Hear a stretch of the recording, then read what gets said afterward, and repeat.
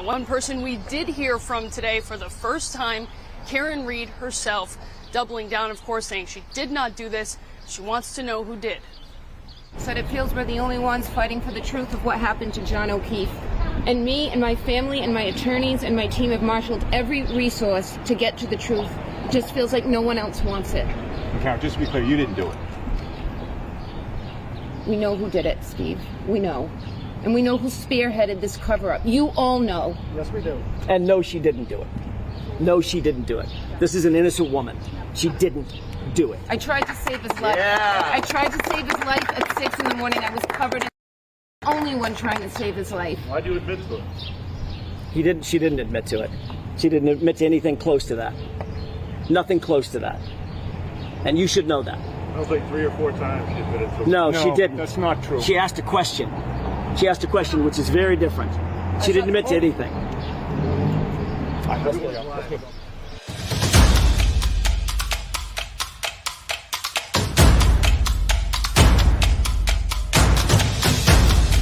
You are listening to the Roberta Glass True Crime Report, putting the true back in true crime.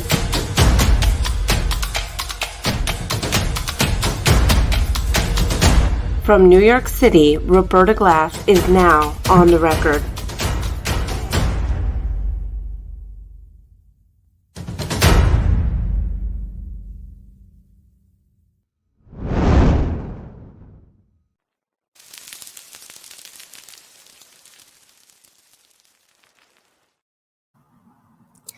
Okay, how is everybody?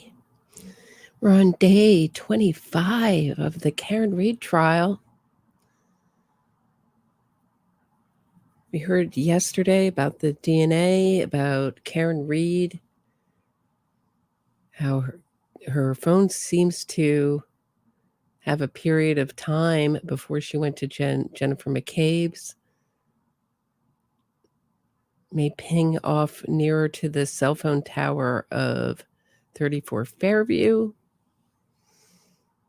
So did she go to the scene of the crime, see her handiwork, then collect witnesses and go back and perform an hysteria? Because nobody else seemed to see John O'Keefe in the snow except Karen Reed. But what I wanted to show you, let me show this again tonight, this is a clip. We have just a few minutes before we start. Karen Reed's dad and how Karen Reed deleted her calls to her parents. This is from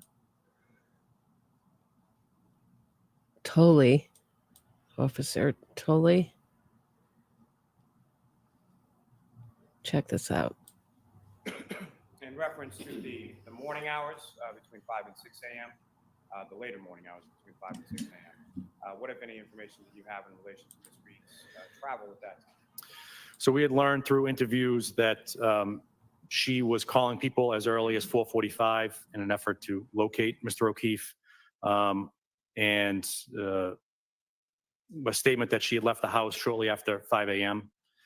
We then know that she arrived at the McCabe residence on Country Lane after 5:30. So we're trying to account for the movements of the vehicle for that 30-minute block.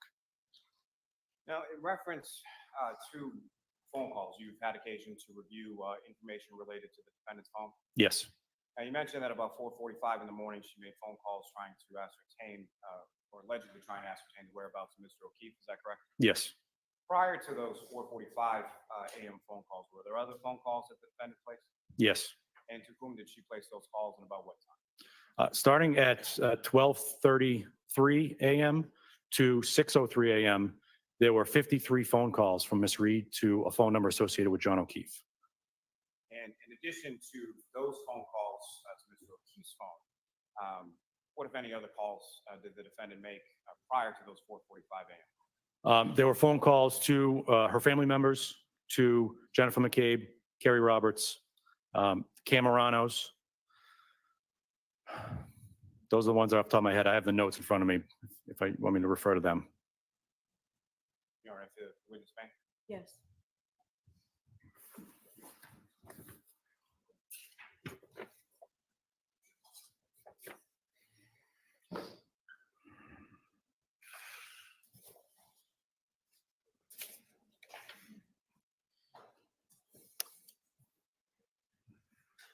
Would you like me to continue, ADA Lally? Yes, please.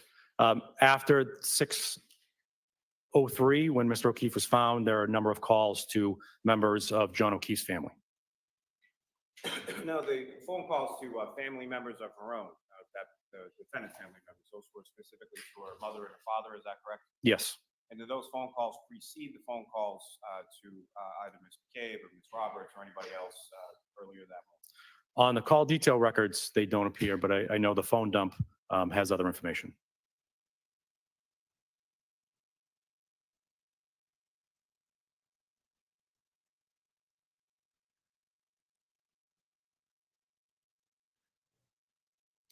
Okay.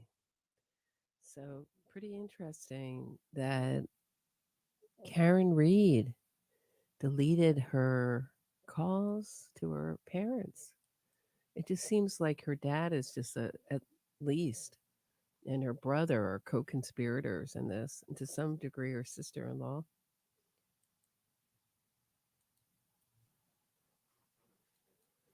That's the way I see it. So we have the familiar shot of the fan, waiting for court to start, waiting for Judge Canone to come in.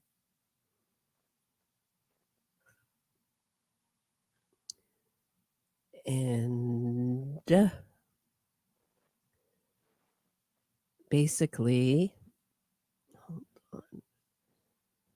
hold on, ask the jury if they've read anything, seen anything, heard anything. Hold on a second. Let me turn my mic up a little bit, just a little.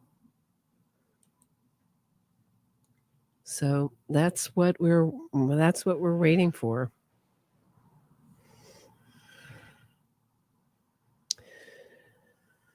Curious to see a lot of very heavy technical testimony yesterday. I'm ready for the voicemails. How about you? Where Karen Reed calls John O'Keefe and screams at him, tells him that she hates him. These are the voicemails she left. We found out yesterday that she made 53 calls to John O'Keefe's cell phone. We know that his cell phone was under his body. He couldn't get any of those calls. And was she raging at him? I mean, that just seemed to be the final rage that she had to get out. I hate you. I mean, everything in her hitting him and leaving him says that. I hate you. What do I have on the CCs?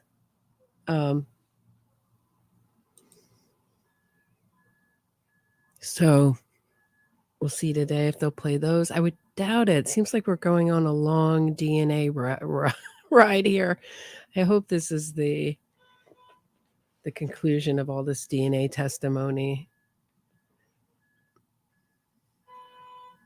It's what we heard about. I mean, all this we heard about in opening, and what I thought was overkill in opening statements for me as just a listener. That Lally put everything in opening statement, almost everything that he's going to present in opening statement, when it's really just sort of a roadmap. We're going to go here, we're going to go there. He really went into detail. Whether he did that to counter some of the propaganda and try to shut down a lot of these free Karen Reed lies on his opening, I don't know. It was too much. I don't know. He's been trying to put out the truth in these hearings all last year and no one listened. So I didn't know why opening statements would be any different. But of course, it was to the jury, not to the public. It just seemed like too much for me, too much information. But I'm finding him very effective. Whether the jury finds him effective, I don't know. He's the same time he's trying his case, he's disproving the defense's case. Very clever tactic. So he's calling up, he knows that there's no dog in this case, but he's calling up dog DNA experts, saying to testify that there's no dog DNA.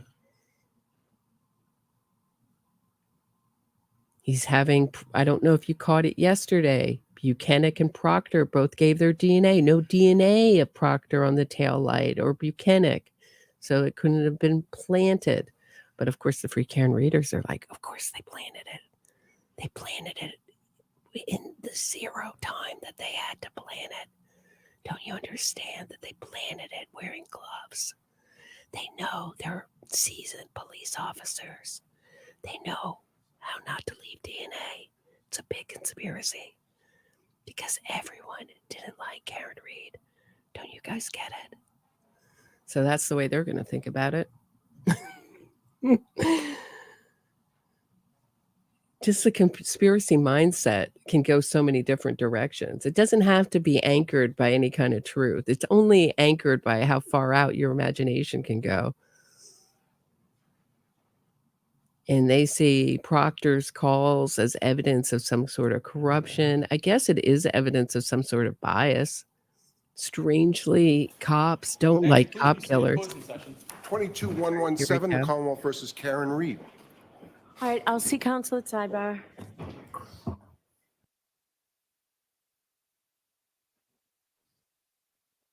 So we got another day of Yannetti and Jackson just owning the courtroom, walking around, flagrantly ignoring the rules of their profession. We heard yesterday if you were watching or listening to my show last night at 6, it's talking about William Reed and showing William Reed's hyping up the crowd, the free Karen readers, and talking about what excellent, dedicated attorneys she has. They're so excellent attorneys. Why are they trying this in the court of public opinion? Why aren't they trying this in court with the evidence? Why are they doing these illegal shenanigans in criminal shenanigans in court? They're such excellent attorneys, such dedicated attorneys. And William Reed looks like he's losing more and more weight as this trial goes on. Karen Reed's mother is turning almost yellow. Family looks absolutely gutted by this. Not gutted the way the O'Keefes are. The O'Keefes will never get over this. They've been sentenced to a life sentence of grief no matter how this turns out. And as soon as I do a show, the free Karen readers just descend, especially they descend almost immediately into the comment sections. And then at 8 o'clock in the morning, the next morning, Eastern time, the free Karen readers start showing up on my channel. So funny. I'm going to be so embarrassed when Karen Reed gets acquitted. If she gets acquitted, it won't change my opinion at all about this case. I'll still think she's guilty. I'll have no doubt. And if she gets acquitted, it will be totally because the campaign infected this courtroom. Let's see barring the defense having some great evidence, but I've seen their experts. I've seen their backgrounds. Not impressive. But let's see if they have some shocking new evidence that points to someone else. Maybe I'll change my mind. Wouldn't that be exciting? But barring that,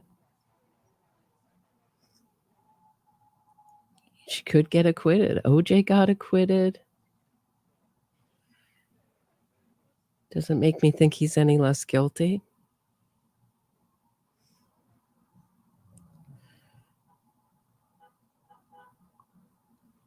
Casey Anthony, anyone? It happens. It happens when there's a lot of media around these cases where the public kind of infects the courtroom.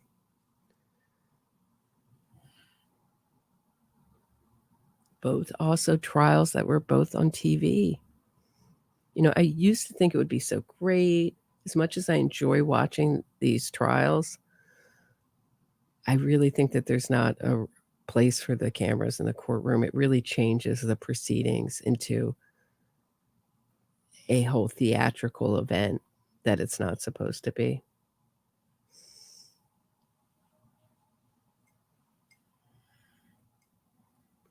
I used to think, oh, everybody will get educated on the legal system, but that doesn't seem to be what happens. You can see, oh, that was interesting. We just got to see that some of the jurors are keeping notebooks. Interesting. They're all out of the courtroom for this sidebar.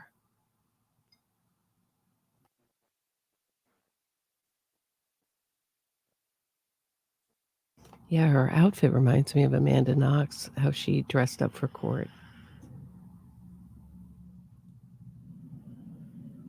Miss Innocent. I couldn't do it. Look at my outfit.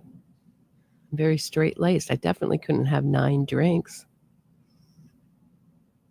Your outfits are kind of odd. No?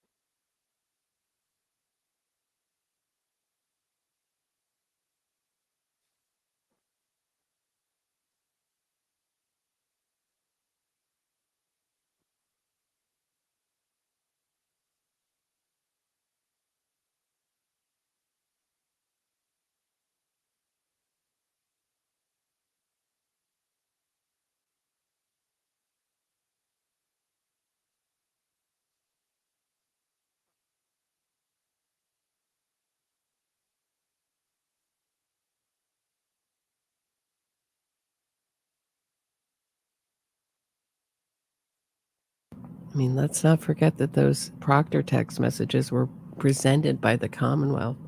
Little odd in a conspiracy and a cover-up that the Commonwealth would present those unflattering text messages, inappropriate text messages.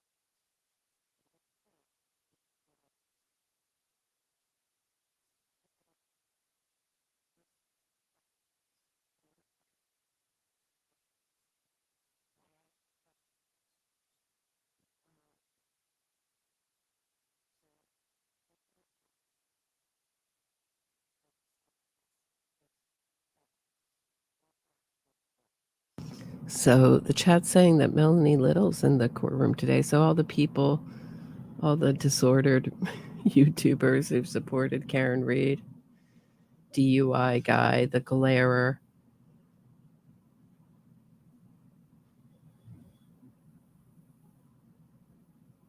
Nick Rocco. You get a special seat in the courtroom when you go along with this nonsense. Strangely, Karen Reed, I've gotten no invitations.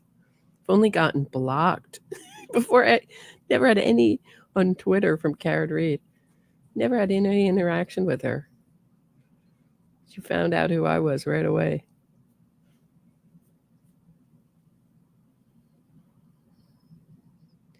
Karen Reed shaking her head. We saw yesterday or the day before. I think it was yesterday. Jackson looking for a document and Karen Reed pulling it up. It's like Karen Reed is fully immersed in her own defense, which I've been saying, including her PR campaign of terror.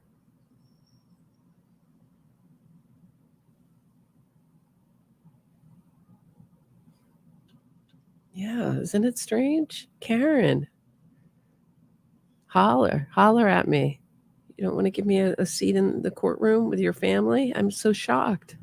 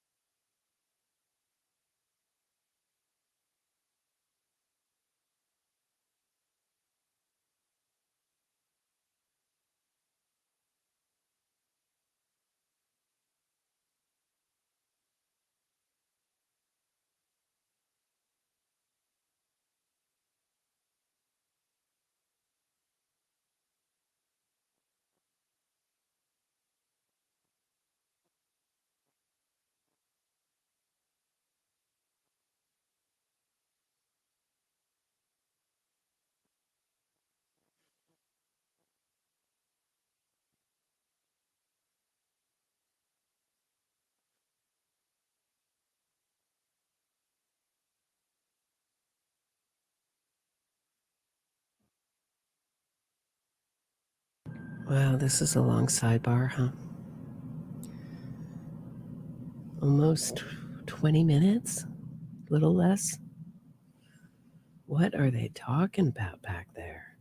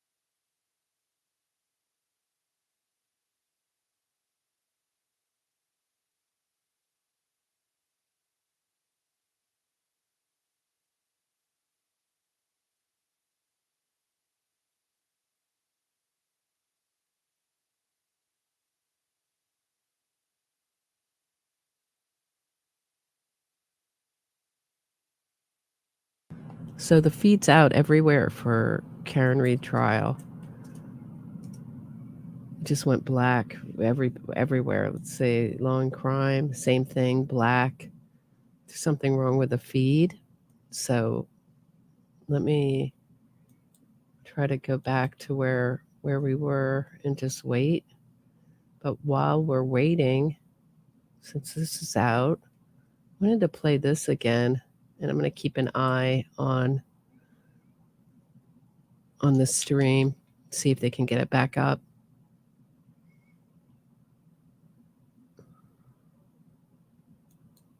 Yeah, actually, we could, if you're interested in Nancy Grace, we could play that.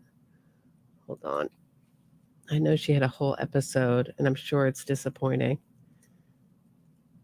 The investigation was so bad. And then she talks about all the hate mail she was getting. I'm sure that has nothing to do with her opinion on the investigation. Yeah, let's watch it together, shall we? 4 minutes. And I'm going to keep an eye on the stream, see if they can fix it.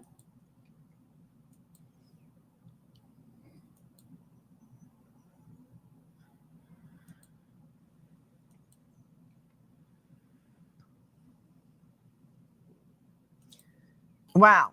There's a big conspiracy. So I guess that means the police are in on it. That includes the crime lab scientists. I have a very hard time believing that Ashley Vallier from the crime lab is part of a big conspiracy to frame Karen Reed. But there are a lot of problems with the state's case. I've never gotten so much hate mail online since I said O.J. Simpson did it. I'm trying to understand what's happening in the courtroom. A vast police conspiracy? Who's part of this conspiracy? Or did Karen Reed mow down her lover? Their relationship fraught with volatile arguments? What happened? Now remember, if we're not sure, if we can't determine what happened, if the evidence is tainted in some way, then the jury's duty will be to acquit. It's the state's duty to prove this case beyond a reasonable doubt, not to a mathematical certainty such as 2 and 2 equals 4, but beyond a reasonable doubt. Now, this science lab professional, Ashley Vallier, puts tail light pieces back together again. Pieces of a tail light. She tapes it back together, and guess what? It fits into Karen Reed's missing section of her SUV tail light. Okay, it's going to take a lot of convincing to make me believe that a crime lab scientist is part of a plot. But first of all, who is the victim in this case? Regardless of how he was killed and not by natural causes. So who is he? Listen.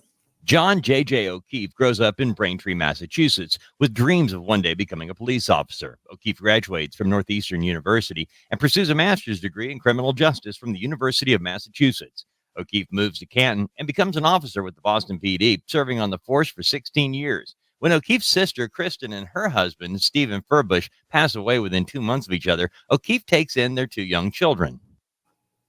Wow. Okay, hold on just a moment. Let me understand something. Guys, we have an all-star panel to make sense of what we know right now. I've got a criminal defense attorney who's a former federal prosecutor. I've got a renowned psychoanalyst to help me wade through this. I've got a forensic expert, the director of the Cold Case Research Institute. I have one of the most renowned medical examiners in our country, Dr. Kendall Crowns. But first, let me understand something. Going out to Lauren Conlon, who's joining us at the courthouse, who's been in the middle of all of this, host of the Outlier podcast. Lauren, did I hear that correctly? John O'Keefe took in his nieces, nephews when his siblings died? Yes, Nancy, you're correct. Officer John O'Keefe is such a stand-up man. His sister passed away, and then a few months later, her husband passed away. So he legally adopted their children and essentially acted as their father ever since. Oh, my stars. This is a stand-up guy, and that's putting it mildly.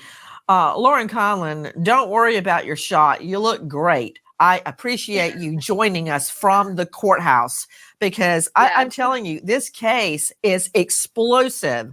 When I said, hey, didn't Karen Reed say I did it? Did I hit him? And didn't the broken tail light pieces fit into her car?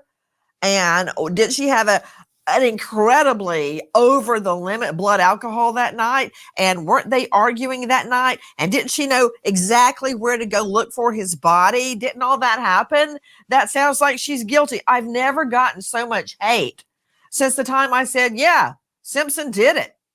Obvious. So I'm missing a lot, obviously. And I've been looking at the evidence, and there are problems with some of the evidence. Oh, give me a break, Nancy Grace. After she gets hate. I don't believe her.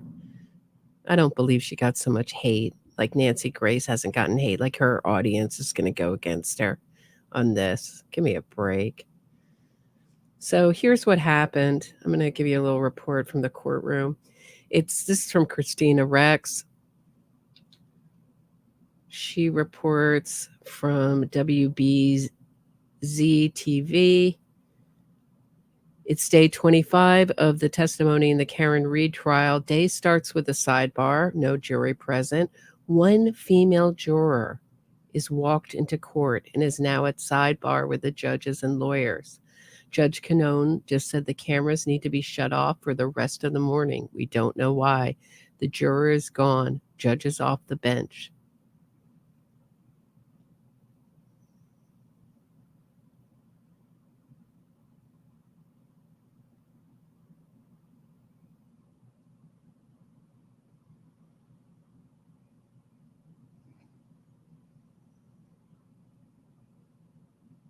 So that's what's going on. I'm going to keep the stream open and keep an eye. Probably see you guys till after 11.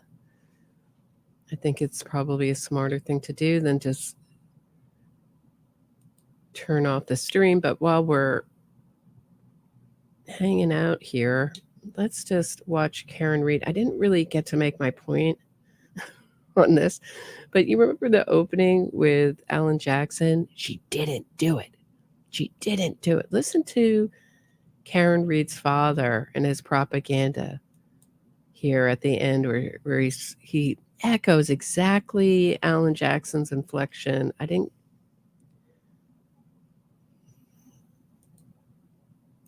Let's watch this. Let's watch it from the beginning since we have time now. Oh yeah. I want to thank so many people. Oh, did you want to talk? Speak right in here. This is justice, sir. Push that button. Yeah, just talk right into it. This is for Karen and for all of you. Good morning. Good morning. Good morning. Good morning. Aiden, help him. I'm the proud father of Karen Reed.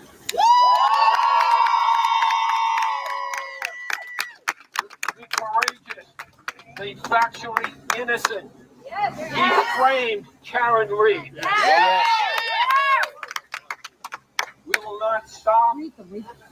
My family is so strengthened by this outpouring of citizenship from all over, fighting back against corrupted institutions. If we lose faith in our institutions, this country is not what it was built on. So I want to... Corrupted institutions like Bentley University that employed Karen Reed and her father. And these universities all over the country are teaching these kids and actually teaching young people that we have, that our legal system can't be trusted ever. Cops are corrupt. That there's wrongful convictions happening at mass levels, They have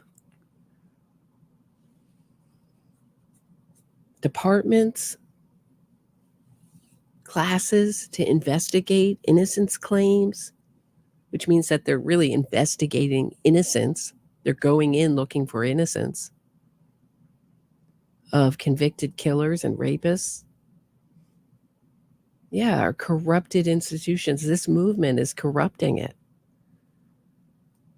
Thank you from the bottom of my heart for taking time out of your day, out of your schedule, to come here and support. In support of freedom, support of justice. Justice! See, those are things Americans, like catnip for Americans. It's like crack. If you just say the word justice and freedom, Americans, we love justice and we love freedom in this country. Just attach your totally fraudulent cause to those words, and you got a winner. Freedom and justice. We Americans, we love freedom. We love justice. You can't resist those words. Support of integrity. Honor. No, of course she didn't do it. She did not do it. Look at the injuries. Look at her car. That's a Brian Alvin move. Stop there. Look at the injuries. Look at her car. Where's Chloe?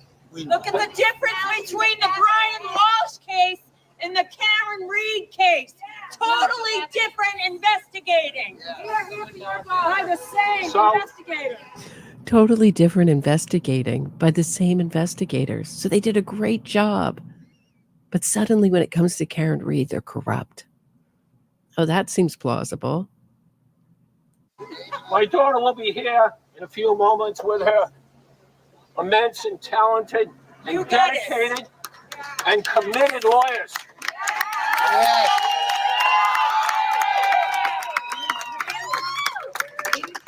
Lawyers who are competent, smart as hell.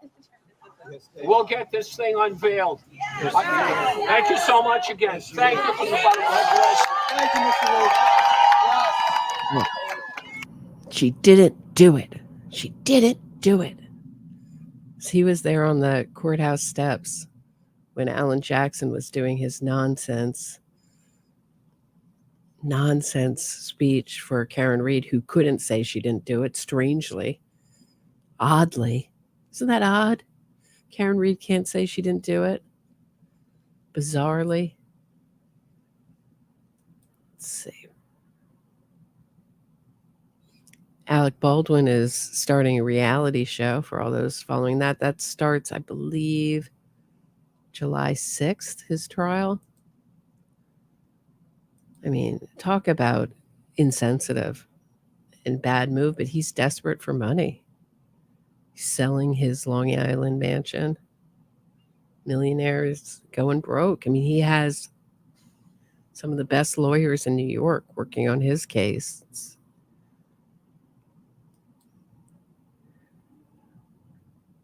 So I guess I'll just leave. Let's see what else we can play. Just for a little while. What are we going to 11?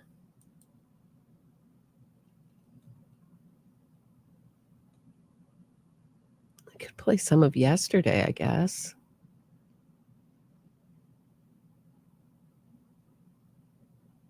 Hold on a second.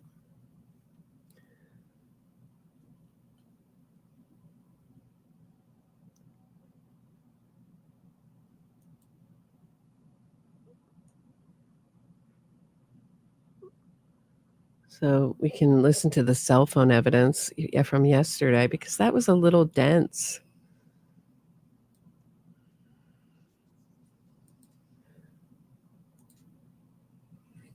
While we're waiting, I'm going to just play that. I'm going to keep an eye on the stream from the court. I'll let you know. But here's yesterday's testimony from Tully.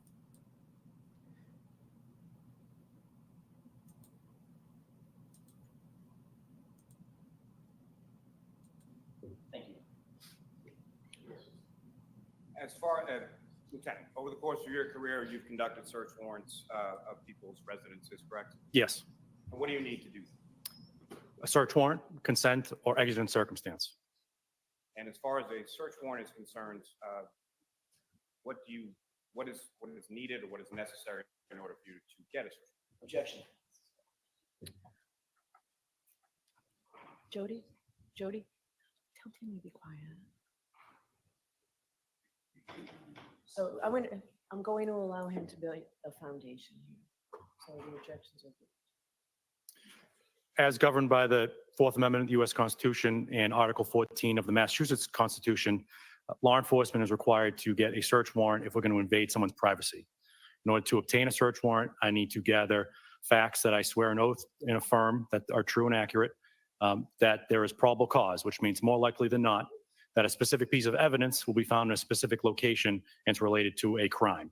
So I need to check those boxes in order to obtain a search warrant through the trial court. And what, if any, information did you have related to specific evidence of a crime in relation to the interior of the residence at 34 Fairview Road? I didn't have any. When thinking about residence and search warrants and evidence, I need to put the evidence inside the house. And so I don't believe that Mr. O'Keefe entered the home.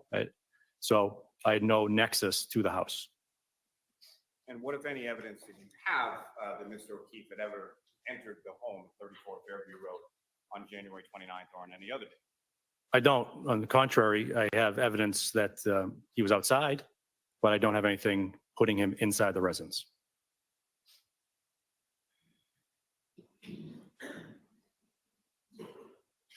Now, you're aware that, or you testified yesterday that at some point while you and the search team were conducting the search at 34 Fairview, that Sergeant Mechanic and Trooper Proctor were following a tow truck with the defendant's vehicle from Dighton to the Canton Police Department, correct? Yes. And in reference to taking the vehicle to the Canton Police Department, how was that decision arrived at? What, if any, discussion or what, if any, other options did you have? So Sergeant Mechanic and I had conversations. It was ultimately my decision of where the vehicle was going to go. And so we need to find a location that was secure, indoors, and preferably heated. And so we start going through checklists of what's available. So you start thinking, obviously, of state police facilities. So between Dighton and Canton, where our office is as well, you have the Foxborough Barracks, which was, I worked out of the Foxborough Barracks. The garage was probably not appropriate for that large vehicle to get in there. It's an old building. I worked at the State Police Barracks in Milton. That's even worse with a smaller garage that's attached inside of an older building. So the Canton Police Department was the next step. It was kind of checked all those boxes. It was inside, it was secure, and it was heated. Now,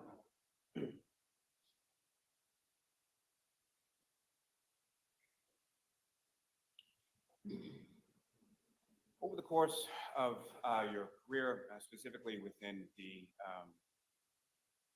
homicide units of the detective unit of the district attorney's office, approximately how many investigations have you led or been a part of in relation to?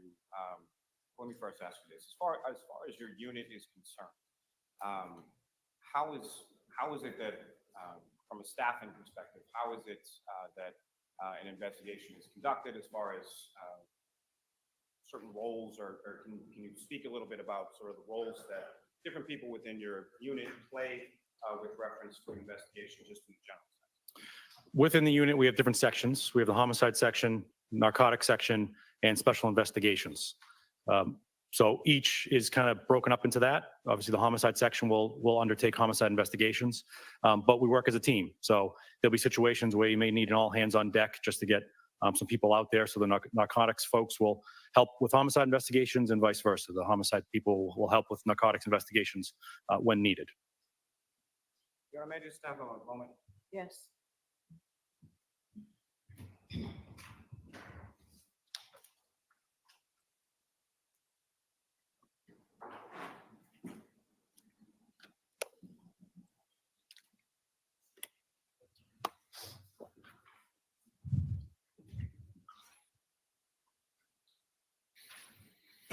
Now, specifically when it comes to death investigation, there's someone who's assigned as what you call a case officer, is that correct? Yes.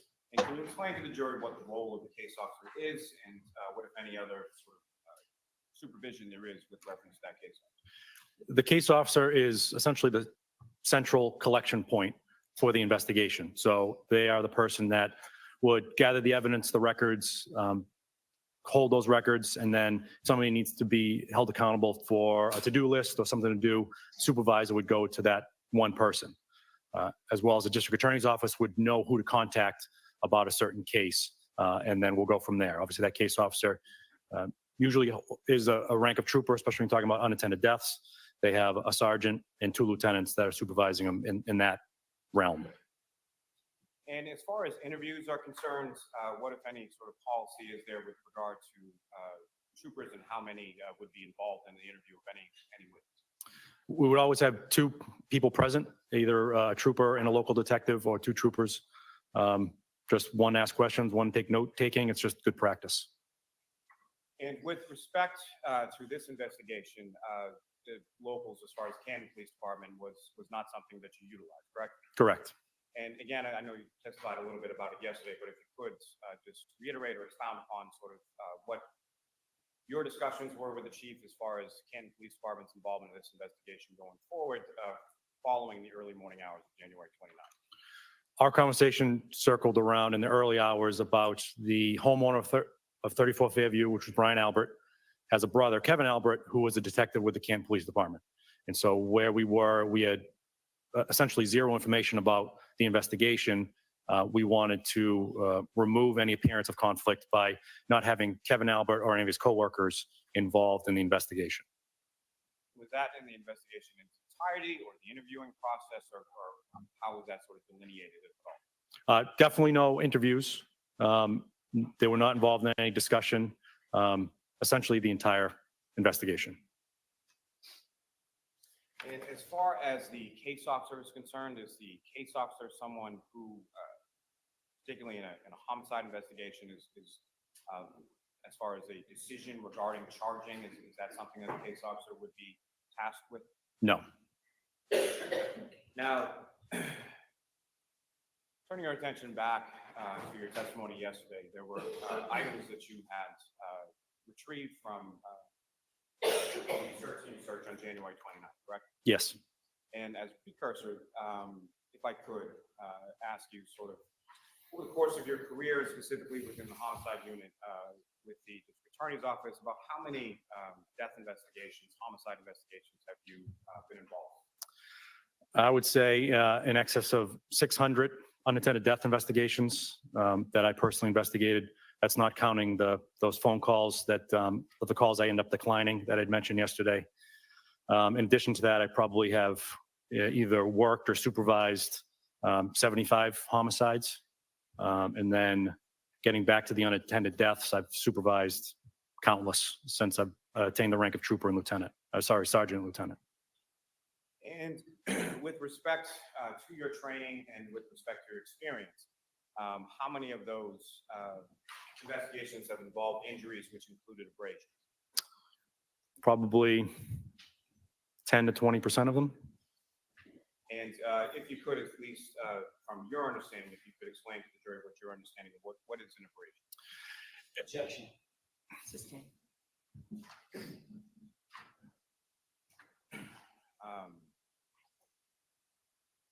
With regard to the items that you recovered on January 29th, there was one piece of clear plastic you testified yesterday had something that you termed as stippling on the outside, correct? Yeah, I may have used the word dimples, but yeah. Now, with respect to Mr. O'Keefe, at some point, did you have occasion to view photos of Mr. O'Keefe from the Good Samaritan Hospital? Yes. And with regard to the items that you recovered, what, if any, significance did you observe between those items and the injuries that you observed to Mr. O'Keefe? The injuries to Mr. O'Keefe, I noticed the abrasions had a certain pattern on them. And I know that when a blunt force object is involved in causing an abrasion, the characteristics of the object that comes in contact with a person will often leave the characteristics on that person in the form of an abrasion. And with respect to this specific case, as far as any items recovered on January 29th and your observations of Mr. O'Keefe, what, if anything, did you observe of any significance in relation to that? I'd be comfortable in saying that the marks on Mr. O'Keefe are consistent with. Objection. Sustained.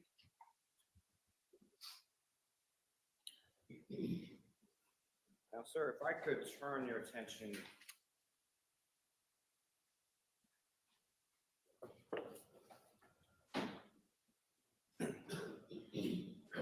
two other members of your units are troopers by the name of Trooper Dunn and Trooper Moore, is that correct? Yes.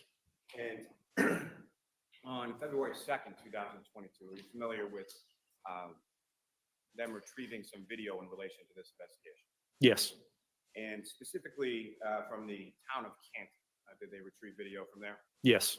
And specifically, what location did they retrieve video from? From the Canton Public Library at 786 Washington Street. And are you familiar with them speaking with a gentleman by the name of Mr. Jutras? Yes. He's an IT person with the town of Canton. Yes. And as far as the timestamp with regard to the video that was retrieved from the Canton Public Library, what, if any, information do you have in reference to that? Whenever we retrieve video, we want to ensure the timestamp is accurate, as we've learned, businesses are not always great about updating the timestamp. So that's always top of mind when we collect video. Mr. Jutras assured us that the timestamp on the video was consistent and in real time.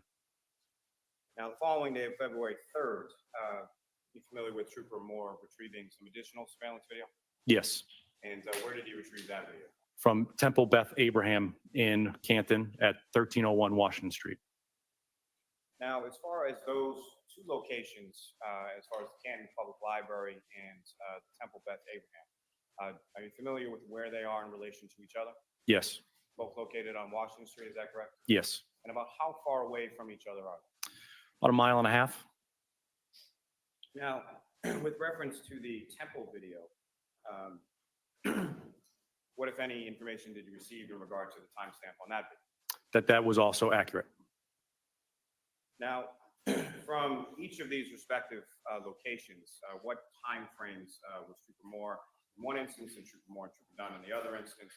What time frames of video did they retrieve from each of those respective locations? From 12 a.m. midnight to 1 a.m. and from 5 a.m. to 6 a.m.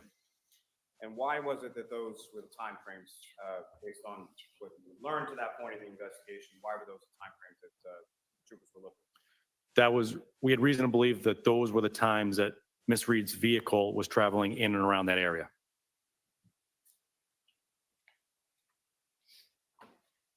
And we'll get to that a little bit more in a moment, but as far as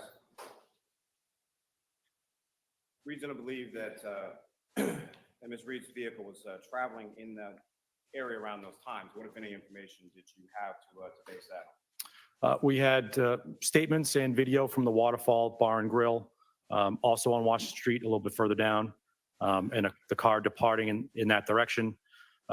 We had information about a car that matched her description arriving at 34 Fairview at a certain time shortly before 12:30 a.m. And so, like we always do, we do a video canvas and look for video cameras from that first known point, which would be the Waterfall Bar and Grill, to the residence of 34 Fairview. And then from there, from 34 Fairview to 1 Meadows Ave, which was the home of John O'Keefe. In reference to the morning hours between 5 and 6 a.m., the later morning hours between 5 and 6 a.m., what, if any, information did you have in relation to Ms. Reed's travel at that time? So we had learned through interviews that she was calling people as early as 4:45 in an effort to locate Mr. O'Keefe, and a statement that she had left the house shortly after 5 a.m. We then know that she arrived at the McCabe residence on Country Lane after 5:30. So we're trying to account for the movements of the vehicle for that 30-minute block. Now, in reference to phone calls, you've had occasion to review information related to the defendant's home. Yes. Now, you mentioned that about 4:45 in the morning, she made phone calls trying to ascertain, or allegedly trying to ascertain the whereabouts of Mr. O'Keefe. Is that correct? Yes. Prior to those 4:45 a.m. phone calls, were there other phone calls that the defendant placed? Yes. And to whom did she place those calls and about what time? Starting at 12:33 a.m. to 6:03 a.m., There were 53 phone calls from Miss Reed to a phone number associated with John O'Keefe. And in addition to those phone calls to Mr. O'Keefe's phone, what, if any, other calls did the defendant make prior to those 4:45 a.m.? There were phone calls to her family members, to Jennifer McCabe, Kerry Roberts, Cameranos. Those are the ones that are off the top of my head. I have the notes in front of me if I want me to refer to them. You all right to witness bank? Yes.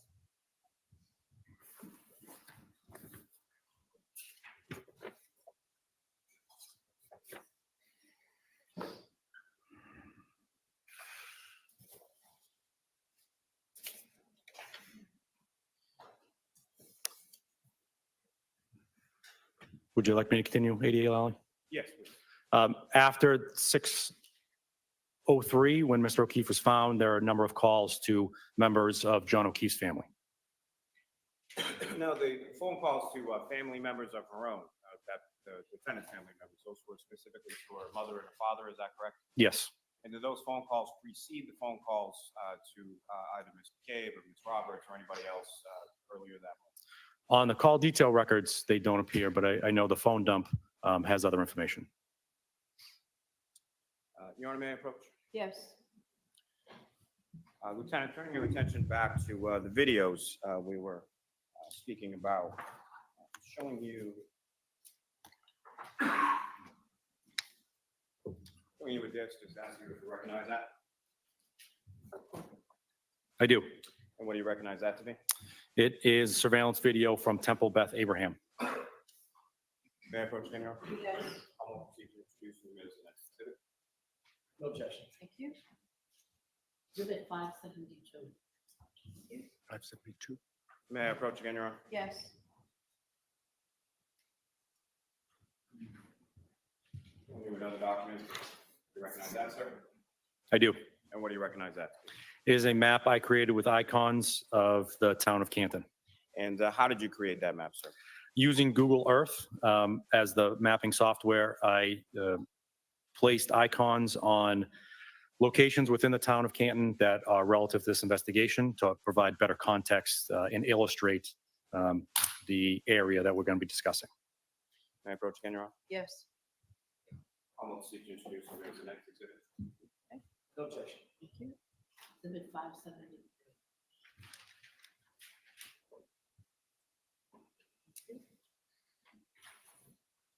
And Your Honor, may I return exhibit 573 to the witness? Yes. Your Honor, with the court's permission, if I could publish that to the jury at this time. Yes.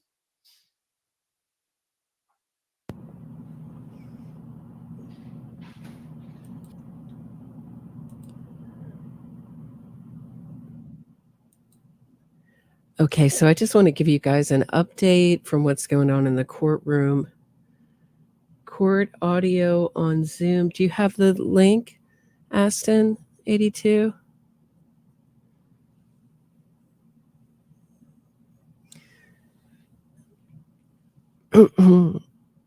There's basically a juror got caught on camera this morning, and Judge Canone has shut down the cameras, and they're trying to work on an audio link, but it's definitely not up on YouTube on channel 25, Boston. If you know where there's an audio link, if it's allowed to be put out, I'll put it out.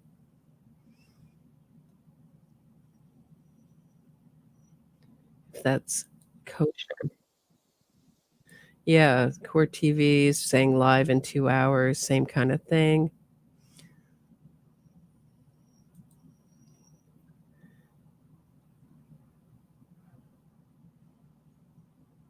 Jill says 3 jurors have been called up to sidebar. So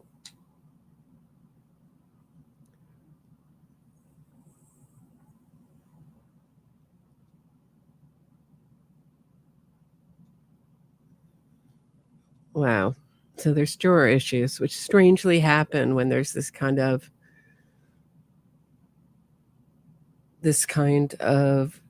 crazy innocence fraud campaign. These kind of things happen.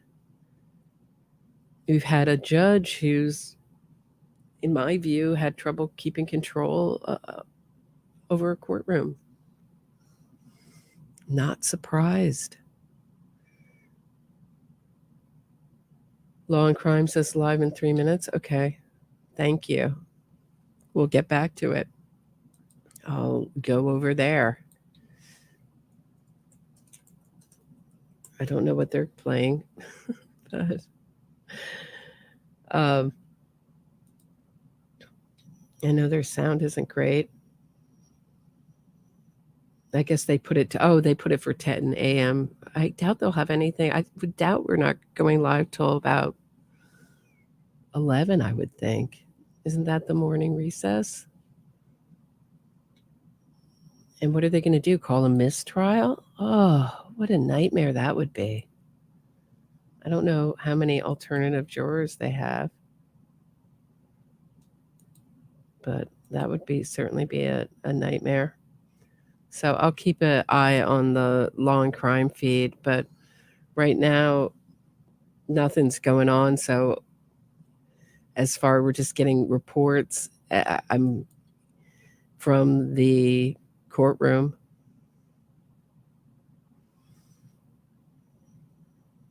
Court stands in recess. Karen Reed is getting the info from Alan Jackson. Let's see what Ted Daniel.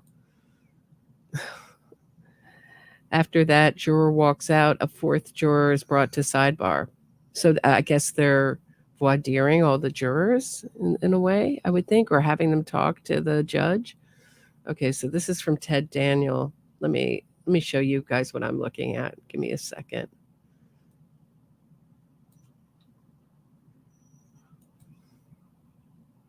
So I can keep you guys all up to date with what's going on.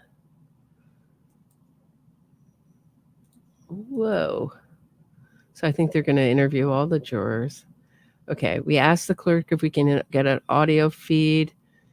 This was 27 minutes ago. It's up to the judge. No word yet. Court clerk tells me judge has ordered the camera off for at least the rest of the morning because it's caught a juror. The photographer had a wide shot at the time and didn't see the photographer get notice that a juror was coming in. We are back. Another juror is brought to sidebar. Clerk says audio feed is allowed. We are working to get that streamed because it's from a different source than the pool camera. Court clerk just confirmed for me we can record and live stream the audio from the source being provided. Oops, sorry. A third juror is brought to sidebar. These conversations are private, so we don't know what the issue is. After that, the juror walks out. A fourth juror is brought up to sidebar.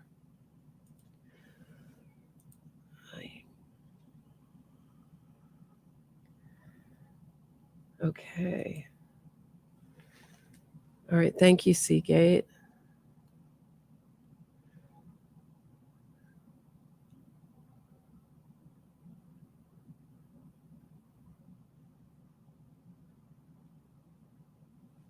Let's see what's going on. So that's Ted Daniel from X.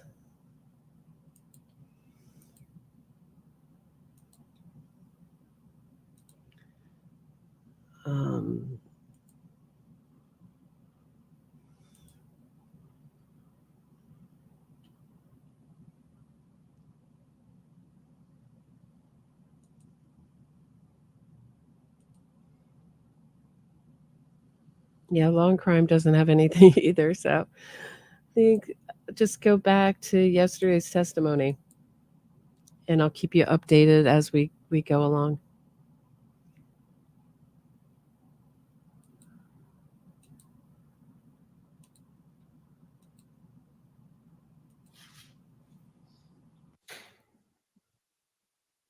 Lieutenant, do you have the laser pointer there before you again? I do. So using that laser pointer, if you could direct your attention to the icons that you inserted in reference to various points of relevant locations, as well as any sort of route to travel or roadways depicted in this video. So each icon is a house-shaped icon that I placed at different locations. The first one is red in color. It denotes where 34 Fairview Road is. Starting at the bottom, there is a pinkish color one that is the location of the Waterfall Bar and Grill. Just north of that, you'll see a brown one, which denotes the Canton Public Library. Following up this street here, which is Washington Street, you'll come to Temple Beth Abraham, which is denoted by the blue icon there. And then off to the right is 1 Meadows Lane with the green icon. Now, as far as, if you could just use that laser pointer again to know where the temple is. It is the blue icon in the center of the map. Now, as far as where the temple is located in reference to specific roadways, it's, you mentioned, located on Washington Street, correct? Yes. And so what if any roads intersect with Washington Street around the location of the temple? Chapman Street is the street that runs in this direction towards Washington Street. So again, the Washington Street is this street here. It continues and stays Washington Street as it turns slightly east in that direction. And as far as available points of directionality or ways to travel roadways from the area of the temple, it intersects in the area of Meadors, is that correct? Yes. And so as far as available routes of travel from Temple to 34 Fairview, if you could note those on the map. If one was at the temple and were to travel to 34 Fairview, you could continue up Washington Street, take the left onto Dedham Street, which is that street you just mentioned, a left onto Cedar Crest, and to enter that neighborhood down here. One could take a left and come down Chapman Street and take the right to enter the neighborhood in that direction, straight onto Fairview Road. And if you're approaching sort of from the Chapman Street side of Fairview Road, as you come down Fairview Road, which side of the road would 34 Fairview come? Left. And similarly, if you're approaching from the Cedar Crest side of Fairview Road and turn on Fairview Road, which side of the street would 34 Fairview Road be? Right. Thanks. Now, with respect to each of these videos, as far as the Canton Public Library video and the Temple video, these are exterior cameras, is that correct? Yes. And sort of orientation-wise, where do they focus on, or where are they pointing? The ones that we focused on were the ones that captured Washington Street. Now, are you aware of another location right around the area of Temple Beth Abraham called Kayce's? Yes. And that's essentially like a convenience store, is that right? Yes. And were you able to, you or other troopers able to retrieve video from that location as well? I don't believe so. Now, Your Honor, with the court's permission, if I could publish a portion of the video from the Canton Public Library, which is marked as Exhibit 110. Yes.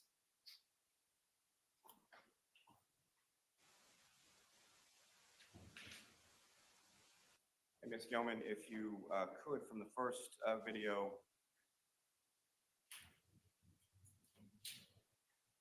and from the time on the video, I'd ask you to go to about 12:15.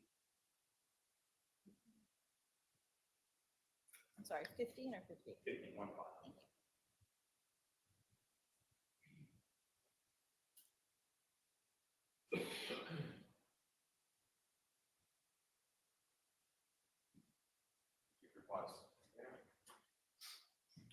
Now, again, for orientation purposes, Lieutenant, if you could, using the laser pointer, just describe to the jury sort of what we're looking at here directionality-wise and what you observe in this video. The main street in the video is Washington Street. The Waterfall Bar and Grill would be off to the right-hand side, and Temple Beth Abraham would be off to the left. The intersecting road we're looking at here is Sherman Ave, I believe. And if one were to take that right, if you're coming from the right of the screen to the left of the screen on Washington Street heading towards Sherman, and you were to take that right on Sherman, where does that take you? You would head towards the neighborhood that 1 Meadows Ave resides. Now,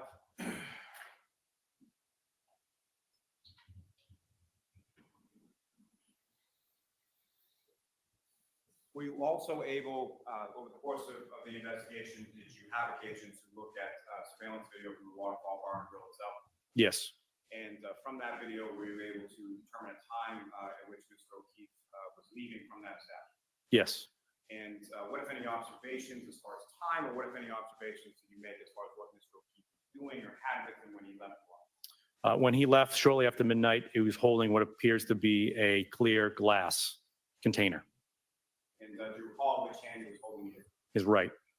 And specifically, that was about 12 or 11 a.m. Is that correct? Yes. And Ms. Gilman, if you could, I'm going to ask you to press play here and then pause again at 12:15.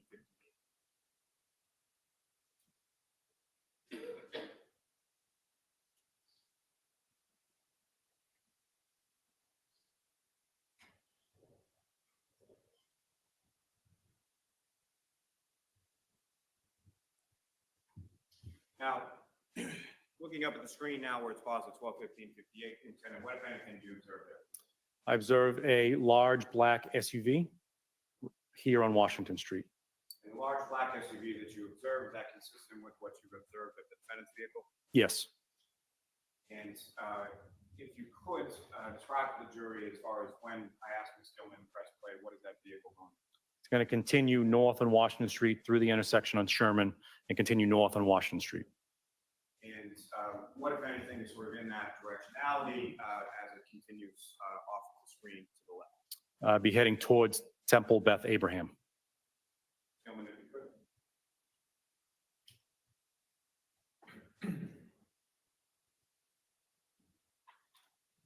Ms. Gilman, you can pause it there.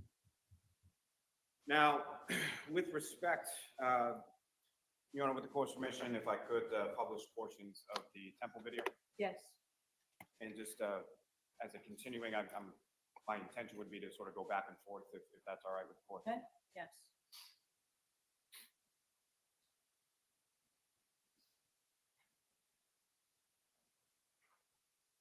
I have one moment, Your Honor. Yes.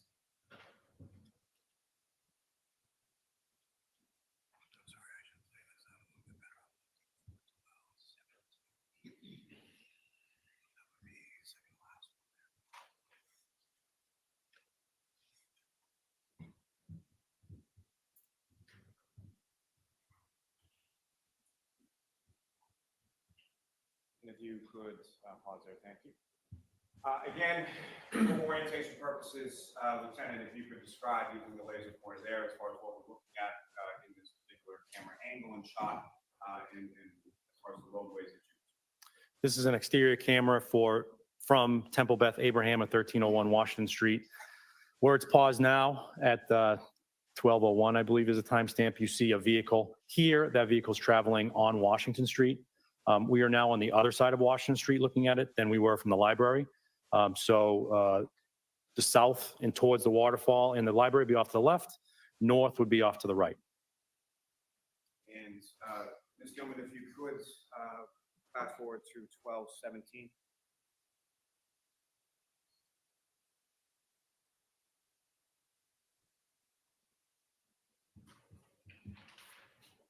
If you could pause it. Now, as far as the time concerns, the video from the prior video from the library was about 12:15 a.m. when you saw the vehicle consistent with the defendants pass by that location. Yes. And so as far as this time that's up here now, approximately 12:17 or so, or somewhere within that minute between 12:17 and 12:18, is that consistent with the time it would take to travel from where the library is on Washington Street to where the temple is on Washington Street? Yes. And from this particular time period around 12:17, between the minutes of 12:17 and 12:18, what, if anything, did you observe with reference to, of significance with reference to this investigation on this portion of this video? At approximately 12:17 and 56 seconds, you'll see a large black SUV travel from left to right on the screen, which would, again, would be northbound. And again, left to right on the screen, just for orientation purposes, what is in the direction from left to right on the screen as far as of any significance to this? As you continue north on Washington Street, you would, I believe the next intersection on the left is Dedham Street, which one could take to get to 34 Fairview Road. And Ms. Gilman, if you could, and I would ask you again to follow the 12:17.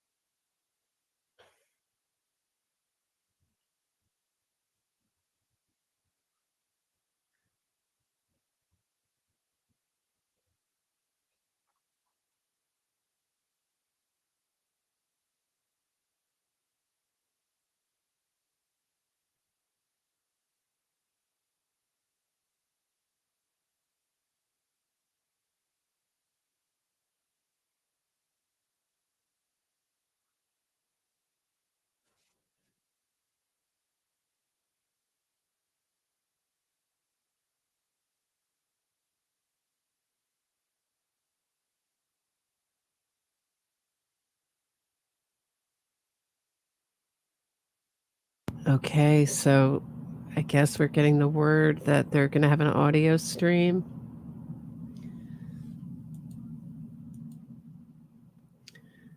So let's move to that.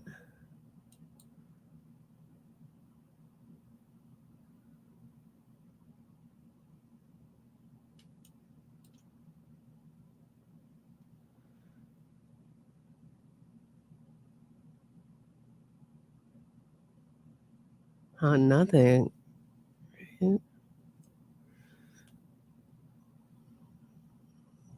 Let's see if someone has a better audio stream that's working. I don't know if they're actually in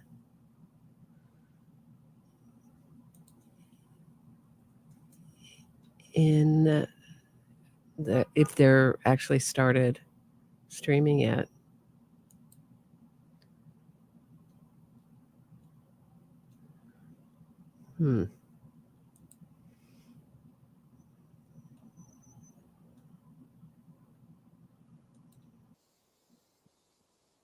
Court TV has upcoming that the judge is back in session and another juror has been brought in. So, I mean, this is a juror issue that they're going to have to work out. When are they going to finish this trial? This keeps going on.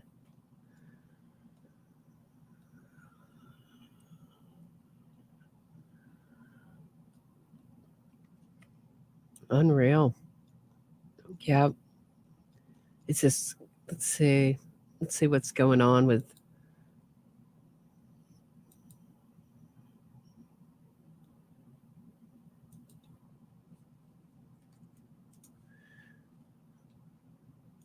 see if someone has anything, some kind of audio feed, maybe on Twitter. Just looking around for it.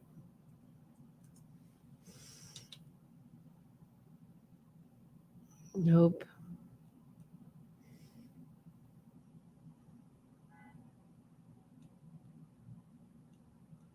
It just looks like everything's been stopped with this juror issue. And terrible luck for this trial, which is so long. And it was on track to getting finished by the end of June. This will definitely slow it down. But every channel I see, nothing's going on. It's all waiting for the court to start again. Let's see.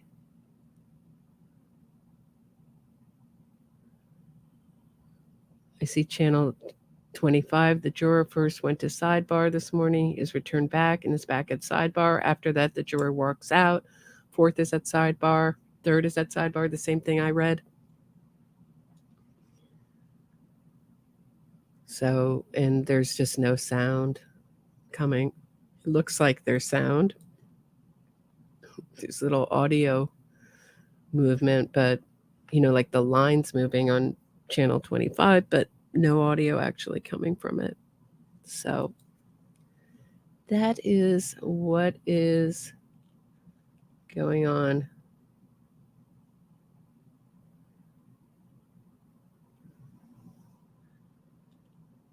Aidan Kearney is blaming the juror being caught on video is entirely the fault of Judge Beverly Canone. This is her courtroom, and it's not the fault of the cameraman who actually did it or the streamers who streamed the video. It's the fault of the court officers who brought her in. It's Beverly. I won't use that nickname. Beverly Canone's fault, Judge Beverly Canone's fault, because she did nothing to protect the juror's identity. What is the judge supposed to give the juror a mask? Is that what you're saying, Aidan Kearney?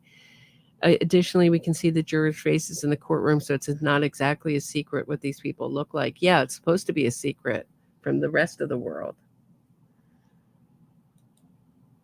The Karen Reed murder trial will go without live video through at least the rest of the morning. The court clerk confirmed after the video feed briefly captured the image of a juror this morning. Shut it off, Judge Beverly Canone told court TV camera operator earlier this morning. He immediately complied.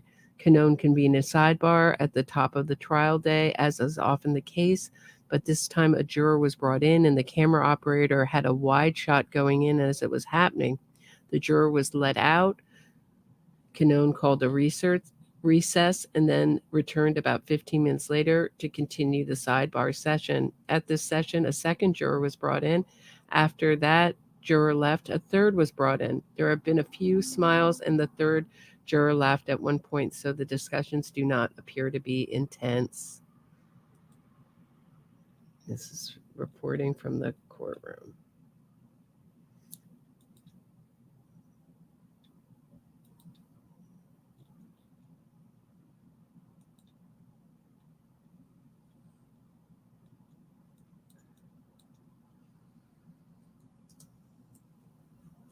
So I guess they're having trouble bringing up that audio feed, or they haven't gone back in session.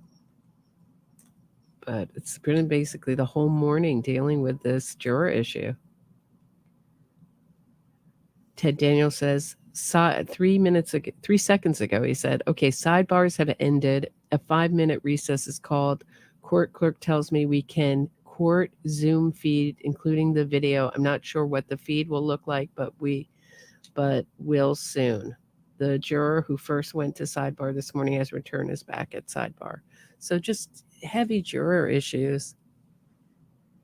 So probably in about 5 minutes, we'll get a feed, sounds like.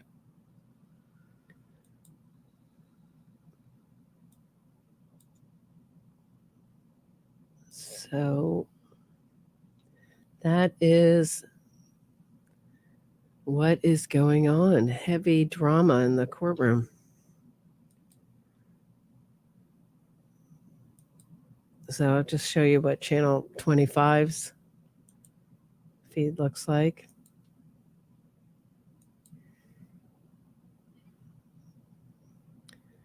And as soon as they're back live, we will at least be able to listen, if not see, some of the testimony.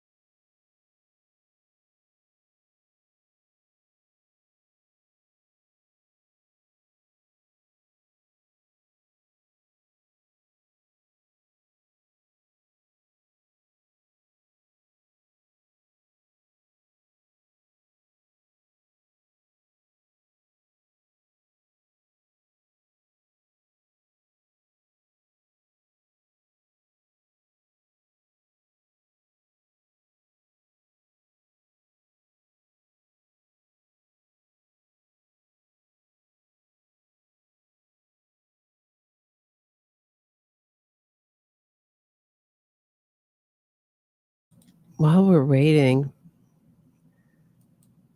let us share some of Roving Millennials video. Hold on one sec. Up on Twitter.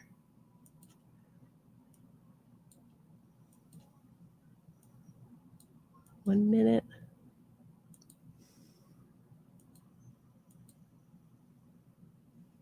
In a few minutes, we'll get apparently some kind of audio from the courtroom. But until then, check this out.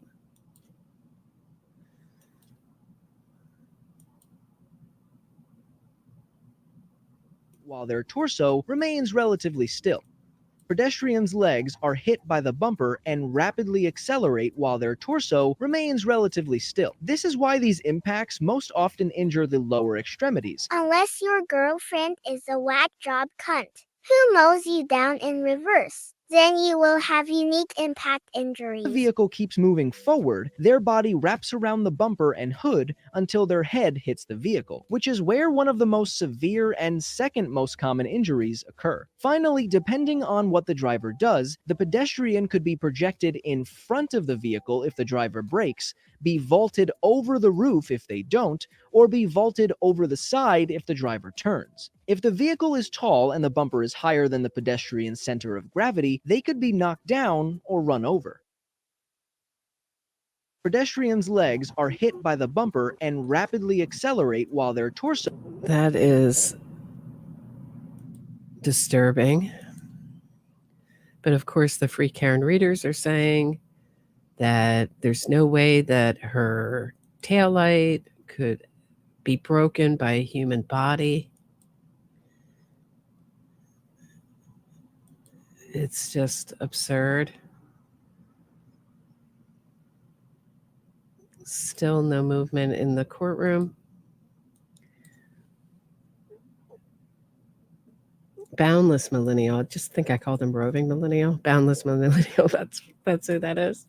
My apologies. I think there is a Roving Millennial.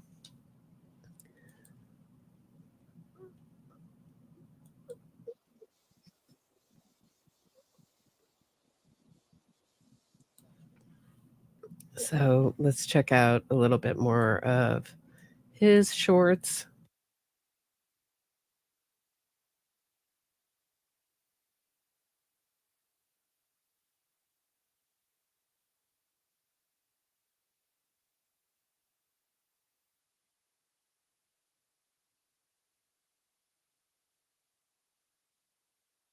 From a single contributor.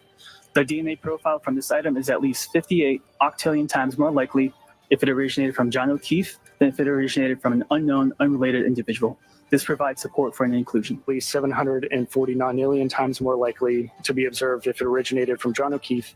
You're able to exclude at least 99.895% of the population. 839 million times more likely if it originated from John O'Keefe and an unknown individual than if it originated from two unknown, unrelated individuals. The world population, I think. John O'Keefe didn't have frostbite, so he couldn't have been out for 4 hours in the cold. He could have had frostbite, and we don't even know about it, because frostbite shows up once you warm the skin back up. He was never warmed back up. He died. It's like one person says something like this, and then everyone just repeats it. And nobody can do a simple Google search and see the symptoms of frostbite, because they don't show up right away. Your fingers don't turn black till 48 hours after you warm the skin back up. So another one is, where's all the blood? If he was out there for 4 hours with the cut on his head, he would have been in a pool of blood. He was laying on a bed of mulch on the bare ground. There was no snow beneath him. And you know how mulch works? It's an absorbent material. People asking all these questions that have very clear, easy answers to find, but there are real questions that we should have answers to. Like, does Karen Read have any ex-boyfriends that are still alive to say that she's not abusive? I mean, if this was a man that killed his girlfriend, we would have already heard from every girlfriend all the way back to high school about how he was as a partner. Come on. John O'Keefe. The free Karen Read cult is really cracking up. Last week it was, those taillights are made out of polycarbonate. They cannot break on a human body. Even going 100 miles an hour, it would never break. This week, They see her backing into John's car 1 mile in reverse. They're like, that's where the taillight broke. Polycarbonate, 1 mile an hour, broke. I don't know why these people are trying so hard to convince themselves that Karen Reed is innocent when she clearly is guilty. The taillights didn't just grow there out of the earth. The taillights are there from her hitting him. They were underneath the snow before the cops even had possession of her car in the Sally Port. They were finding taillights. So, I mean, you know, it's quite clear where she broke her taillight. Her saying that she broke that taillight backing up is absolutely ridiculous. Karen, how did the taillight get damaged? You saw it. I backed up into John's car. And people simping for her, doubling down on it, are complete morons or frauds. It's one or the other. Born as a Karen, or was it a nickname that you adopted? Can't get over it, then you need to spend some time with yours. I apologize. I don't want to keep rehashing this. So you were being a Karen? I think things went too far. No, that wasn't a question. I said I hit him. Call him the patron saint of Canton. Patron saint of Canton, huh? He was just very selfless, frugal, and I think you'd be hard-pressed to find anyone that didn't care for John. Except for the massive conspiracy to cover up his murder, right?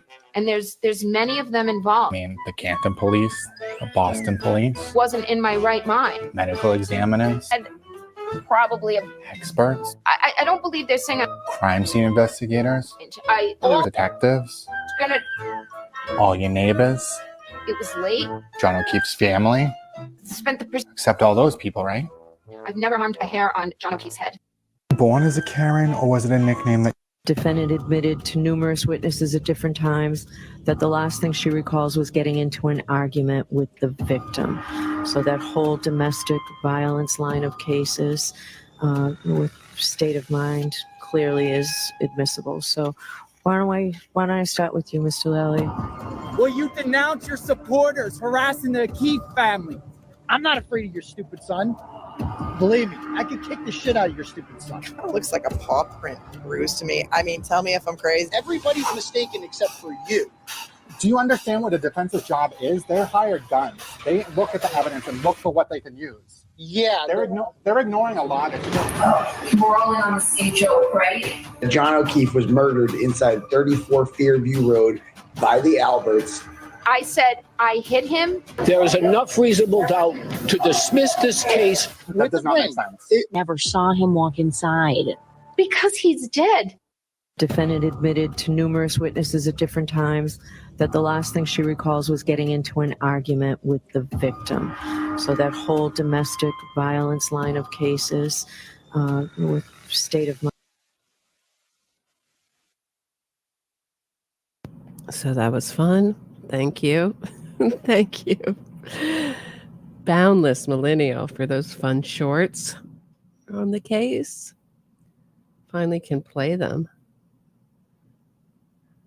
Here's a blast from the past. Waiting.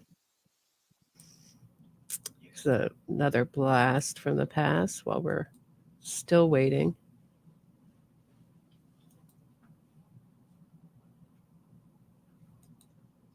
From Boundless Millennial. Here we are, day 3 of the Karen Reed trial. What have we learned so far? Here's the vehicle right there, and then the females are right there. How soon was it when you pulled in there that you saw John's body? Immediately.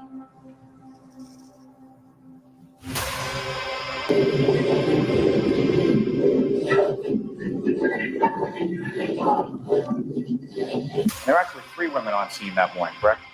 Yes. Okay.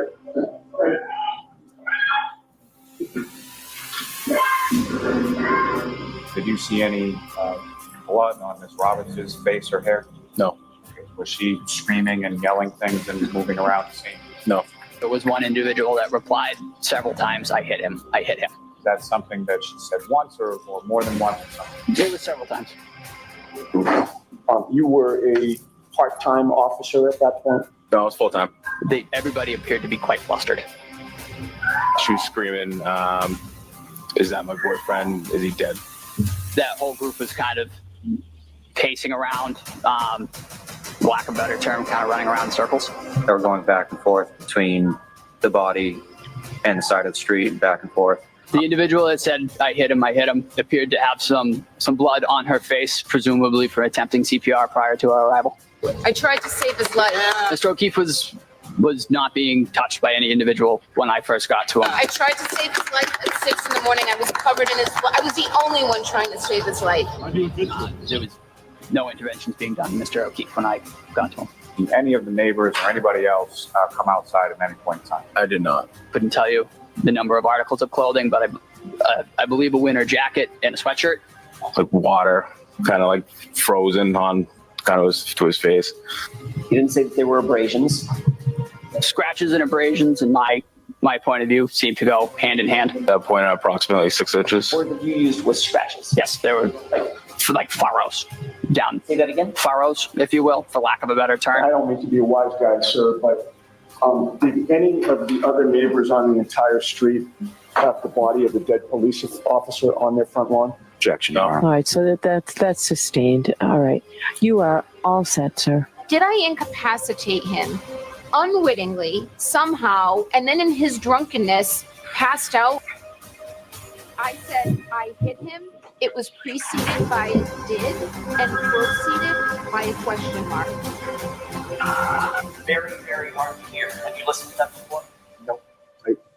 Does it appear to you that she said, my boyfriend, I left him and he never came home? I couldn't understand anything. Okay. So day one, we saw Aaron and Paul O'Keefe, who testified about speaking to Karen that morning and events that transpired that morning. The biggest takeaways there are that she told Aaron O'Keefe that she has to remember the bad times, and that she said, even though they were friends, she said, I don't think I'll ever talk to you again. I don't think I'll ever see you guys again.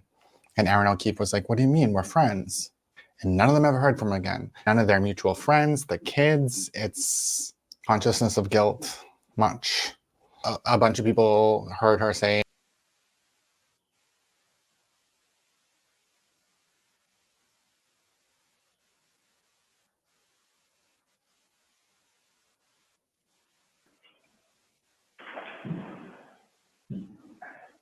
All right, Miss Lally, whenever you're ready.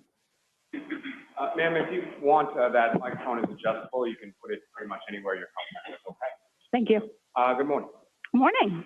Could you please state your name and spell your last name for the jury? Jessica Hyde, Hyde.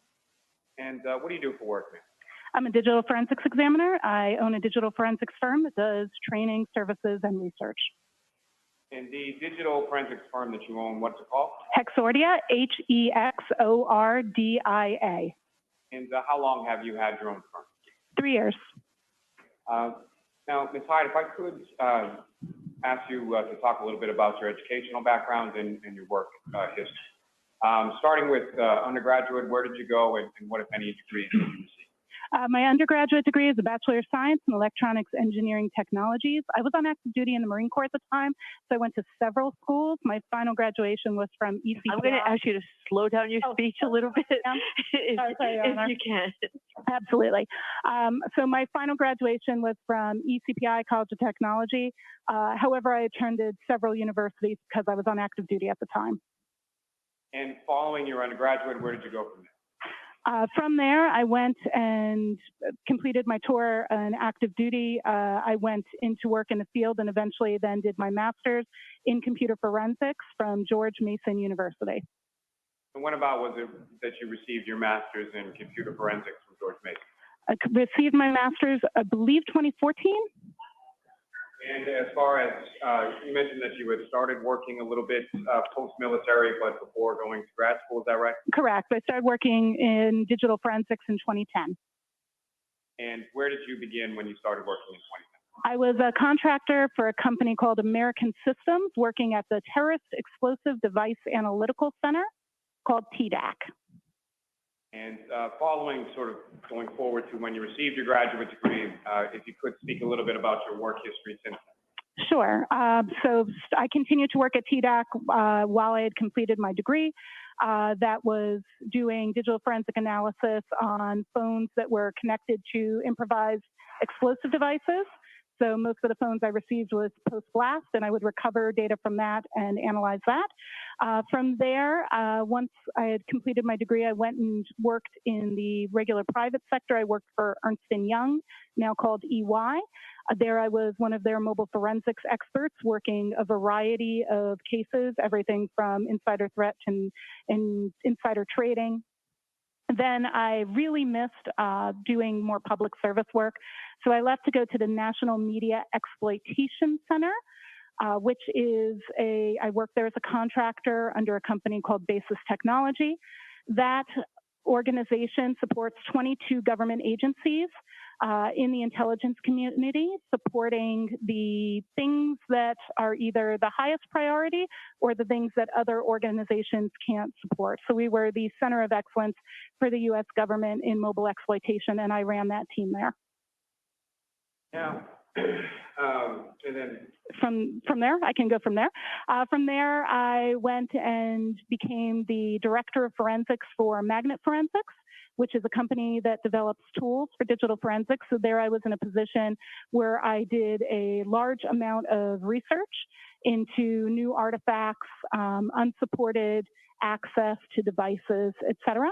I was there for 5 years before starting my own firm. And then what did you, no, I'm sorry, let me start again. As far as what, if any, teaching experience in relation to this? That is an excellent question. I've actually been an adjunct professor at George Mason University since 2016. I've taught 20 terms in their graduate program. I teach the mobile forensic analysis course in their digital forensics master's program. In addition to your work and your teaching and all your training, are there any professional organizations related to your field that you're a member of? Actually, several. I am a member of the Organizational Scientific Area Committee on Digital Evidence, which is a part of NIST, the National Institute of Science Technology. I am a member of the Scientific Working Group on Digital Evidence, also called SWIG-DE. I am the chair of a project called DFIR Review that does peer review of academic work that's done by practitioners in the form of blogs. I've been chairing that project since 2018, or when it started, with our first publications in 2019. I am the first VP at the International Executive Committee level of the High Tech Crime Investigation Association, also called HTCIA, which I've been a member of since 2012. And I will ascend to, I've been elected, I'll ascend to president next September. I am also, I do a lot of volunteer work. I also am an associate member of the American Academy of Forensic Sciences, AAFS, and I just recently finished my term as an associate editor for Forensic Science International Digital Investigations, which is a peer-reviewed journal in the academic space of digital forensics, and I'm still a reviewer, but I stepped down from my duties as an associate editor. Bringing me to my next question, what, if any, sort of articles or publications have you published in relation to this? Great question. I've published a paper on the standardization of data recovery. I worked on that with Dr. Owen Kayce and Dr. Nelson. That was published in Forensic Science International Digital Investigations Journal. I also was the second author on a paper related to the use of AI in digital forensics, artificial intelligence, and I've published numerous articles, blogs, white papers. I probably have published about 20 of those, but just speaking to the peer review work, there's 2. When you say peer review, can you explain to the jury a little bit about what that means or what that process entails? Absolutely. So a peer-reviewed work is when you have a novel piece of research that you then submit that novel, never been presented work to a journal. It then gets reviewed by numerous academic peers. It goes through cycles of revision where they ask more questions. On the standardization of file recovery paper, that process took about 14 months for it to be peer reviewed by experts in the field, and then it is published in a journal. And so you've had both articles that you've authored that have been peer reviewed and published, as well as you've performed the role of reviewer of other people's work? Correct. I've performed in addition to the publications I've done, I reviewed at least 20 to 30 articles, both in a combination of support for Forensic Science International Digital Investigations Journal and DFIR review. Now, Ms. Hyde, if you could explain to the jury when you say the term as far as digital forensics, what do you understand that term to mean with relation to what you do? I would describe digital forensics as the analysis of data from any storage medium that can control data, be that a mobile phone, computer, or cloud, for the intention of that data intentionally being used for court. And with reference to your firm, Hicks Audio, where is that located? What state? We are headquartered in New York State, in Bridgeport, New York, which is outside of Syracuse. We also have an office location in the DC metro area in Tyson's Corner, but we have employees in 6 states. And with respect to your duties and responsibilities in regard to your firm, what is it that you do? Great question. So I do perform digital forensic analysis on cases. I currently work on 2 U.S. government contracts supporting 1 digital forensic analysis and 2 novel research and exploitation of mobile devices. So I'm named personnel on 2 contracts, and then I manage another 3. I also develop training for mobile forensics. My courses have been taken by people all over the country, and Hixordia also delivers that training. I also do research and presentations for journals, conferences, etc. So a combination of casework, education, and research. Now, Ms. Hyde, if I could turn your attention to May of 2023. At some point during that month, were you contacted by the Norfolk District Attorney's Office in relation to this case? Yes, on May 4th, I was contacted by Detective Tully via our website about this case. And eventually, was there a contract that was executed and you agreed to do some work in relation to one specific area of this case? Yes, contract was executed on May 9th and work began on May 10th of 2023. And as far as the specific information in relation to this case, what was it that you looked at? I'm sorry. Let me start by saying, what was it that you were asked to look at? I was asked to look at 2 specific Google search terms that took place on January 29th. And with regard to the information that was provided, and we'll get to that in a moment, but with respect to the question that was asked, was it a question that was posed, or were you asked to find some sort of specific response? I was asked to look at the timelines and timestamps related to those Google searches. Now, with regard to what, if anything, was then provided to you, or what, if anything, did you review in the course of your analysis? I received 2 reports. I received the affidavit from Richard Green, and I received the report from Trooper, I don't want to butcher his name, but something along the lines of Nicholas Garino. Perfect. Oh, good. And is it your understanding that Mr. Green was a person that was retained by the defense in this case? Yes, I was aware of that. So you received reports from the state police and a witness for the defense, correct? That is correct. In addition to those 2 reports, what, if anything else, did you receive in relation to your analysis? On May 10th, I received via U.S. Postal Mail a copy of the drive with data from a phone that was identified to me as belonging to Jennifer McCabe. It was a full file system extraction from a gray key. And so when you received that information, what, if anything, did you do with it? The first thing I did with that data set after having been retained was I made a forensic copy. I used an ArcPoint Atrio to copy the data from that original disk, which was then placed in our safe, to our working copy drive. And that ArcPoint Atrio, what is that? It's a forensics tool that does extraction and duplication. And then once that process was completed, what did you do? I immediately verified the hash values of my new image to make sure that it matched the hash value of the original image. And what is the hash value? A hash value is an algorithmic numerical representation of the data. So when you have a hash value, that value is unique to a certain set of data. So when you have that same hash value matching, you're ensuring that your copy that you made was correct and not in any way damaged or corrupt. And as far as matching those hash values, were you able to do so? Yes, the hash values of both the copy I made to work from and the original matched. They also matched the document that came along with the drive stating the original hash value. And then what did you do from there? From there, I processed the image in several forensics tools. I used Celebrite Physical Analyzer. I used Magnet Axiom. I used a tool called ARTX, A-R-T-E-X. I utilized a tool called iLeap, and I later used a tool called Sanderson Forensics SQLite, but I did not use that tool at this point. Now, with reference to the tools that you used, that you just went through, are those fairly common tools, or are those tools that are commonly used within your industry? Yes, they are commonly used digital forensics tools that are very standard for other forensics examiners to use on mobile exploitation. And as far as those different types of tools, so I guess my question is, there were a variety of different tools that you used. Correct. And why were you using the different tools?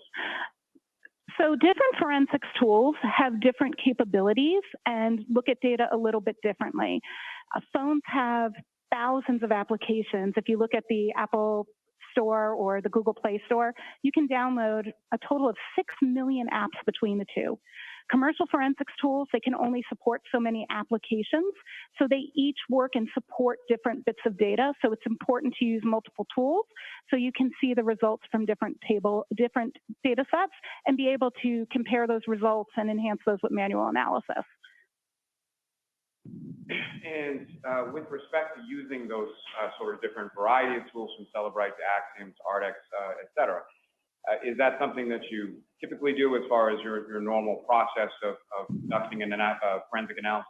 Yeah, that's very, very typical for me to process with multiple tools to ensure that I'm getting the most complete interpretations from forensics tools. Of course, you go beyond that with your analysis, but it's absolutely pertinent to do that. I would run some of those tools before others because of speed, and so I can begin analysis while other tools are running. And if I could ask you just about the last one that you mentioned, just briefly, as far as the Sanderson tool. Yes. Can you explain to the jury sort of what that is and how that interplays with the other tools and analysis? The Sanderson tool is meant to look at a specific type of data structure called a SQLite database. SQLite databases are very nuanced, and this particular tool allows you to take that database and explore it at a deeper level than the other forensics tools allow. And just for the record, when you use that term as far as the SQLite database, how is that spelled? It is capital SQL, lowercase I-T-E, and SQLite is also commonly pronounced as SQLite, so both pronunciations are acceptable. Now, once you received the extraction, made the copy, and then ran it through of those variety of tools, what is it that you specifically were looking at, and what is it that you were trying to ascertain, or the question that you were trying to answer? So in looking at that analysis, I was focused specifically on the data that took place on January 29th. So the first thing I did was I limited my search within those tools to that period, and I looked at the artifacts that they were parsing pertaining to Safari history, as Safari was the browser that had been used at that time. Now, in addition to looking at those search, what, if any, information were you looking at in relation to deletion? I'm sorry, I could not hear you.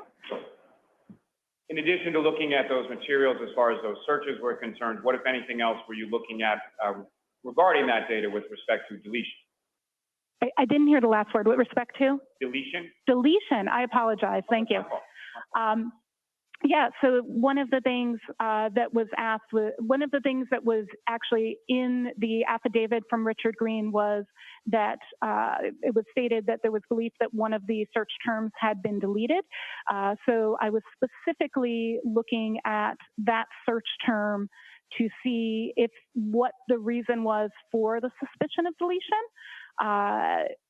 There is The tools denote things based on how they are running as an automatic process. The tools are designed to parse through large amounts of data to make it easier. So the tools will often flag certain data as recovered, and sometimes there is confusion between what recovery and deletion means. That actually was the subject of the paper I referenced earlier that I co-authored. And the tools are sometimes misinterpreted that that statement of recovery means deletion. So I was exploring that. Now, you mentioned specifically there were 2 searches of interest that you were exploring. Is that correct? That is correct. And what were those 2 searches, and what, if any, information did you have in relation to those? I had the information from the 2 reports that had been written in terms of what they found. And the 2 search terms, one was HOS, H-O-S, long tit, to die in cold, and the other one was how long T-I, die in C-L-K-D. And what, if any, information from your starting, if you could, sort of walk the jury through as far as your analysis, what you first observed, and what your analysis consisted of as it evolved? Absolutely. So when I first looked at it, some of the tools surfaced the data from a specific storage called the, I'll just make sure I get the entire path for you, com.apple.mobile Safari plist. It is very common in mobile devices for it to look like a reverse domain name. Like you normally would go to a site like CNN.com. Typically, those names are like the opposite. So com.apple is going to be representative of a native Apple application. So this particular plist was related to that. A plist is, or called a property list, is a data structure that's unique to Apple devices. And there is data pertaining to Google search, not just Google searches, search history that's stored there. There's also, I found evidence of these search terms in Knowledge CDB. The Knowledge C database is an Apple database that is meant to store information about users so it can determine future functionality, what you're looking for, et cetera. So that's the Knowledge CDB. It's more of a system level artifact. And then there was also, and these were the observed search terms, and most of the tools picked up both of those search terms in there. Not all tools did pick up the one that was from the wall, which was the instance of Hoslong to die in cold. That's how I'm pronouncing the HOS. If you would like me to clarify it a different way, that's fine. That particular search term was recovered from a SQLite database, the one I later explored, and Celebrite specifically demonstrated and showed that particular search term as a suspended state tab, and that's a really intricate artifact whenever we're ready to explore that. That is the one that was marked as recovered. So those were my initial findings, just looking at what the automated tools parsed. However, Celebrite was the tool that found that particular search term. Cool. Now, you used a term in there as far as a wall or a write-ahead log file. Is that correct? That is correct. Can you please explain to the jury what your understanding of that term is based on your training experience? Absolutely. This is a really interesting data structure, the way it works. So the way SQLite databases work is the data before being committed to the database, which is almost like an Excel spreadsheet if you think about that. Each table is like a page on an Excel spreadsheet. The data before going there goes kind of to almost like a text file, like if you were to have a doc of writing all the changes that need to happen to that Excel spreadsheet. And they're not made to that spreadsheet until it closes. So what happens is as you're doing things, either adding a website by searching for it, or closing a tab or deleting a text message in a SQLite database in general, both things you add are written to that text document or things you delete. So they all hang out there together. So it's any changes that are going to be made since you started using that application until it's closed then they change there, and then it reopens. So to make an analogy, if you're in a restaurant and you order some food, the food being the data, and you at the table being the table that the data is going to, when you request that data and you say, I'm adding it, it goes to the area where the waiter or waitress or server is going to grab it from, right? That warming station. That is almost like our write-ahead log. And so different tables are ordering food, and food is constantly being put there. If somebody, maybe their steak came out rare and it needs to be cooked more, when they send it back, it'll also go to that warming area. So you can see there that you've got things waiting to go out to the tables and things being sent back to the kitchen. So simultaneously, that storage area contains both the newest stuff waiting to go out and the stuff coming back. And that's really what a wall file winds up containing: your newest Google searches, your newest text messages, etc., as well as anything that you've been deleted, that you've said was deleted, because the reference in there is going to be delete this entry. And so then all of those don't happen until the application is closed and reopened. If the application's been closed, when we do the extraction, we actually don't get the wall file. We only get the wall file if at the time of extraction, that database had not been closed. So that just means that Safari in this instance was still running when the extraction was done. Most of you, when you use your phones, you leave the applications up. So because of that, we have a wall file, and so that wall file is going to contain both the data that's been requested to be deleted and new data. Now, when I say deleted in this instance, I don't mean like you as a user saying, delete this old text message. What I mean when I say deleted in this instance is removed from the database. So when we're talking about something like a Safari tab, deletion from the database can occur because you closed the tab. We all open tabs when we use our browsers on our phone, and we all close them. And so closing in that instance would be a deletion in the database, but what that's doing is not a user requesting deletion. So I just want to be clear on that term. And to that point, as far as, so when you say something has been deleted, specifically with reference to the write-ahead log or the wall file, that's not something that's necessarily initiated by the user themselves, correct? Correct. And I think that's a common misconception, yes. Your Honor, just in regard to a side issue, may we approach this briefly? Sure.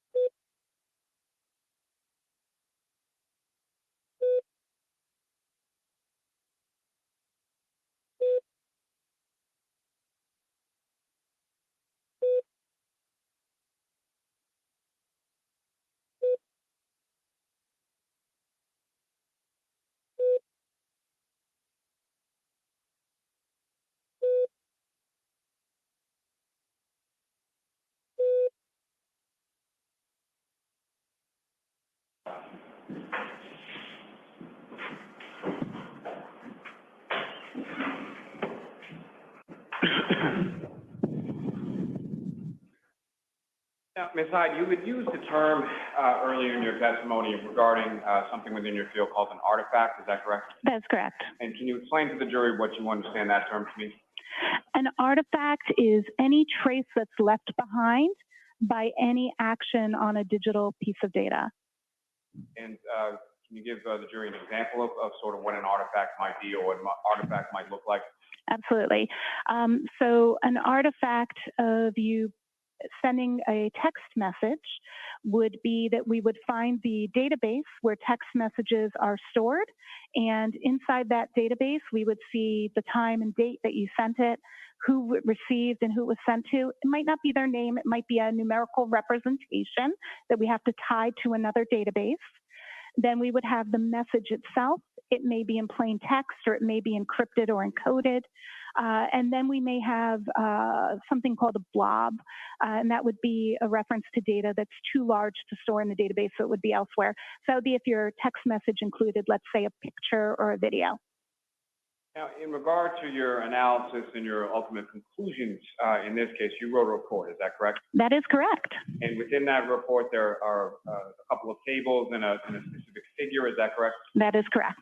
Your Honor, with the court's permission, if I could, I'd like to publish to the jury Table 1 from Ms. Hyde's report. Okay.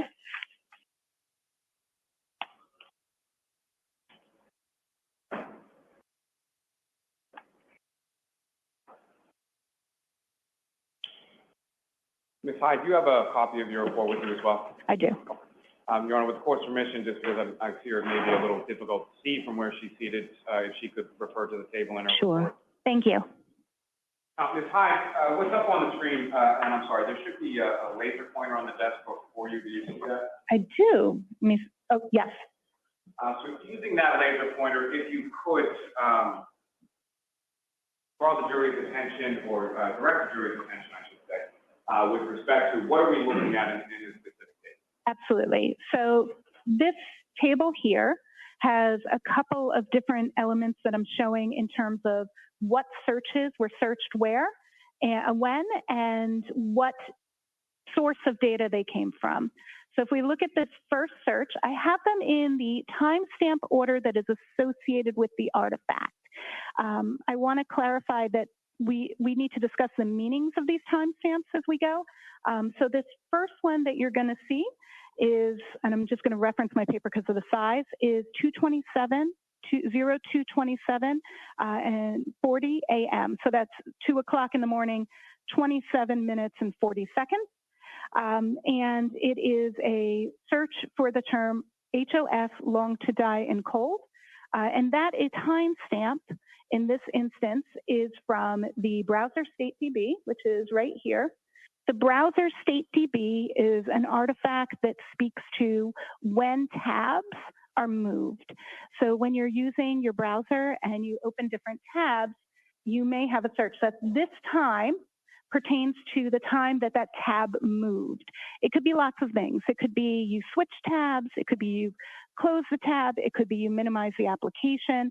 Depending on the version of iOS, what can be that browser state of the tab that changes this timestamp differs. But what's very special to know about this timestamp is that that is not the time necessarily of this search. If a browser is opened and a single search is made, those will match. However, as long as that browser hasn't been closed, moved to the background, etc. If that browser has had any activity that happens to that tab in terms of application closing, minimizing, this can update. That is what that timestamp is for.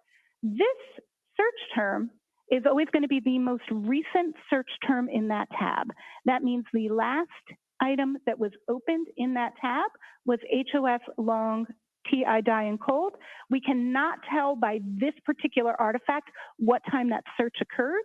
It is a high likelihood that that tab was opened at this time because there was another search that occurred at 2:27 in the morning. It was a sports site. I cannot pronounce it. It began with an H. Hunkamok Sports. Hakmok. Okay, thank you very much for the pronunciation. Hakmok Sports. There were a couple of searches pertaining to that done immediately after, but it appears that that's when this tab was opened and the first search done there.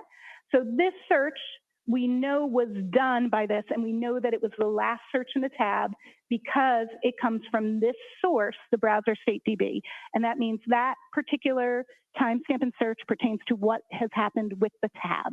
And that's what allows you to open your Safari browser on your iPhone and then open it on your iPad or your Mac and have the same tab. That's the function there. This search here, this is really interesting. So at 6:22:49 a.m., we have an entry in Cache DB that is specifically, if we dig into this URL, this is an Apple suggested term. So when you use a browser and you start to type a search you've never typed before, the browser tries to help you and say, are you searching for this? So as the user began to type the phrase in the immediate search after, which is how long TI to die in CKLD, this particular suggestion came up, indicating in all likeliness that the search term being typed had not previously been searched, because Apple suggested, instead of a previous search, it suggested how long does it take to digest food.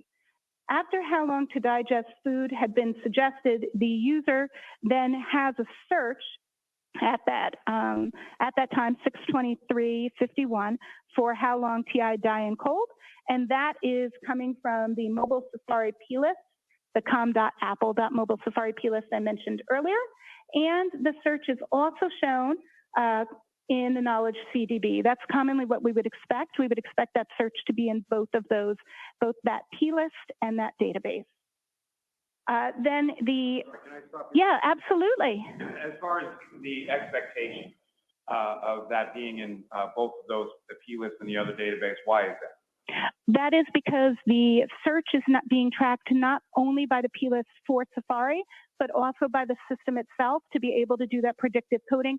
So in the future, when you start to type how long, it gives you what you searched last time. And with respect to that, how long it takes to digest food?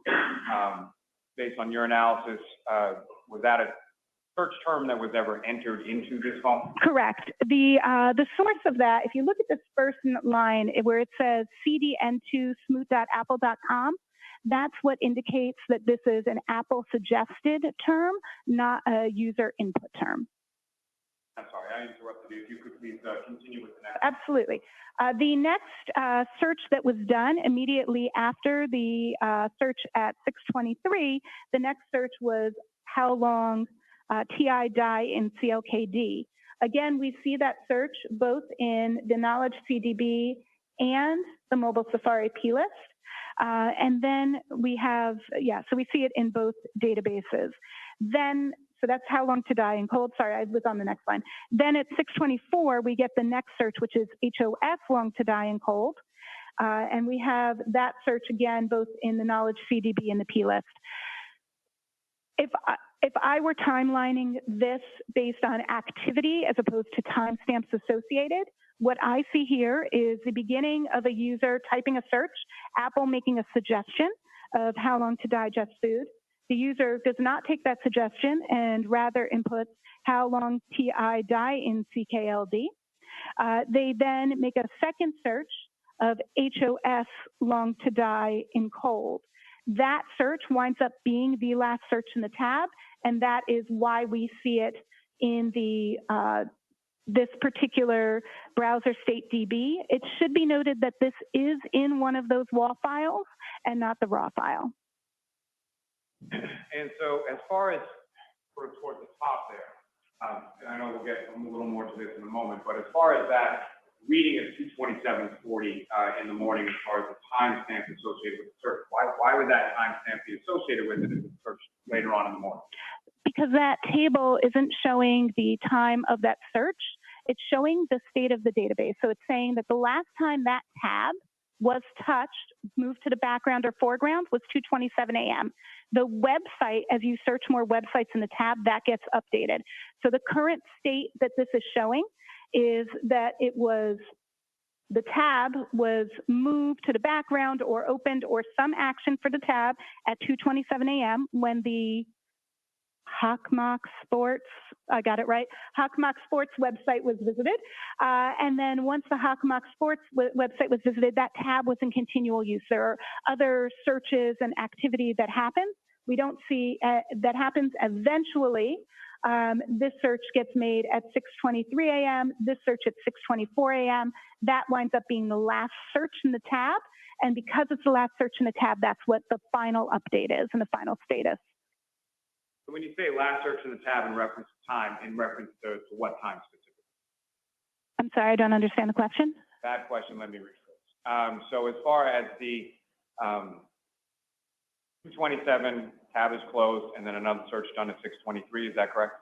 2:27 isn't necessarily when the tab was closed. That's in my report. I say that it's undetermined because there's a lot of things that can cause that timestamp to be there, including tab being moved, tab being minimized. I don't know exactly what caused the tab to get that particular entry, but it is not, that timestamp is not indicative of the time of the search or any URL that's visited there. That time is indicative of movement of the tab, and the search is the most recent search. So they update at different times. So I guess my question is, as far as from what your analysis is here, is there any use of that tab between, or is there any evidence or artifact of use of that tab between the 227 timestamp and the 623 timestamp? So the fact that that timestamp exists at 227, combined with the fact that the only existence of this search is at 624, means that yes, that particular tab was used after 227 when the Hawk Mock Sports was searched. I apologize for not being familiar with that name. That's absolutely fine.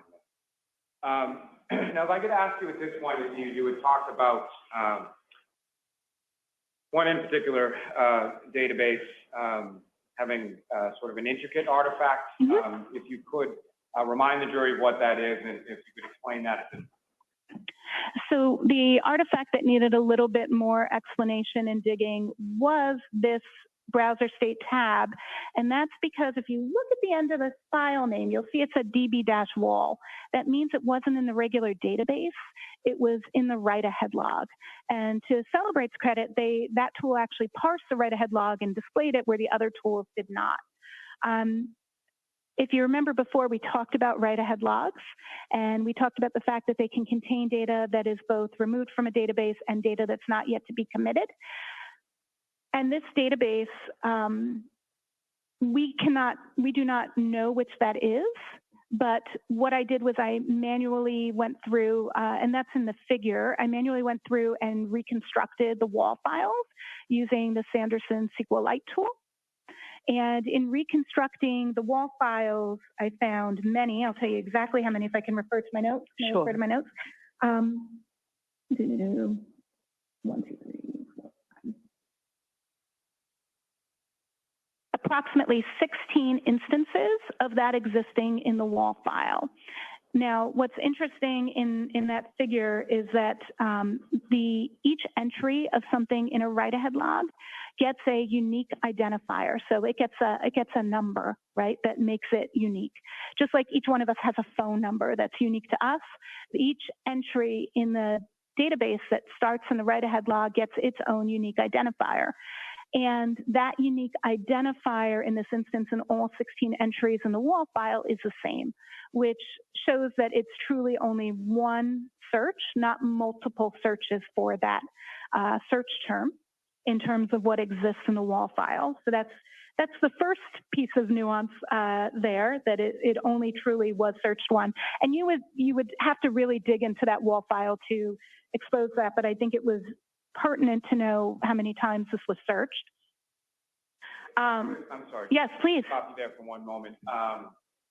And Your Honor, with the court's permission, if I could ask Ms. Gilman to publish table 2 now. Okay. Oh, wonderful. May I look at table 2? Sure. Thank you, Your Honor. And Ms. Hyde, do you recognize what's up on the screen? I do. That is table 2 of my report on page 4. And if you could, again, using the latest form that you have before you, direct the jury's attention to what, if anything, is significant to depicted in table 2 up on the screen. So table 2 here is designed to share with us what each of the locations that can potentially have Safari data, what kind of data they hold. And one of the things that many of us are interested in sometimes is, do these things hold our private searches, like if we're in incognito mode in Google or private searching here. So this table denotes if we're seeing private or non-private searches, if it includes tabs that are open or closed, so that we know which artifacts are giving us what kind of information, as well as what some of the associated timestamps mean. So this was designed as a guide to really understand table 1 more in depth. So this first one here, this refers to the history DB wall file. And that file has non-private searches. It includes closed tabs. and the visit time there is the time that a user reopened the tab. We don't always have the artifacts we want, and in this instance, we did not have that particular one. Then we have the Safari Tabs DB. This has private tabs and non-private tabs, and it shows only tabs that have not been closed. So this is an active tabs database. The next one we have is the Browser State DB and its wall file. And this is the one we were referencing where that we keep talking about, where that 2:27 a.m. number is coming from. So this one is going to be non-private searches. It includes closed tabs, which is important, and the last view time. So when an item went to the background. So it's about the tab, not about the search. That's probably the most important demarcation. And one of the issues here is when the tools parse the data, they call the columns what the columns are called raw in the data. Those don't necessarily tell us what they mean. We have to verify and validate what they actually mean. So when I'm saying last underscore view time, that's what the database name is, not necessarily the actual function. Or not what we would presume it to mean. The next one, the last one here, is the mobile Safari P list. And this one actually tells us, the date here gives us the time that something was queried reliably. Now, if I could ask you, if you could just explain to the jury as far as these SQ or SQLite databases, how exactly do they work, and what, if any, relation do they have with regard to data and information with the write-ahead log or the wall file? So SQLite databases work and function as a storage for anything that the phone may need to reference later or that you're doing. They're stored for a variety of things. Most of your third-party apps use SQLite databases, and multiple applications do. So SQLite gets information in, and it allows for that information to be updated, added to, or removed from. So data that's in that situation, that it's sitting in the database, that is what we refer to as live data. Then data that is waiting to be put into the database, that is sitting in the wall, or has been requested to be removed, that is what's in the write-ahead log, and we call that non-live data because it's not in the active database. So when you're using an application, and it's putting that data to that temporary storage area, that wall, that write-ahead log, what happens is then when you request data by going into your contacts, let's say, and looking at the people who are stored in your contacts, right? Your mom, your dad, your brother, your sister, all those people. When you're looking, your best friend, you're looking up their numbers, that data is all stored in that database.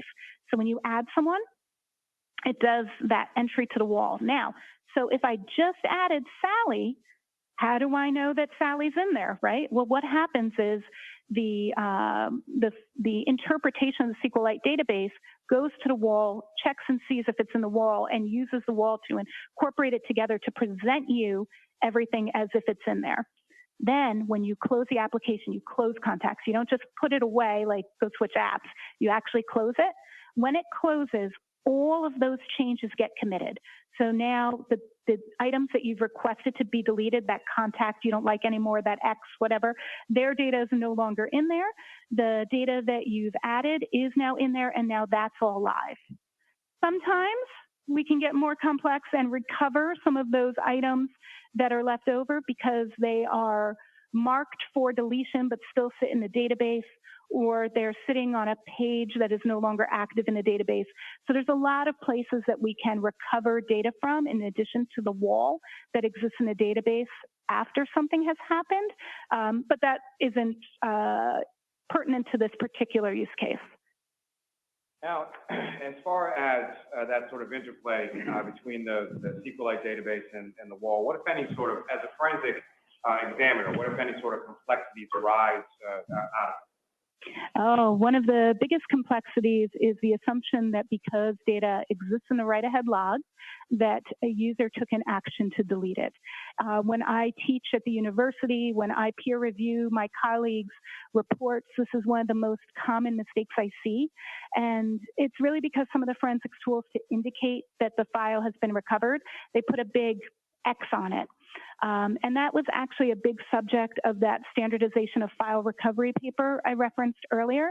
And it speaks about all kinds of files, but actually has a special section on SQLite, specifically because that nuance is often missed by examiners. Now, in reference to that being marked as deleted or misinterpreted as deleted by user, is there a specific tool of the tools that you mentioned before, as far as Celebrite versus ACM versus that has that information that others may not? So Celebrite and Magnet ACM, both Celebrite Physical Analyzer and Magnet ACM, both have file system viewers that then have SQLite database viewers. I would say that those SQLite database viewers have more of a basic function in terms of looking at data in the live database. They don't allow for deep analysis of the write-ahead logs, which is why in my analysis I use the specialized Sanderson forensic browser for SQLite. And so when you see something like that in a Celebrite extraction, is there, what if any further analysis do you do to sort of look behind it? Absolutely. Anytime I see an entry marked as recovered, and I'll use the term recovered instead of deleted, by Celebrite, and the source is a write-ahead log, I would go and begin reconstruction of the write-ahead logs using Sanderson's forensics tool to get to the meat of, is this something that it has been deleted, or is this something that has yet to be written to the database? You can often see remnants of that based on how many unique entries there are of it. What the other thing we do is, so I mentioned that when we have the wall file, it hasn't been applied. So if I take the SQLite database and the wall file out, and I make another copy of them. So I've got one copy I'm looking at Sanderson, and I take another copy and I actually open it. What's cool is it does the commits. So then I have a copy of the database that actually has all those changes. So I now know if the entry was deleted by just comparing the two. So I can do that analysis by basically making the database think it was reopened, by reopening it with a non-forensics tool in that instance, just to see what it would look like in real life. And then I can look at the difference between the two and determine if something was marked for deletion or addition. Now, are there different reasons from your training, your experience, and your knowledge of these systems? Is there different reasons for why it's your conclusion that that particular search or those search terms were not deleted by the user specifically? Yeah, well, there's a couple of reasons. First, the way tabs work from a functional perspective, you can close a tab, but there's not really a user deletion function for the tab. And there was no evidence of other deletion, if that makes sense. It doesn't make sense that the term was, I don't see evidence that the term was searched prior to that 624 time.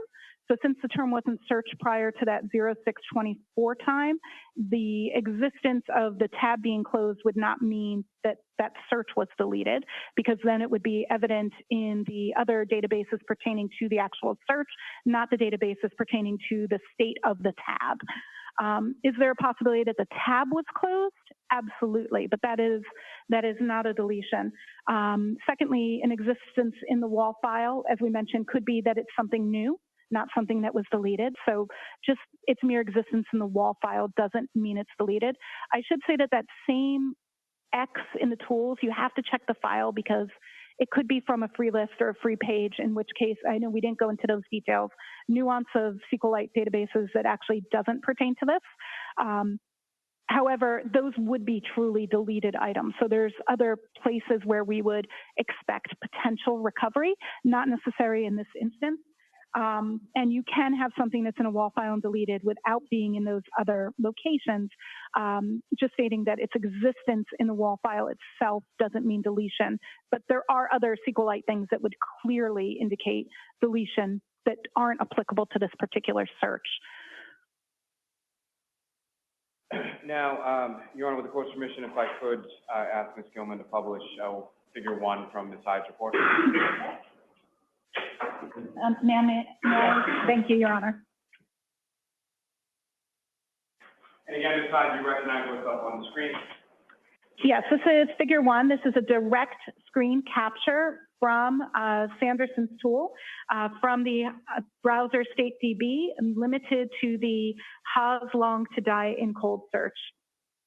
If you could, using that laser pointer, again, direct the jury's attention to what, if anything, significant or of note that you observed in using the Sanderson tool that's depicted in figure 1. Absolutely. So all of these searches are the exact same term. And here we have the order index. And here we have that last view time. And by looking at the last view time, which is the raw title of that artifact for the timestamp we were looking at, these are identical. This, and more importantly, are even the actual UUID for these are identical, which is right here. Now the offsets are different, and what that means is that this is just appearing several times in the write-ahead log. It has moved as the database has moved data through the write-ahead log to different positions, but has in every instance the same unique identifier, meaning that all of these entries are the same entry, just shown multiple times in the same database. And to that point, as far as the multiple times that it's listed within there, what, if any, relationship does that have to how many times it was actually searched by a user? Well, that UID shows that in this particular instance that it existed once in the last time in the tab, because this artifact does not tell us how many times something was searched by the user. This artifact is limited just to the tab. We would look at the mobile Safari plist, which has one entry for this timestamp, or knowledge CDB, which also only has one entry for this search. Those two locations are where we would determine how many times it had been searched, as opposed to this location, which could tell us that if there were multiple entries, but there is only one. But since this is limited to just the last search that's showing in a tab, it isn't a good source to say how many times was it searched, just not this particular artifact. But from other artifacts, you were able to determine that? Absolutely, you can determine that from both mobile Safari plist and knowledge CDB. And I'm sorry, I jumped in there just as far as turning your attention back to figure 1. What, if anything, else of significance do you know in that?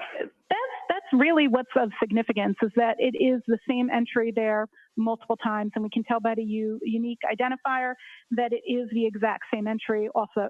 And it's, although it's the same search term and the same timestamp, it's only one instance of it, just it's stored in the database multiple times at multiple offsets.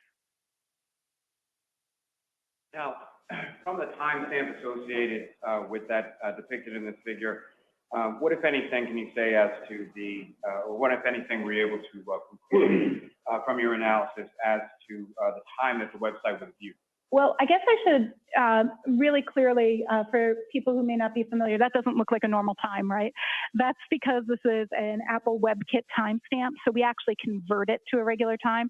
But when you look at this number raw, you can actually see that it's consistent throughout, even though you don't know what it is. But if we put it into a decoder, this particular timestamp is where we're getting January 29th, 2022 at 02:47 a.m. And to be clear, just for real clarity, when we actually translate this timestamp, it's in universal time constant, not in local time, but for the sake of conversationalists, I'm using the local time here as opposed to the time in the universal time constant, which is how this artifact is particularly stored. Now, with your analysis, is there some kind of testing that you conduct, or can you explain to the jury sort of what that is and how it relates to your analysis? Absolutely. So with this artifact and being able to determine what this timestamp really means, I actually did quite a bit of testing, which is fun, but that's okay.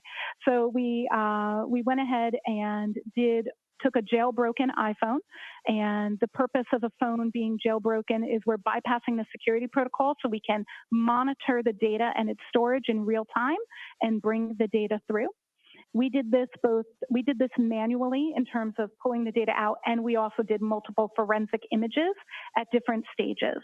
We manipulated tabs, we did some Google searches, and then we would close tabs, move tabs, and perform several different searches that we scripted out first, what we were testing, and then checked to see how that timestamp was moving. We even did some really interesting things where we tried. Yes. Okay.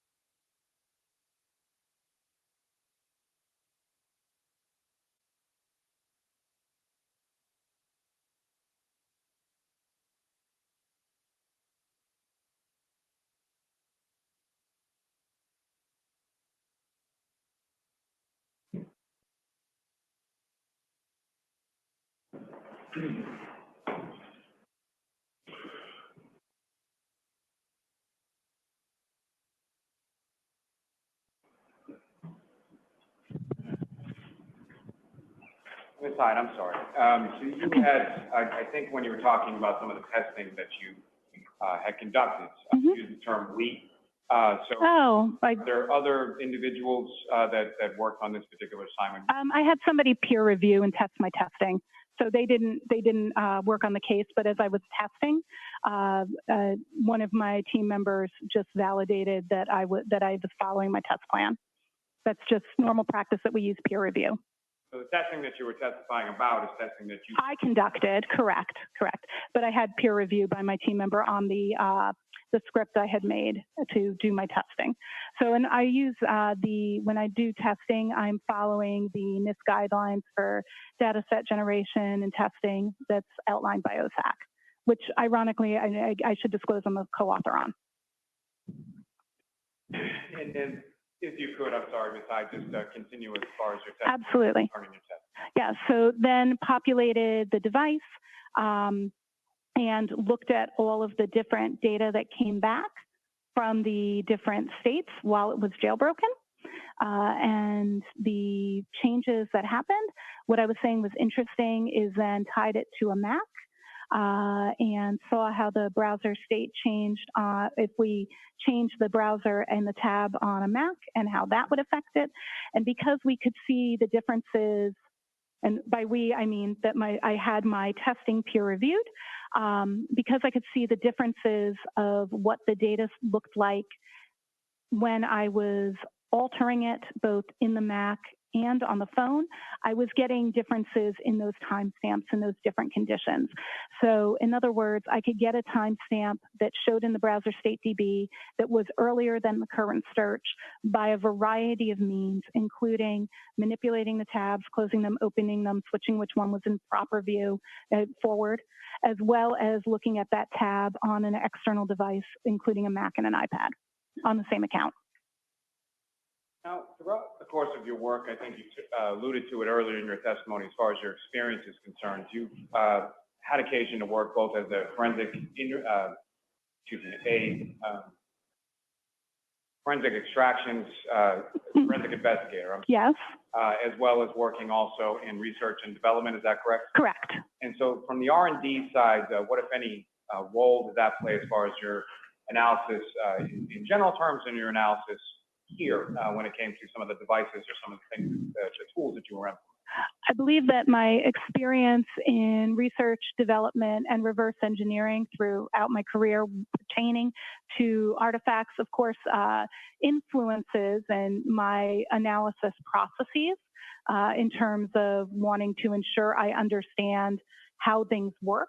I think it actually gives me a better understanding in many ways of how data moves through devices, as well as how understanding why the tools parse and represent data the way they do, in terms of the fact that they are presenting the data as they parse it using the proper algorithms to dissect that data and determine what it is based on testing and knowledge. So I think it actually influences in a positive way the depth that I go through in my analysis. You had mentioned earlier in your testimony that you had reviewed both Trooper Carino's report as well as an affidavit from Mr. Green. Is that correct? Correct.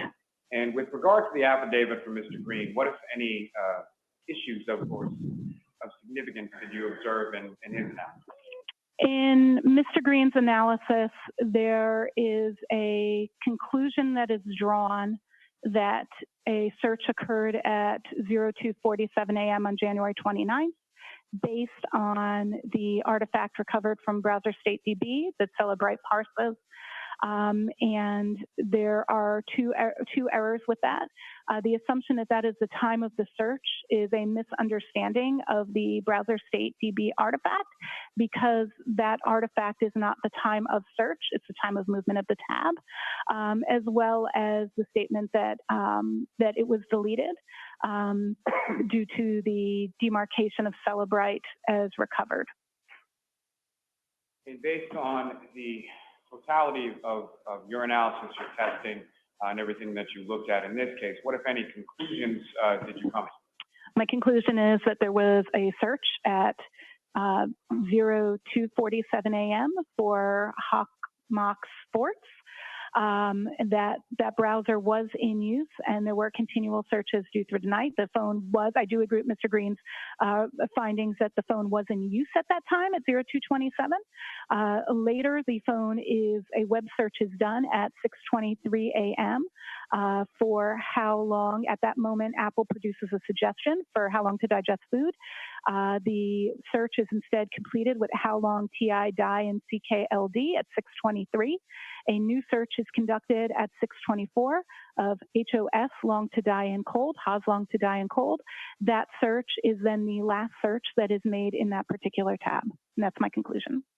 What, if any, conclusion did you come to in regard to items being deleted pertaining to those artifacts you were looking for? In regards to those artifacts pertaining to those search terms, I had no evidence of deletion.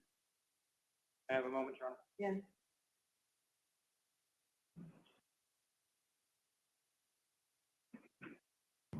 Boom. Another defense talking point debunked. The 227 House long to die in the cold search was really done at 6:24. Your Honor, may we approach?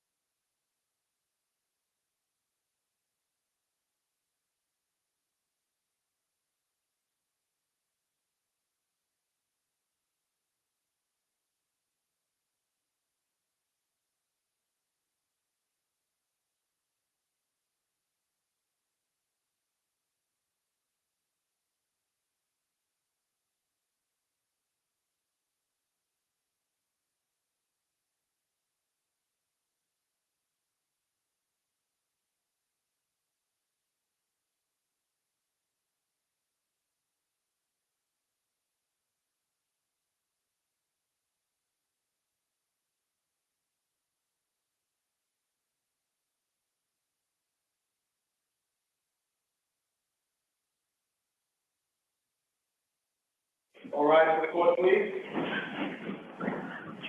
Yeah.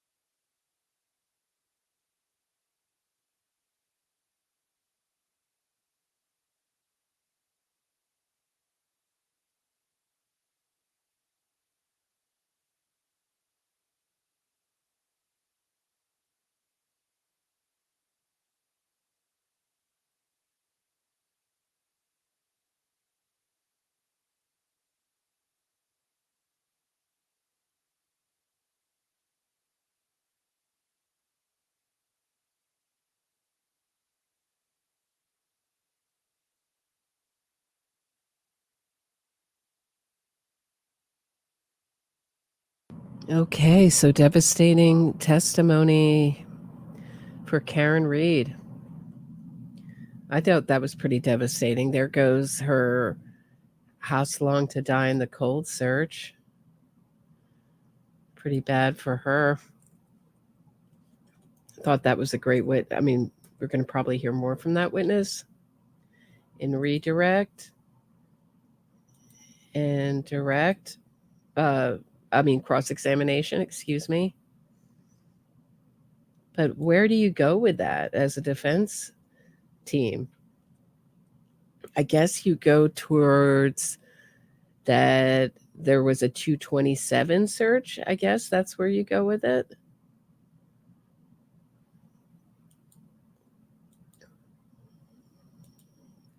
But Dr. Zapp just sent some pictures of Karen Reed. I'm going to put them up in a second. Give me a second to download them. Whoop.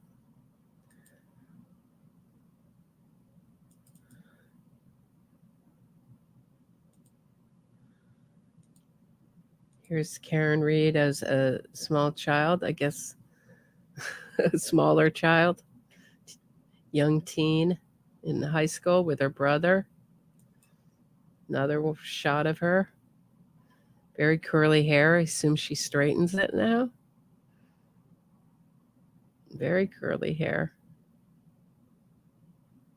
Brother looks exactly the same, doesn't he?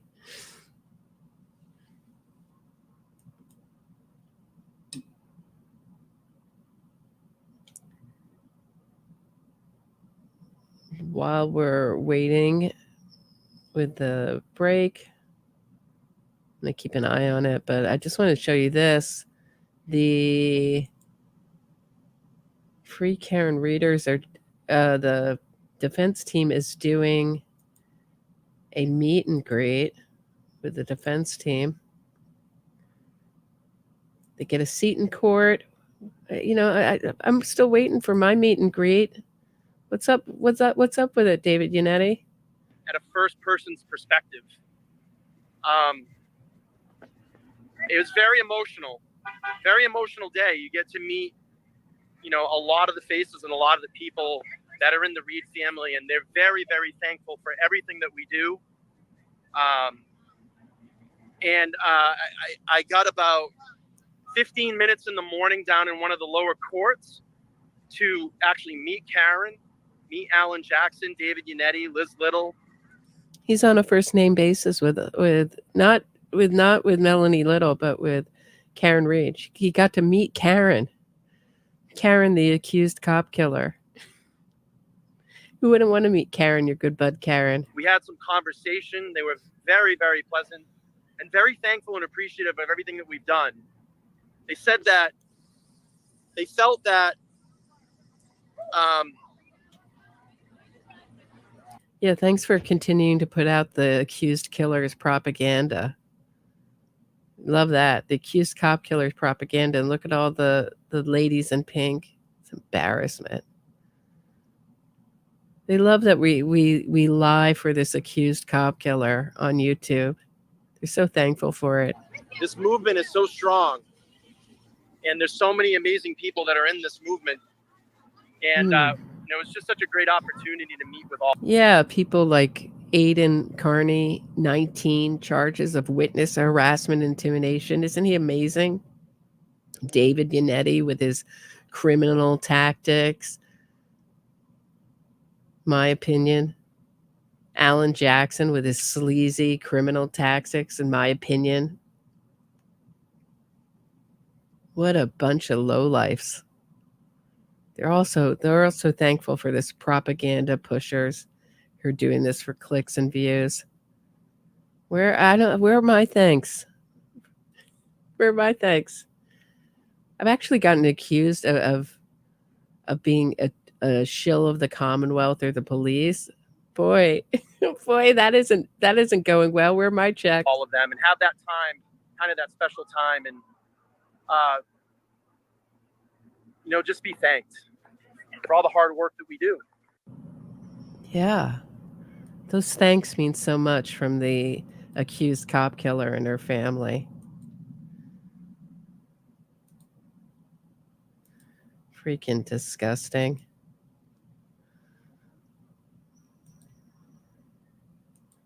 And hold on one second. Let me just make sure I'm not missing it. Are we back?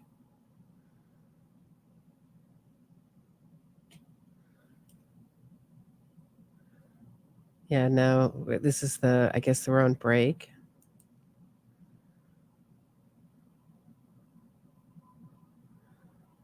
It's a lunch break. Oh, we're on lunch break early at noon? Weird. Okay. Usually it was at 1. All right. Bizarre, but okay. But before I take my lunch break, just wanted to show you this, guys. You got to see this. Hold on a second. I'll probably show this again tonight, but got to.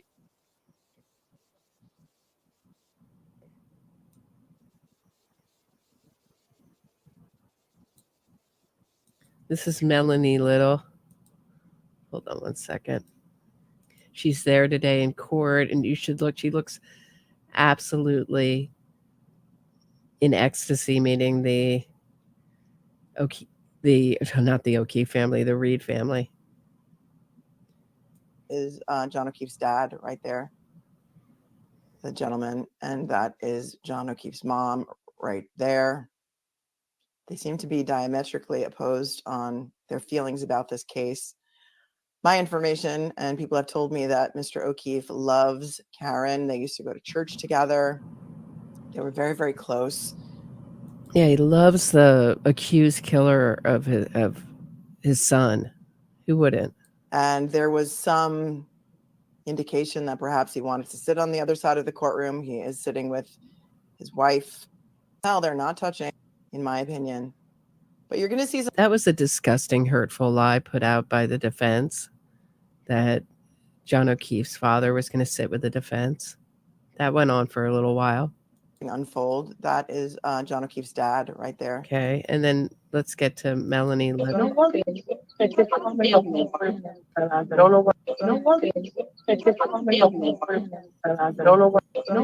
In ecstasy, meeting the Reeds. Unreal. Unreal. I thought that was an excellent witness for the defense. I don't even know how the defense are going to cross-examine, but that's going to be the mystery coming back from lunch. So I'll see you guys when we get back from lunch. I'll be keeping a close eye on it. I assume it'll be 40 minutes. What we've done every day since we started late. Have a great break. I'll just put it on so we don't miss anything. Hold on one second.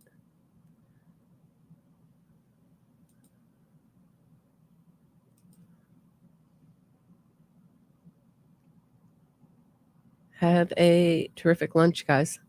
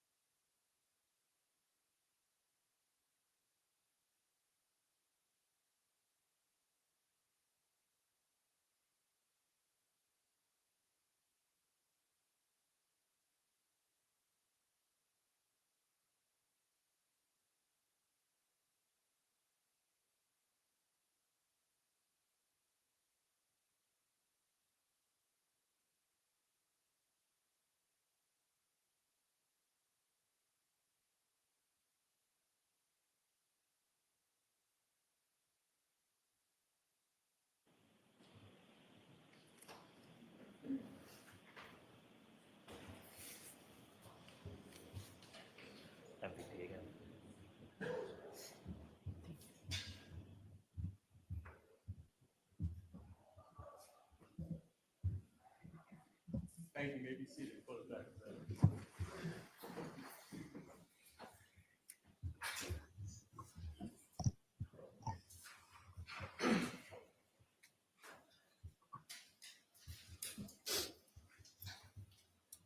Just watch your step.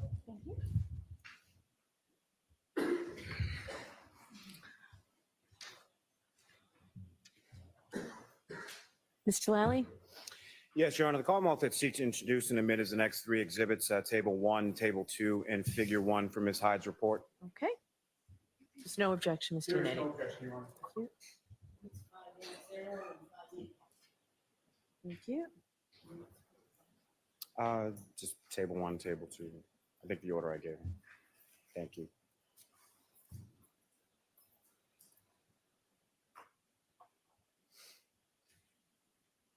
And thank you, Your Honor, and thank you very much, ma'am. I have no further questions, Your Honor. All right. Mr. Yannetti? Thank you very much, Your Honor.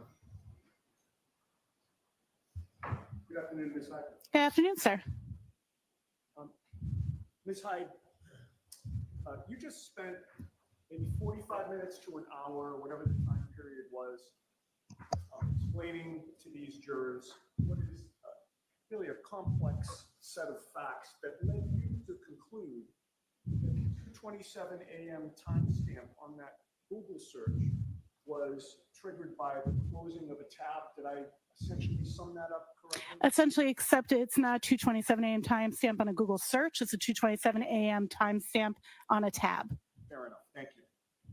And in the context or in the course of your explanation, you discussed WAL files, That is correct. SQLite database, Yes. PLIST database, Yes. Knowledge C database. Yeah. PLIST is not a database, just it's a structure. So just a small correction. Thank you for the correction. Opening tabs and closing tabs, correct? Yes. And other issues related to your analysis of the phone extraction, correct? Would you call them issues? Or Well, maybe that's a bad word to use. Other elements. fair enough. Yes. Yes. I'm really not trying to trick you. I know I wouldn't be able to. Would you agree with me that another simple explanation for that 2:27 a.m. timestamp was that the user of that iPhone conducted that search at or before 2:27 a.m.? Can you rephrase, please? I'm going to phrase it the same way and hope I can Repeat it. Repeat it, please. Thank you. Would you agree with me that another simple explanation for that 2:27 a.m. timestamp was that the user of that iPhone conducted that search at or before 2:27 a.m. on January 29th of 2022? That timestamp is not indicative of a time of search. So the question is difficult to answer because I can't say that that timestamp tells me anything about the time of search. Okay. So as I take your answer, you're not denying that the timestamp and whatever you get from that timestamp doesn't rule out that the Google search was done at or before 2:27 a.m., correct? If I'm understanding your question, there was a double negative, so I just want to clarify. The question is if the timestamp could exist because of a search happening at that time? No. Or no, okay. What I'm saying is your analysis of the phone does not rule out that the user of that phone performed that Google search at or before 2:27 a.m. There is no indication of a Google search at or before 2:27 a.m. But again, I'm getting to whether you can rule that out, ma'am. That's really the crux of my question. Can you rule out that the user of that phone conducted that search at or before 2:27 a.m. on January 29th? There is a very unlikely possibility based on the fact that there is no evidence that the search occurred before that time. That's just like saying that the user searched for pandas at 2:27 a.m. Could you rule that out? I can't rule out something that doesn't exist. All right. Well, you would agree with me that with regard to your analysis of this phone extraction. Mm-hmm. You were given very specific instructions in terms of what to look at, correct? Correct. I had a very limited scope in this analysis. And who was it that gave you that limited scope?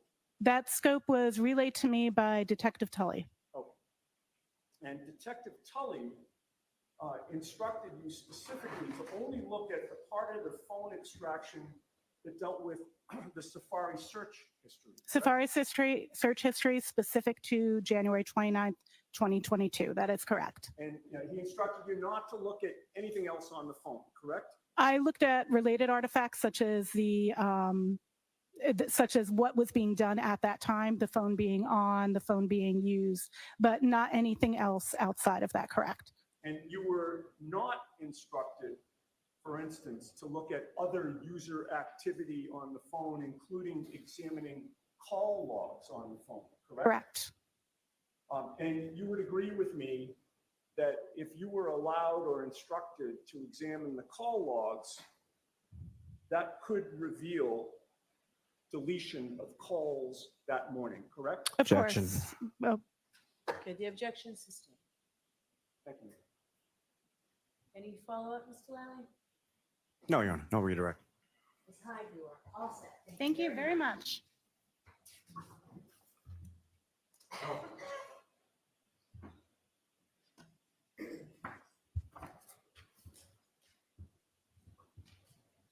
All right, Mr. Lally, your next witness. Yes, Your Honor, the Commonwealth would call Trooper Joseph Paul to the stand.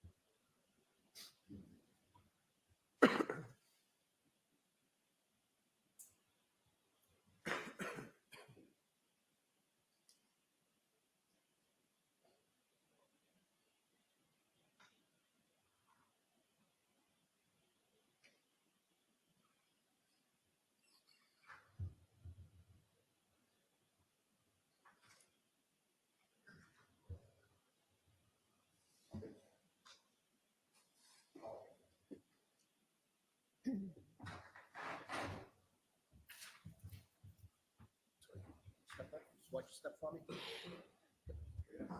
Name, standing, face the card. Just officer, the others give the court and jury in the case now guarantee the truth, the whole truth, and nothing but the truth, so help you God. I do. Good morning. Good morning. Good afternoon. All right, Mr. Lally, whenever you're ready. Thank you, Your Honor. Good afternoon, sir. Good afternoon. Could you please state your name and spell your last name for the jury? Trooper Joe Paul, that's Paul. And how are you employed, sir? I am currently employed with the Massachusetts State Police. And how long have you been a trooper with the state police? I have been a trooper for approximately 8.5 years.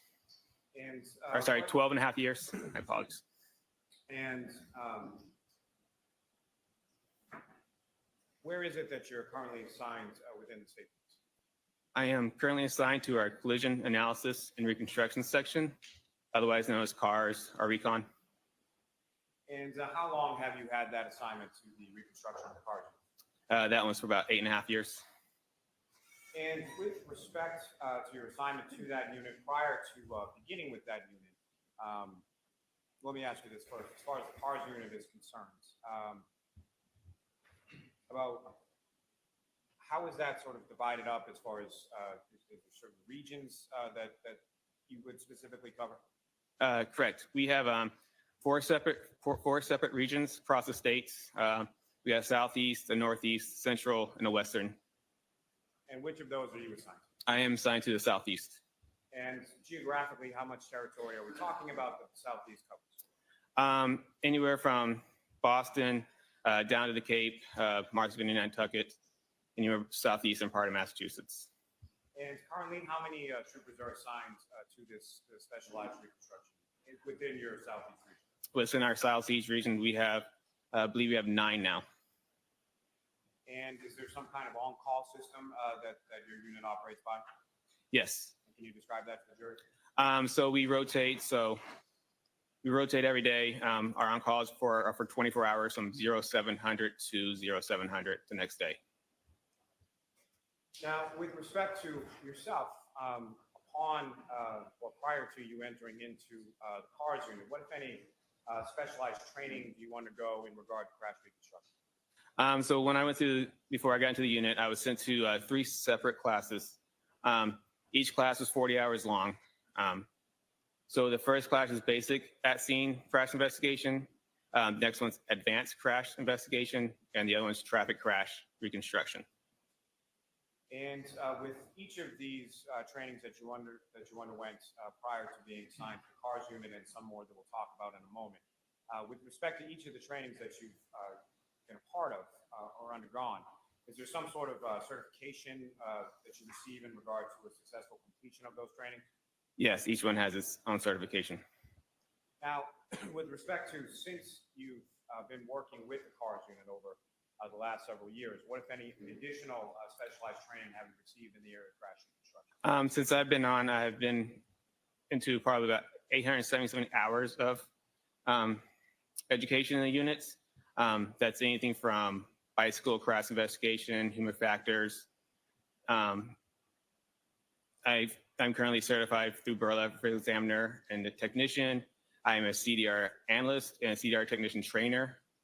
Just recently I've attended multiple seminars, and most recently I attended a seminar in Houston on EDR data retrieval. Now, among those other trainings that you received, some of those trainings pertain specifically to pedestrian crashes? Correct. And in addition to the training that you received through the state police, what, if any, professional organizations do you belong to in regard to crash reconstruction? Yes, I am currently part of NAPARS, which is the National Professional Accident Reconstruction Section, and I'm also certified through ACTAR, which is the Accreditation Commission for Traffic Accident Reconstruction. Now, if I can focus specifically just for a moment on the ACTAR certification, can you explain to the jury sort of what goes into that, and as far as that certification is concerned, how does one obtain it? Okay, so first thing you do is you got to submit an application to ACTAR to be allowed to take the test, and part of the you got to tell them how much education you've had, how many crashes you've investigated, basically anything within the crash investigation world. And then once they find that you're accepted to take the test, then you got to set up a time for the test. We did it as a section throughout our state, and the test is a 2-part test. It's a practical and theory portion of the test. Each part's 4 hours long, and you got to pass both portions to be certified through ACTAR. So there's a written exam and a practical portion of the test as well? Correct. And can you explain to the jury sort of the practical portion? What does that consist of? The practical portions is you basically have to analyze a collision. So they give you a simulated crash, and you have to go through and document the evidence. You have to answer a series of questions based on that specific crash, so where you can find the speeds, the distances, times, and everything else related to that collision. And you've successfully completed and received that certification, sir, is that correct? That's correct. And how long ago was it that you first received your ACTAR certification? In 2019. And how long is that sort of in perpetuity, or is there a sort of continuing educational component attached to it? There is a continuation educational component attached to it. The test it's certified for 5 years, and within those 5 years, you still have to maintain a certain amount of education to reapply for ACTAR again. And with respect to that ACTAR examination, are you familiar with sort of the success rate or the passing rates when it comes to that examination? Correct.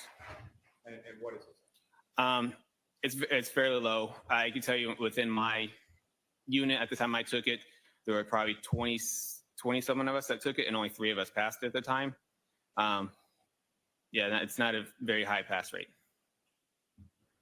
Now, over the course let me ask you this. When you first sort of enter into the cars units, are you just sort of, you go through the training and then you are on call and get sent out on the road by yourself, or how does that work? No, you first get initially assigned to a field training officer, and then at that point, you shadow the field training officer to various crashes. And is there any sort of set time period for how long that shadowing process goes on for? It's not really a set time. It's more based on experience, on how many crashes you go to and how much experience you have in the field. And then they basically, well, if they feel that if you're deemed qualified, then they'll send you on the road on your own. And over the course of your years within the cars of the reconstruction unit, approximately how many crashes have you responded to and investigated? As of now, I've been to approximately 196 crashes, and I've probably assisted another 100, 150 crashes. And of those, of all those crashes that you've responded to, investigated, if you know percentage-wise or number-wise, approximately how many of those have been crashes involving pedestrians? I know I've been to approximately 55 pedestrian crashes, and I've assisted others on pedestrian crashes also. So, I mean, 55 out of 196.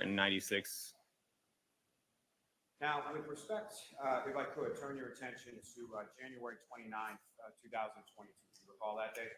I do.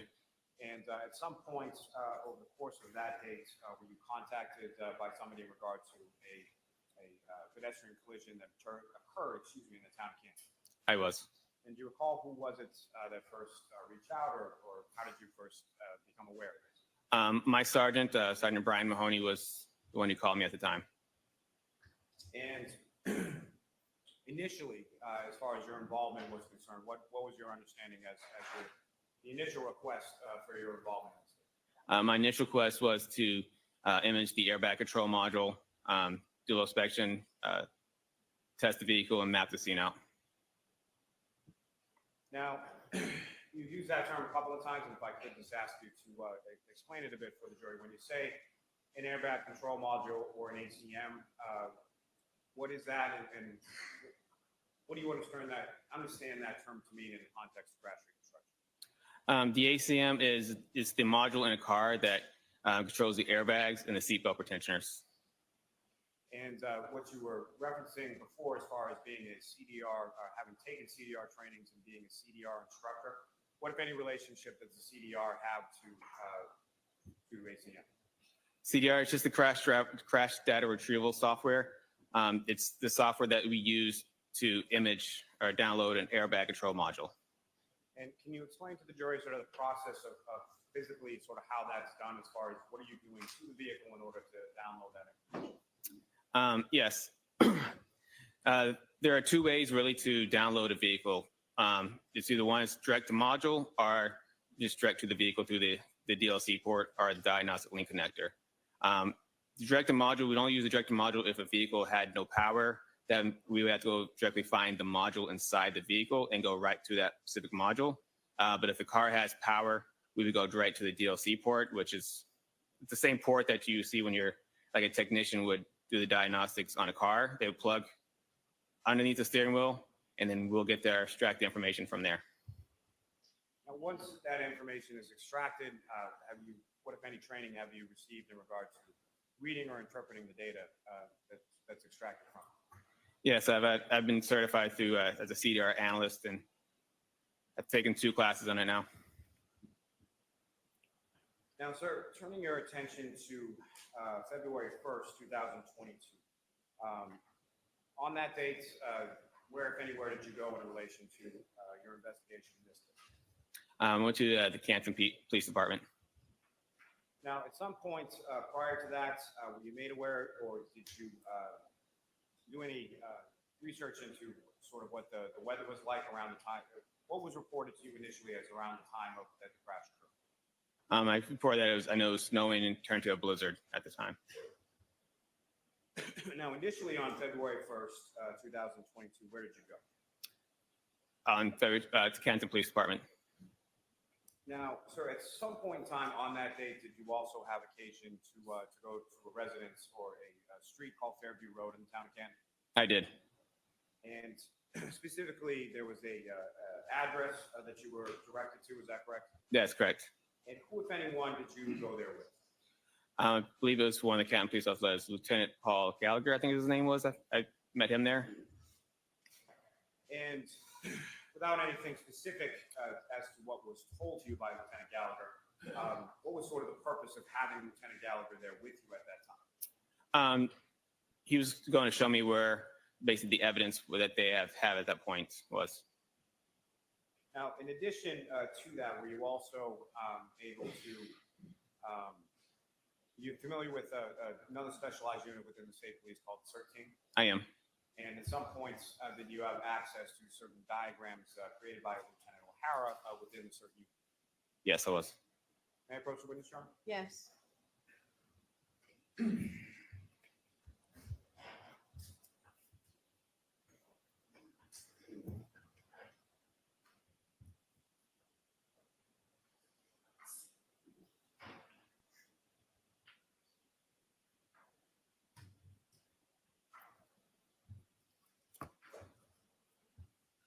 I'm going to show you what's been marked as Exhibit 135 and 136. Ask you to read that until we finish. I'm sorry, Mr. Jackson. That's okay. You recognize those, sir? I do. And, Your Honor, with the court's permission, if I could just publish that briefly to the jury. Okay. Ms. Gilman, if I could actually have Exhibit 136.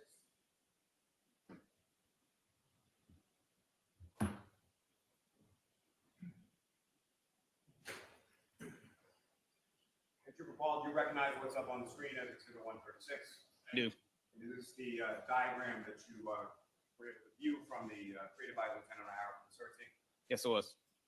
And what's contained, at least from this overhead shot, is that fair and accurate portrayal of the roadway or the conditions of the roadway, absent obviously the weather at the time that you went out there February 1st.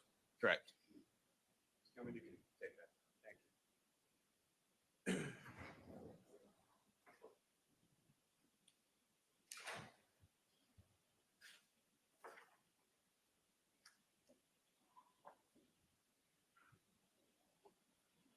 Forgive me, Your Honor, if I could just have 1 second. Sure.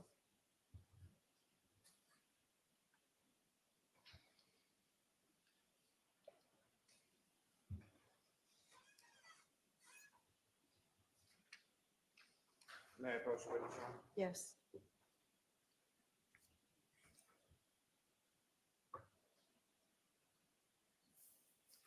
So I'm going to retrieve that from you. I'm going to put 2 other photographs before you after they just look those up when you finish. Yep. And do you recognize those, sir? I do. And what do you recognize those to be?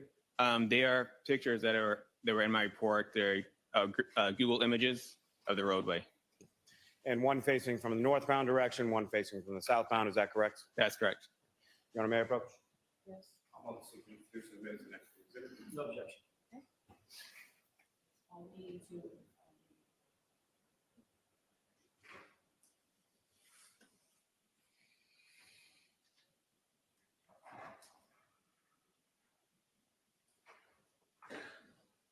Your Honor, with the court's permission, if I could just publish these first return to the witness and publish them briefly. Yes. to the jury.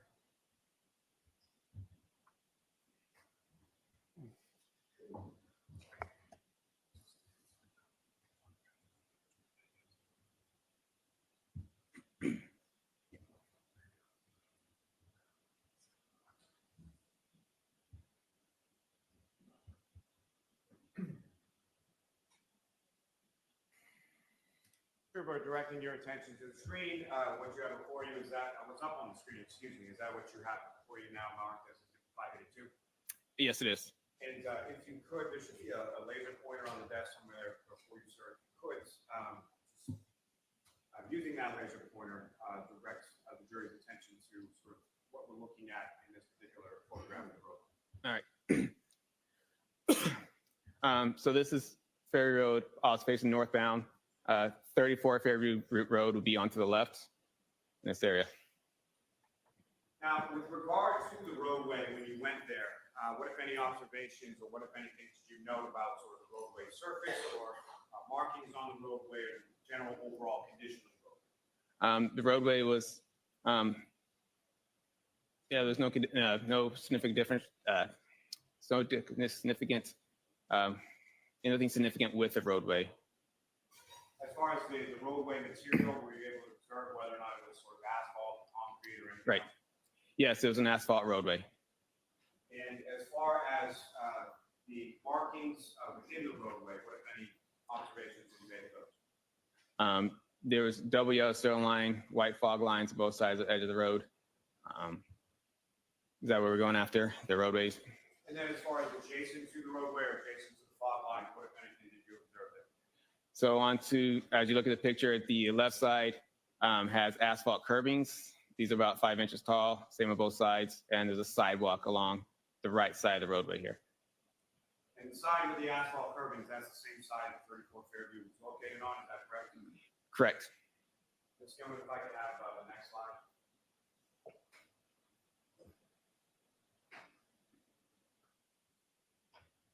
And to recall, if I could direct your attention to the next exhibit before you, I believe it's 583. And again, sir, what's up on the screen? Is that what you have before you as 583? Yes, it is. And if you could, again, using the laser pointer, just briefly direct the jury's attention to what, if anything, you know as far as from this perspective. Yeah, so this is the southbound 34 Fairview would be on the right side here. Ms. Gilman, you can take that. Can I approach this to retrieve, Your Honor? Yes.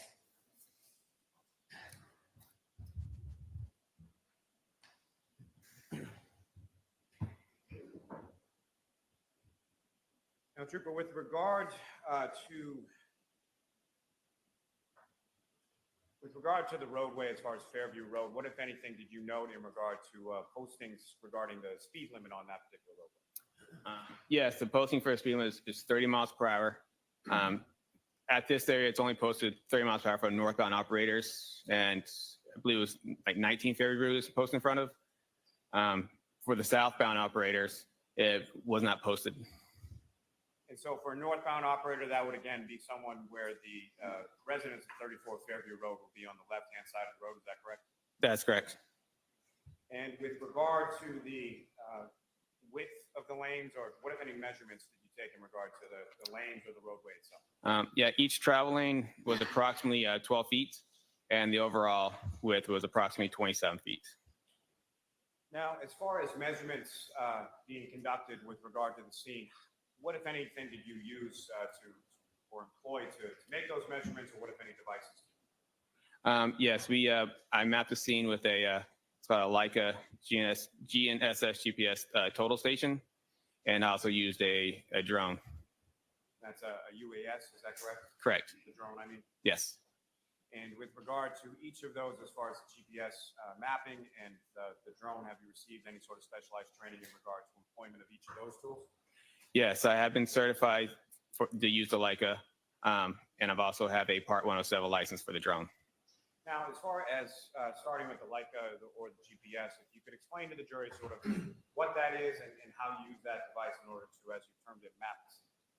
Yes, it's essentially what surveyors would use to make roadways. It uses satellites and GPS data plus cell phone data to make marks on the roadway, or actually not marks, but just mark points in the roadway that are within millimeters of the device.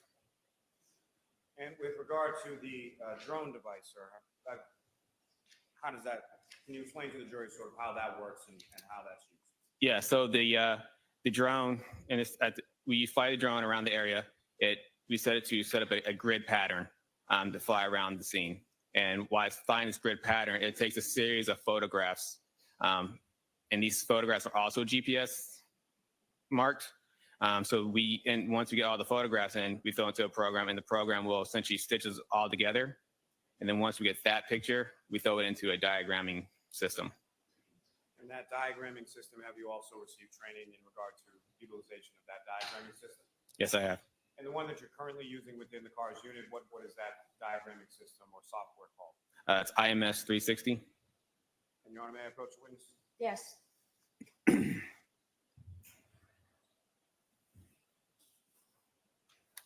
Sir, I'm showing you 4 documents. Ask you to just review those. Finish.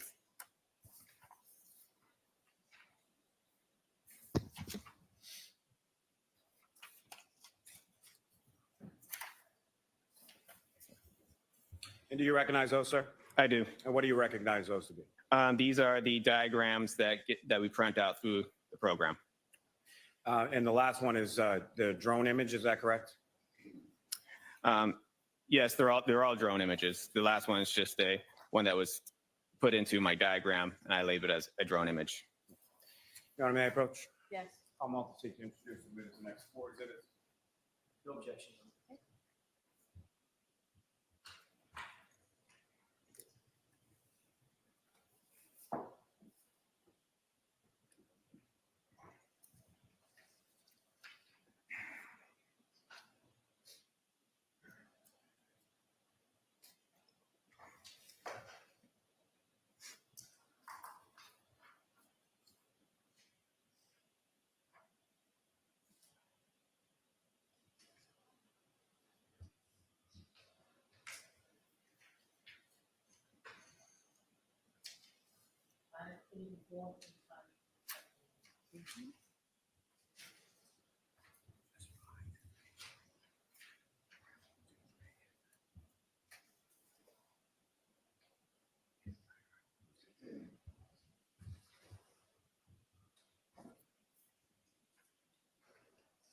Yes.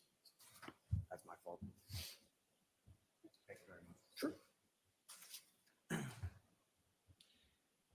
Now, Cooper Paul, are you familiar with the term, well, let me ask you this, in regard to the roadway itself, what, if anything else, beyond sort of lane width and overall width, what, if any, other measurements did you take there? So we took measurements for the evidence.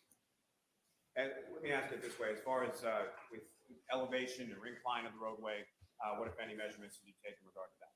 Yeah, so we took the elevation and roadway measurements, or the elevation for the roadway. And where in relation to the residents at 34 Fairview did you take that? Sort of the entire street or just in the general area of that specific address? In the general area of that specific address. And from your measurements as far as, well, let me ask you this, how is a measurement regarded to elevation or incline? What kind of tool do you use for that? We have a level, the digital level that we'll place on the roadway, and we'll get a measurement from that. Now, with regard to the measurements that you took of the elevation or the incline in the roadway, anything, or what, if anything, of significance did you find from that? So this roadway had approximately plus or minus 1 to 2 degrees. So nothing significant, is that fair to say? Nothing significant, yes. Now, sir, through your training experience as a crash reconstructionist, are you familiar with the term related to crash reconstruction called roadway evidence? Yes. And can you explain to the jury sort of what your understanding of that term is and what types of things could be termed as roadway evidence? Roadway evidence is anything that's related to the collision you're investigating at the time.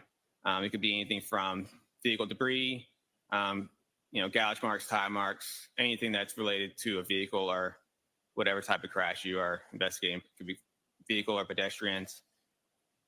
So any sort of anything from either the vehicle, pedestrian as well, is that correct? Correct. So pieces from a vehicle, holding items from a pedestrian, correct? Yes.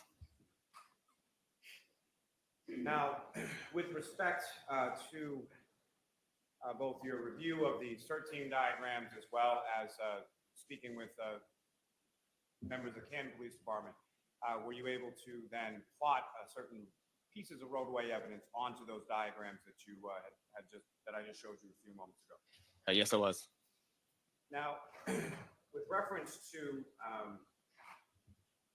you're familiar also through your training and experience when it comes to pedestrian crashes, as far as sort of the physics or kinematics of how pedestrians interact with vehicles in the course of a collision? Yes, I am. Now, I'm going to ask you just a couple of terminology questions when it comes to items that are involved in a collision, sort of simple Newtonian physics, Newton's first law. Can you explain what that is to the jury and sort of how that pertains to any collision between two objects? The first law? Yes. Yeah, that's the when an object stays in motion or it stays at rest, will stay at motion or rest until acted upon by an outside force. Now, with respect to Are you familiar also with a crash reconstruction term called final rest? Yes, I am. And are there different derivations of final rest as far as controlled final rest versus uncontrolled final rest? Correct. And can you explain just first to the jury what final rest means in relation to crash reconstruction, and then what, if any, differences there are between a controlled final rest and an uncontrolled final rest? Yes, the final rest is what we use for describe the area where a pedestrian came to stop after the collision. It's immediately after the collision. This is where they first stopped, or a vehicle. Usually after collision, it's where this vehicle first stopped. And a controlled final rest is when an operator actually controls the vehicle to the stop, and as opposed to the uncontrolled final rest is when there is no control. It's usually acted upon by outside forces that will control the vehicle or pedestrian to its final rest. And Your Honor, with court's permission, if I could publish what's now been marked as exhibits 584 through 587 to the jury. Yes. Ms. Gilman, if I could first have the diagram.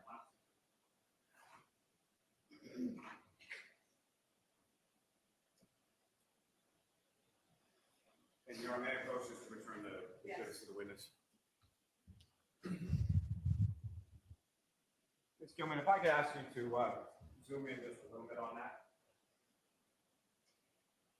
And now, Trooper, what you have up on the screen, is that what you have before you as first in that set of exhibits? Yes, it is. Now, using the laser before you, if you could, I would ask you to draw your attention or direction to what, if anything, of significance you have noted within this diagram. Okay. Who is the pointer? Yes. Okay. So in this time, I labeled each part of evidence.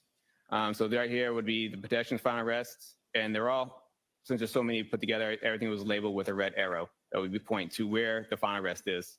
And this is where a glass cup was found, and these are the red and clear plastic pieces. That's where they were found, and the pedestrian shoe was found here. The smaller versions here in the light blue is one's a fire hydrant, the flagpole. This is a label for the street 34, and also the street name Fairview Road here. Now,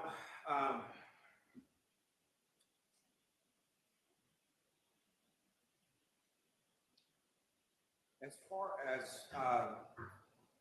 measurements were concerned, what, if anything, were you able to do to measure sort of between different points of roadway evidence, or specifically from the pedestrian or Mr. O'Keefe's final rest in reference to other items that you have depicted on the diagram?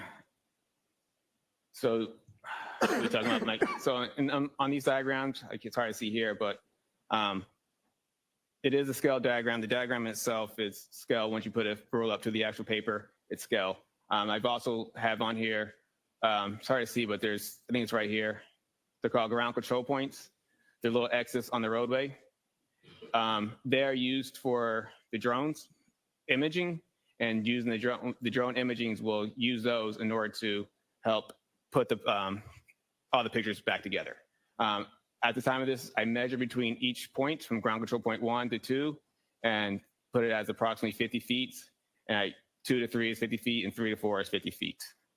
So it kind of is a second way to measure off the diagram, and also using the program to measure to different points while using the diagram. And as far as starting with the shoe that you have depicted in this diagram, what was the measurement of the shoe away from Mr. O'Keefe's body? I believe the shoe was approximately, I have my thing, it's approximately 10 feet away. Your Honor, with the court's permission, may the trooper refer to his report just for the specific measurements? Yes.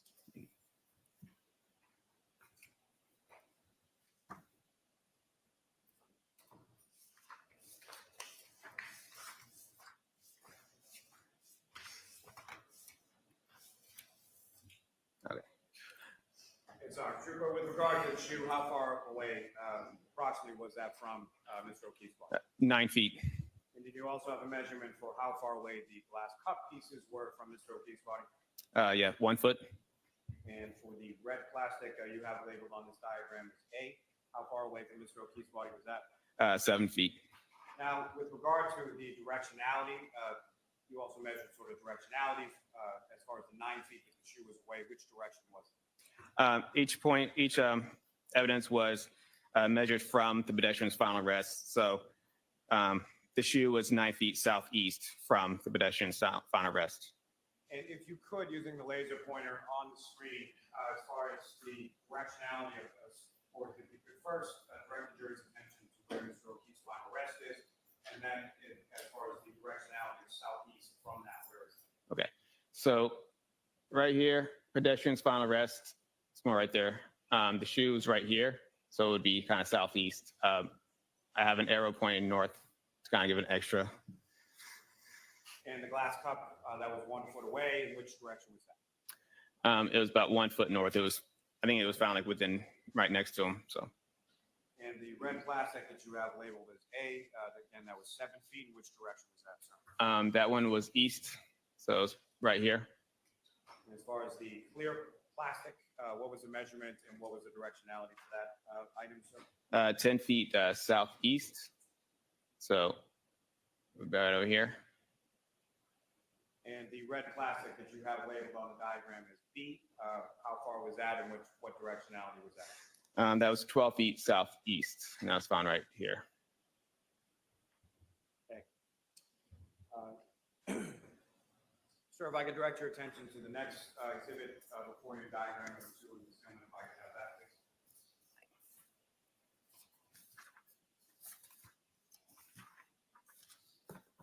Sir, do you recognize what's depicted up on the screen? Yes, I do. And if you could, again, using the laser pointer, what, if anything, of significance do you observe in this particular diagram in reference to the roadway evidence? It's just essentially the same diagram. It's just a closer up version of it. So you have, yeah. So you show you the pedestrian's final rest, glass cup, plastic pieces, the shoe. It's all still depicted in the diagram. And the red arrows that you had indicated, delineated, depicted sort of from where the words are to where the items were. Is that present in this diagram as well? Correct. If I could direct your attention to the next exhibit before you, and if I could have diagram 3, Ms. Gilbert.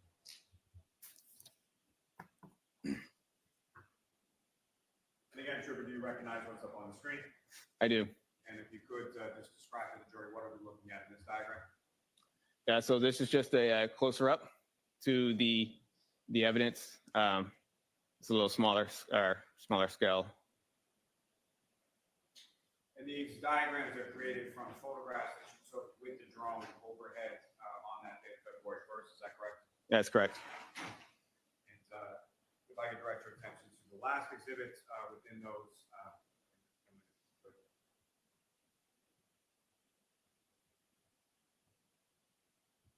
And again, sir, if you could, you recognize what's up on the screen? I do. And could you describe to the jury again using the laser pointer to delineate what, if anything, is significant to observe in this drone photograph and diagram you have? Yeah, so this is from my report. It's the same diagram. Has the same amount of evidence on here. There's a house, there's a light pole here. These lines here, which I mentioned earlier, were the edge of the road and the edge of the sidewalk. You can take that down.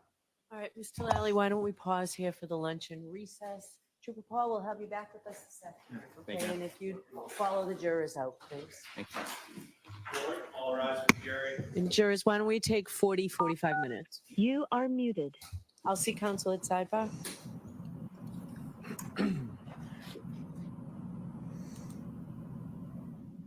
Okay. So now we have real lunch. My apologies. I thought the first break was lunch, but apparently it was just the mid-afternoon break, I guess, or some other kind of break. But explosive testimony this morning. Jessica Hyde with the how long to die in the cold Google search, totally debunked. Yvette couldn't do much with that on cross. I don't know. major part of the defense's case. Look at Karen, unhappy. Not a great day for the defense, as invigorated as she was with Proctor's testimony and Cross. She seems to be defeated, annoyed by this testimony today. I mean, basically everything that the defense has put out has been proved to be a lie, and this movement goes on because it's making money for people. So they're just joining in. They don't care that this is a movement that harasses witnesses, harasses law enforcement officers, re-victimizes the victim's family. They're fully on board.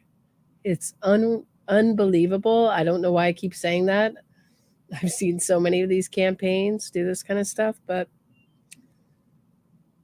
that is the word.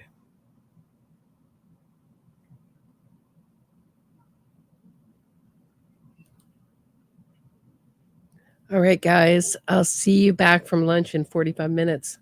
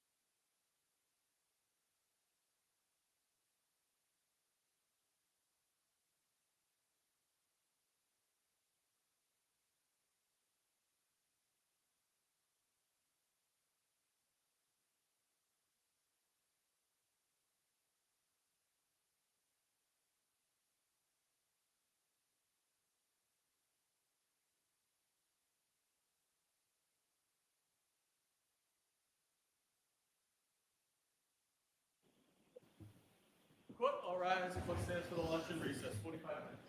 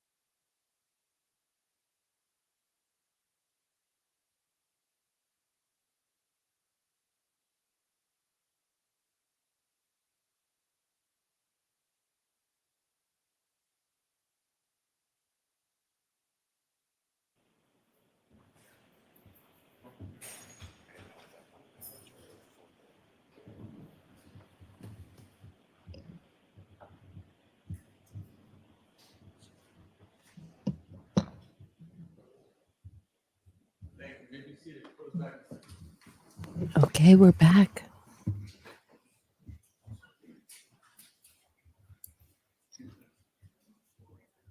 Just watch your step for me.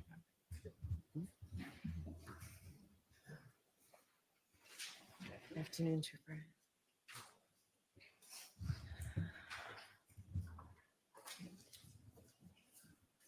All right, Mr. Lally, whenever you're ready. Your Honor, with the court's permission, may we have exhibit 587 back up on the screen? Yes. And this gentleman, that's the drone image.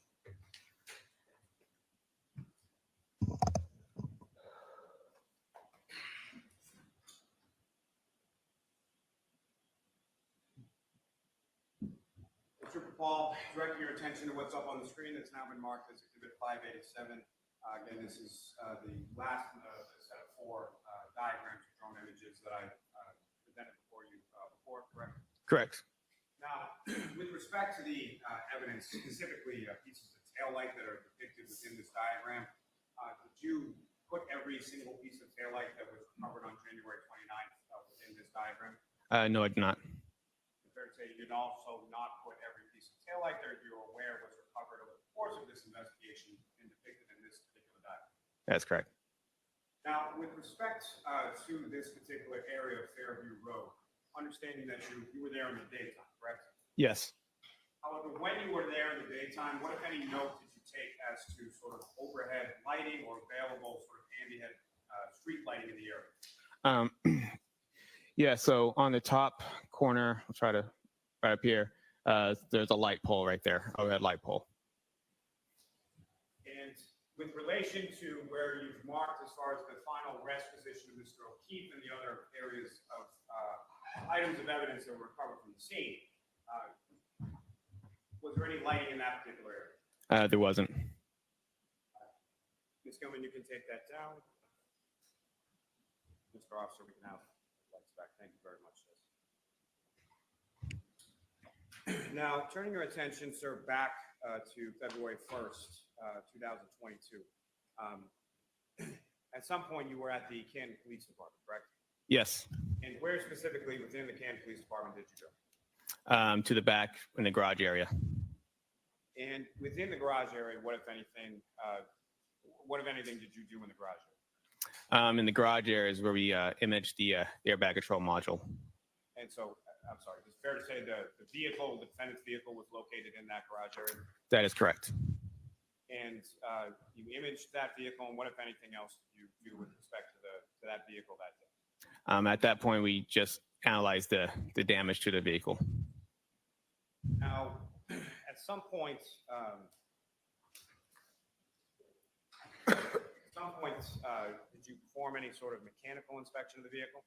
Yes. Was that day or at some later? It was that day.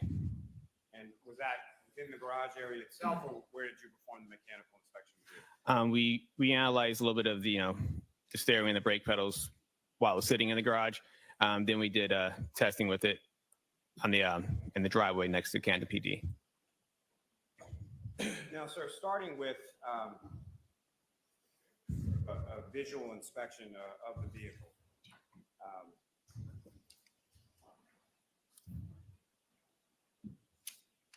Your Honor, may I approach? Yes.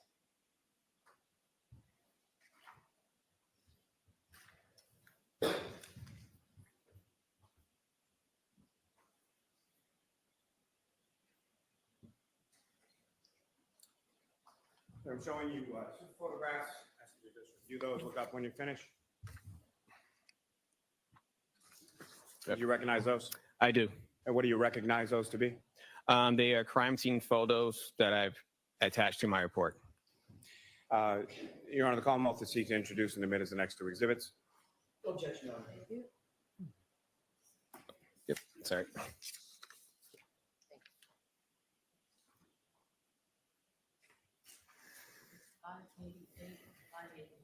Thank you.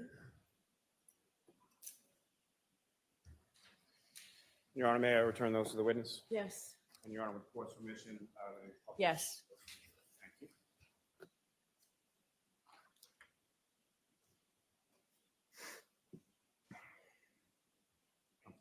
One moment, Your Honor.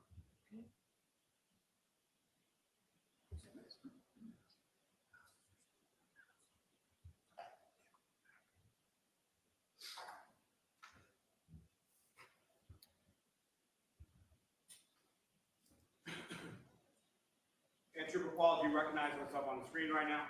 Yes, I do. And what do you recognize as? That's one of the crime scene photos that I attached to my report. And what's contained in this, is that a fair and accurate portrayal of sort of the front of this vehicle, looking at it from the passenger side? Yes. And Ms. Gilman, if I could have the next photograph, please. And Trooper, do you recognize what's up on the screen now? Yes, I do. What do you recognize as? That's a crime scene photo that I attached to my report with notations that I made on it. And what's contained in this photograph, is that a fair and accurate portrayal of what you observed in the rear passenger side area of the defendant's vehicle in the garage on February 1st? Yes, it is. Now, step back a little bit here. With regards to what you've noted within this, if you could, using the laser pointer before you, just direct the jury's attention to what, if anything, of significance you observed in your inspection of this area of the Lexus. Okay.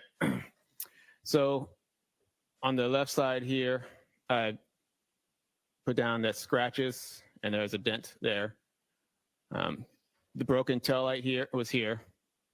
There's some scratches on the bottom right rear bumper here. And there was glass from a cut back on the bumper.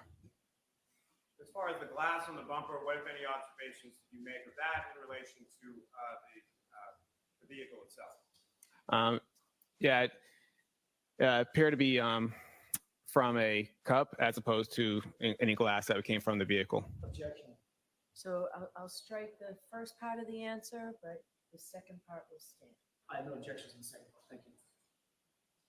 Now, with regard to the dent that you've delineated within this photograph, did you take any measurements from the ground as to where that was located? Yes, I did. And how far did you measure the dent to be approximately from the ground? Approximately 48 to 50 inches from the ground. And what, if any, measurements did you take as far as from one part of the vehicle to the other, as far as where the dents were located? Yeah, so it was approximately 19 inches from the right side of the vehicle. Now, the scratches that you were talking about before, where were they in relation to the dent? Right above the dent. I can see right there. As my hand shaky. Now, as far as you obviously also made observations of the driver's side tail light as well? Yes. And so, from what you observed of the driver's side tail light versus the passenger side tail light, what, if any, observations did you make as far as the color of the pieces that you found missing from the passenger side tail light? As compared just into the left side of the tail light? Yes. So on the left side of the tail light, there was red and clear plastic pieces. Now, the scratch marks along the bumper, did you take any measurements with relation to them? Yes. And specifically, did you take measurements from the ground to where they were located? Yes. What did you measure those? They were approximately 27 to 28 inches from the ground. Thank you. Just come in, you can take that down.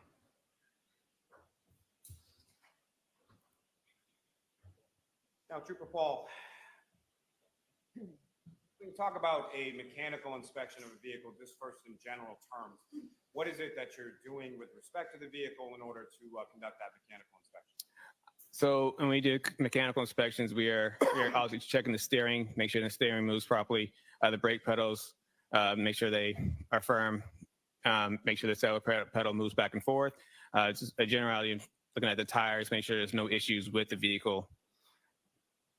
And what, if any, observations did you make of the vehicle itself as far as any defects or anything to do with the braking, the tires, or any of the other areas that you expect? We didn't observe any mechanical defects with the vehicle. Now, with relation to the weight of the vehicle, what, if any, analysis, or what, if anything, did you determine as to the weight of the Lexus? The way the Lexus side man was on an analysis was just based on I think I have the gross vehicle weighting for the vehicle. And how much did the vehicle weigh according to the gross weight? I think it was approximately 7,000 pounds. Now, with respect to the lights of the vehicle and being the tail lights and the headlights, what, if anything, did you determine those to be as far as what type of lights were they? They were LED. They were headlights and taillights were both LED. And if you could just expound a little as far as LED lights, what if any significance does that have to you, or what kind of lights are LED? How bright are LED lights? LED well, most comparison to what most people think in car and tail lights, where I have the bulbs, where they have the filaments. LED is more electronically controlled. There's a sensor that will light up, as opposed to a bulb type headlight and tail lights. Now, are you familiar with an organization called NHTSA? Yes. And what does NHTSA stand for? It's the National Highway Traffic Safety Administration. And what, if anything, did you do with regard to NHTSA in respect to this vehicle itself? We run the vehicle through NHTSA to see if there's any recalls on the vehicle. And what, if any, recalls did you discover when you ran this particular vehicle through NHTSA? There were no recalls. And to be specific, we're talking about this specific vehicle as opposed to just Lexuses in general, make and model, correct? Correct. Yeah, we put the VIN into the system, and it will tell you if this vehicle has any recalls to it. Now, you indicated on February 1st at some point you did some testing with the vehicle. Is that correct? Correct. And where was that testing done, and what did it consist of? It was done in the parking lot of Canton PD on the same day. We did a forward braking test, a reverse braking test, and a reverse acceleration test. Now, the parking lot of the Canton Police Station where you did this, what kind of roadway surface was that? It's an asphalt surface. So similar to the asphalt surface at 34 Fairview Road, is that correct? Correct. And what was the condition of the roadway as far as how dry or wet was the roadway when you conducted these acceleration and braking tests? It was wet at the time. And with respect to your understanding of January 29th, 2022, with the asphalt surface in front of 34 Fairview Road, what was the condition weather-wise as far as that roadway surface at the time of this collision? At the time of the collision? Yes. What I understand is it was snowy, so the asphalt road had been fairly wet from snow.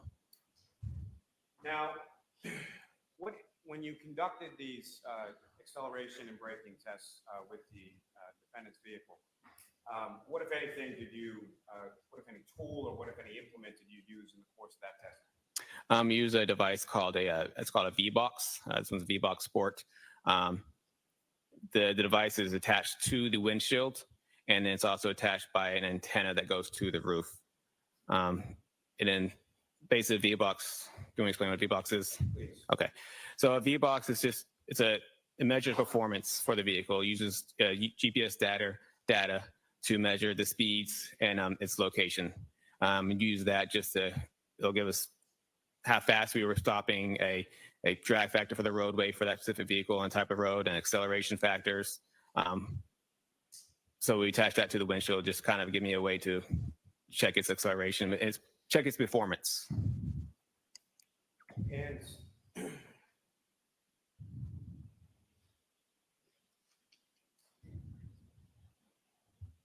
sorry, you're on one moment, please. Sure.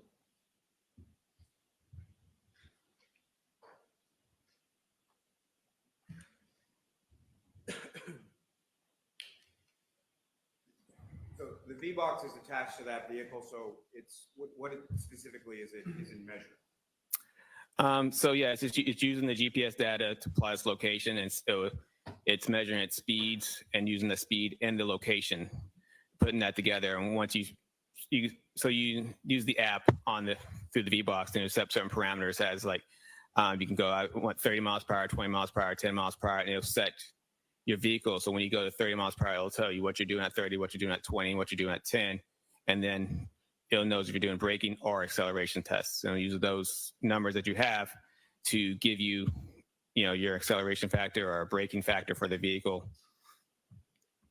So from the V-Box Sports device that you use, and you've received training as it applies to using that device? Yes, I do. And certification as well?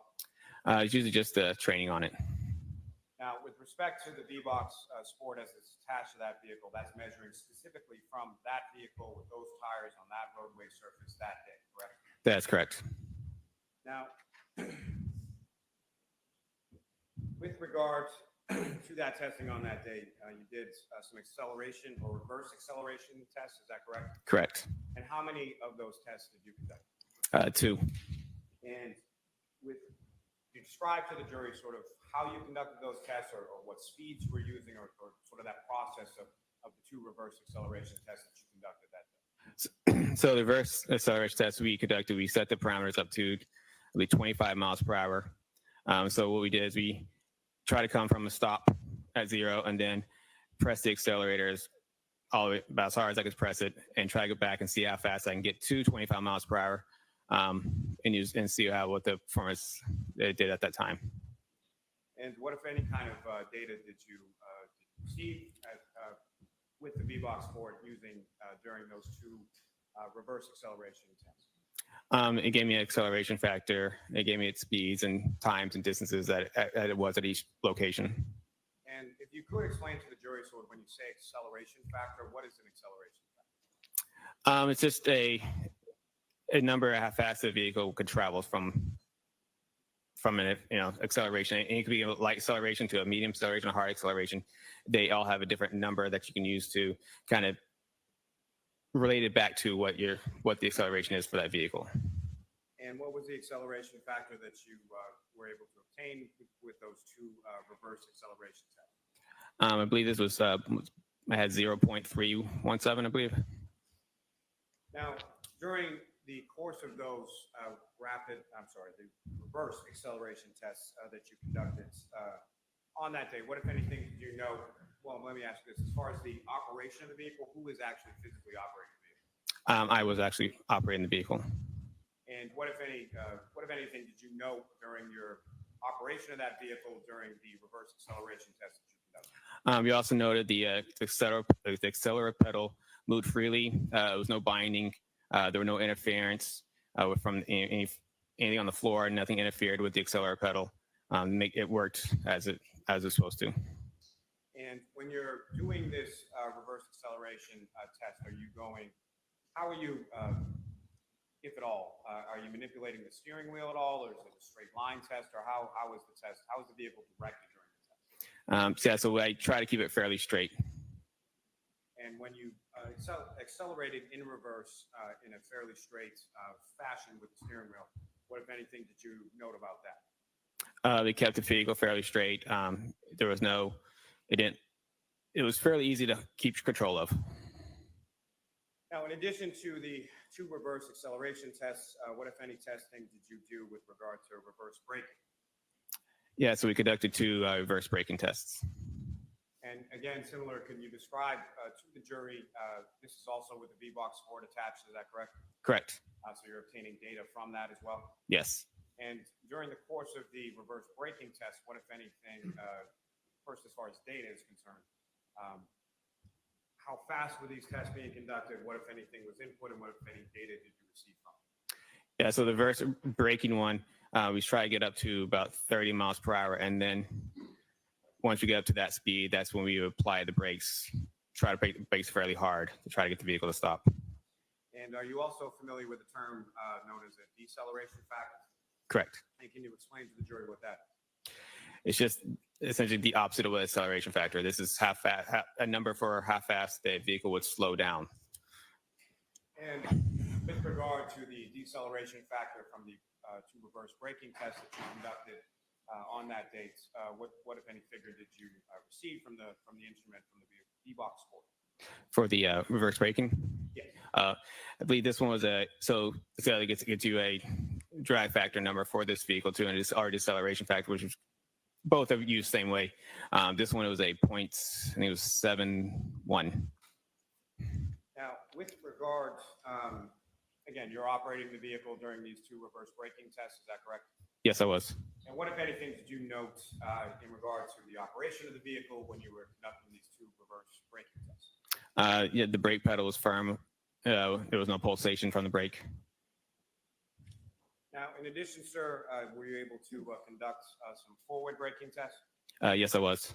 And similar again, could you describe to the jury as far as how you were operating the vehicle during the forward braking test? Yes, essentially the same thing as reverse. If I was going forward this time, I got up to 30 miles per hour, and I would just apply the brakes about as hard as I could apply them to the stops.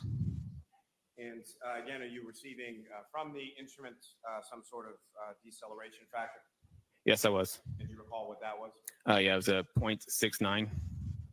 And during the course of your operation of the vehicle during the forward braking test, again, what, if anything, did you note in regard to the operation of the defendant's vehicle? Same as before, the brake pedal was firm. There was no pulsation, no issues. Now, you talked a little bit about a ACM or an airbag control module, correct? Correct. And you indicated earlier in your testimony that you had downloaded information from that. Is that correct? Yes. Now, when you download that information, what, if anything, do you get from the vehicle, or what, if any, how are you able to sort of read or interpret that data? So in the airbag control model, it's equipped with a spot event data recorder on EDR. And then that data from the EDR, we will use the Bosch CDR software and will attach to the vehicle.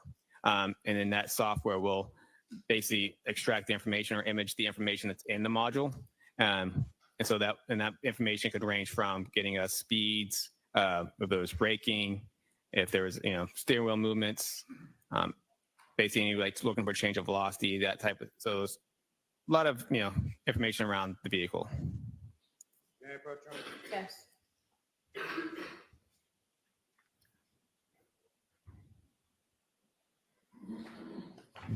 Showing you the document, sir, 7 pages in length. Just ask you to review that when you're finished. Okay.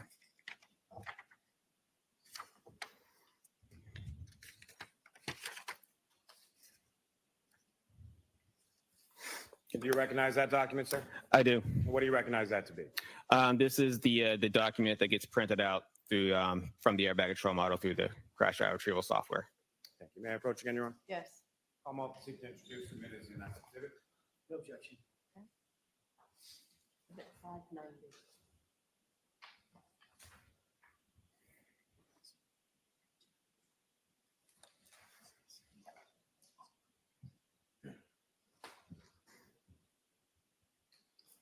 Now, sir, when it comes to the CDR printouts, or let me ask you this.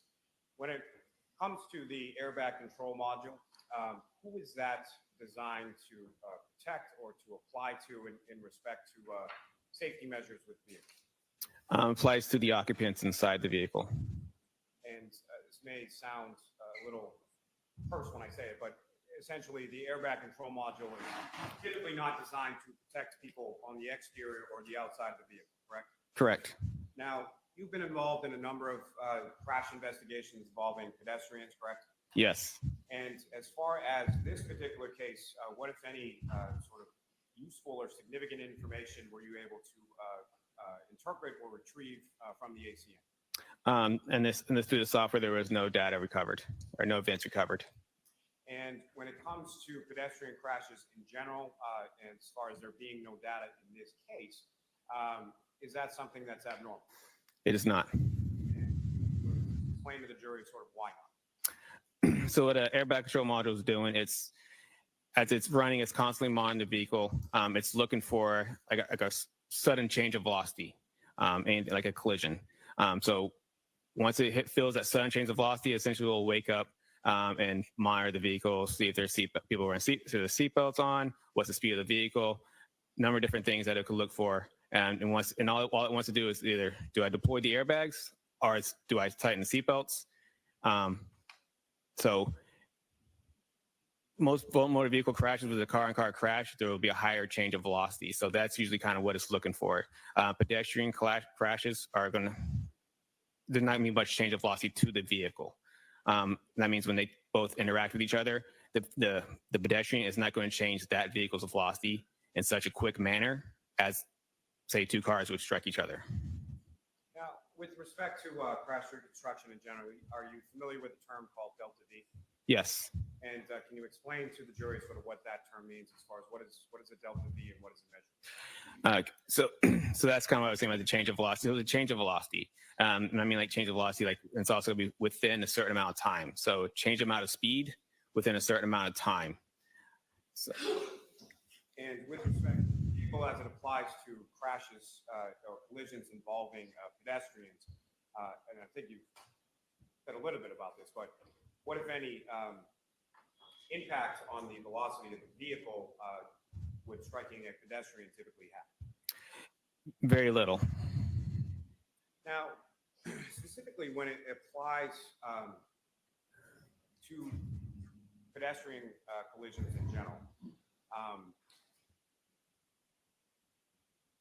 you familiar with the concept of linear momentum? Yes. And can you explain to the jury sort of what that is and how it applies with pedestrian crashes in general? Linear momentum. Momentum is just essentially when two objects interact with each other. They come in with momentum and they leave with momentum, with essentially the same momentum. And linear momentum just means something that's in line with each other. Now, as far as we talked a little bit earlier in your testimony about roadway evidence, when it comes to your experience with pedestrian collisions, what, if any, relationship does that linear momentum have in relation to roadway evidence that you would expect to find at a scene of a pedestrian collision? So when a pedestrian strikes a vehicle, they will go in the direction where the vehicle was traveling. So if the vehicle is traveling one way, the pedestrian strikes, it will go essentially that same way, depending on what part that vehicle strikes. Now, as far as other items that the pedestrian may either have in their hand or other items of looser fitting clothing, what, if any, experience do you have as far as observations of those on collision scenes involving pedestrian collisions? Yeah, so it's not uncommon for pedestrians to lose essentially any sort of loose clothing. So, shoes, belts, hats, anything that's not very strapped on very well, could leave the body. And as far as directionality is concerned, when it applies to that linear momentum that you were speaking of before, those sort of loosely held or handheld items, or would glasses be included within that as well? Correct. So those types of items, as far as directionality is concerned, what, if anything, can you tell the jury about that? Yeah, so they will go in the same direction the pedestrian travels post-impact. We usually use that as kind of a post-impact path of travel for the pedestrian, showing that this is the direction that they would have traveled from where they got struck. Now, are you also familiar with the reconstruction terms known as area of impact and point of impact? Correct. And can you explain what those terms mean in a crash reconstruction context for the jury? Yeah, so an area impact is essentially the area where the crash happened, where these two vehicles or vehicle pedestrians, where their initial impact happened. Point of impact is the same thing. It's just more down to like that specific point at a specific area. Area can mean a little bit broader in that sense. And what are some of is this something that is delineated somewhat, at least by roadway evidence? Correct.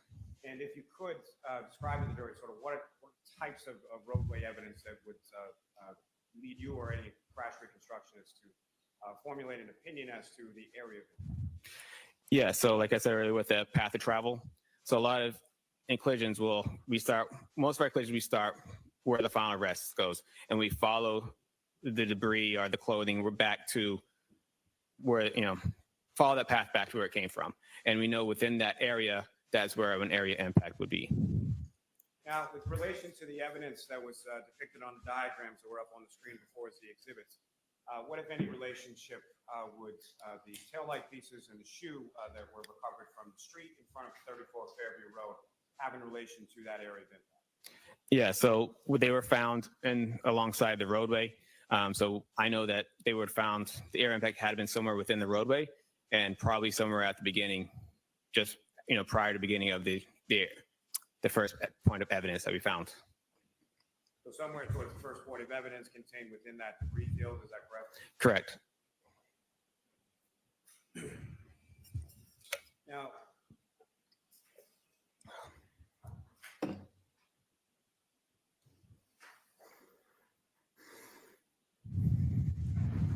could have one more? Yes.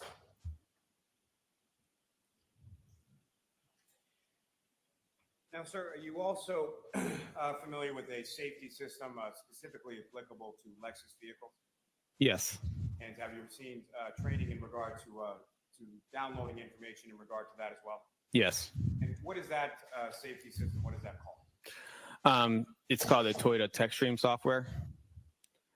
And so the Toyota TechStream is a software similar to the crash data retrieval or CDR software that you're talking about, but just specific to a Lexus. Yeah, but it's between Toyota and Lexus has software. The TechStream, it's similar in the fact that they both record data to the vehicle. TechStream was created by Toyota for their technicians to diagnose vehicles and use that information to help, any kind of mechanical issues that they would have with the vehicle that they can do when you bring your car to them. They can look at the TechStream and just kind of find out what caused the mechanical issue. Now, with respect to the Toyota TechStream data that's available, what kind of data are we talking?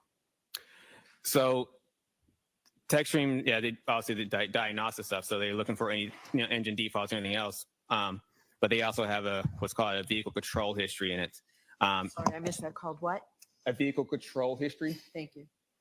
And the vehicle control history it's basically monitoring people's driving behavior. So it has certain, they call it triggers that they have listed. And when those triggers are met, they will record data related to that trigger. And what type of data, in general terms, what type of data are you able to recover through the Toyota TechStream tool from the vehicle control history? Yeah, so that each trigger, you can record, it's the same as the, you get your speeds, brakes, if the accelerator pedal's on, for steering wheel angles, engine RPMs, all the information that you have related to vehicles. Now, in addition, is it possible with vehicles that have, some vehicles made that are accessible through this Toyota TechStream, including Lexus, which I should say, I'm sorry, so Lexus is manufactured by Toyota, correct? That's correct. So in some vehicles, Toyota or Lexus vehicles are made by that manufacturer, are equipped with camera systems, is that correct? Correct. And again, in general terms, what, if anything, in relation to the camera system is it possible to collect from the vehicle control? The camera systems in certain vehicles can record photos, like little grainy black and white photos. And were you able to recover any black and white photos or photos of any kind from the defendant's vehicle in this case? I was not.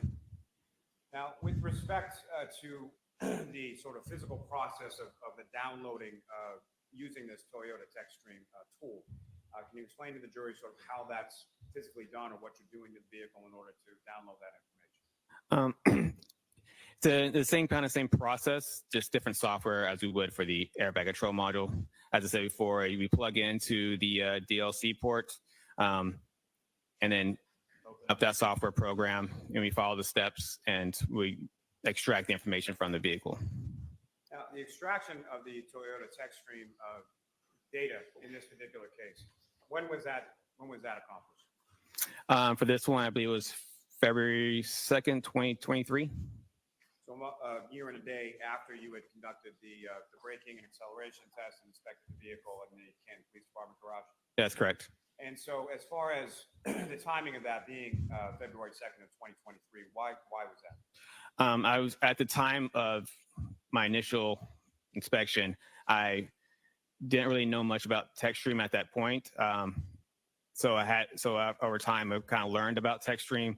And so once I learned about it and I thought, is this relevant to our case? And I looked more into it and found that it is relevant.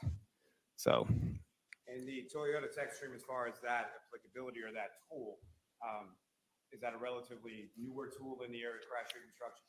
It is getting fairly newer, as in like it's getting spread out. It's getting bigger. It first got created on one vehicle in 2014.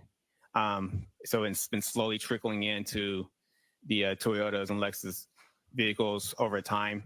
But it's definitely gotten bigger within the past couple of years. Now, with regard to this information, when you were then able to download that information, you received some data, is that correct? That's correct. And you mentioned that it goes, or it's measured sort of by triggers, is that correct? That's correct. And from the data that you were able to obtain from the defendant's vehicle, what type of data were you able to retrieve as it relates to the vehicle control history?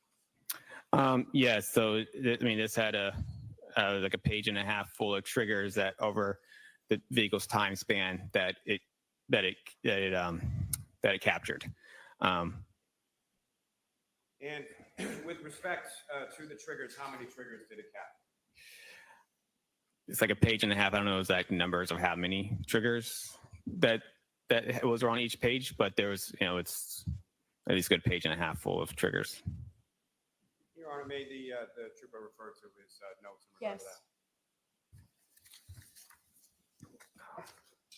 The trooper, if I could direct you, I think it's page 9 of your report. Okay.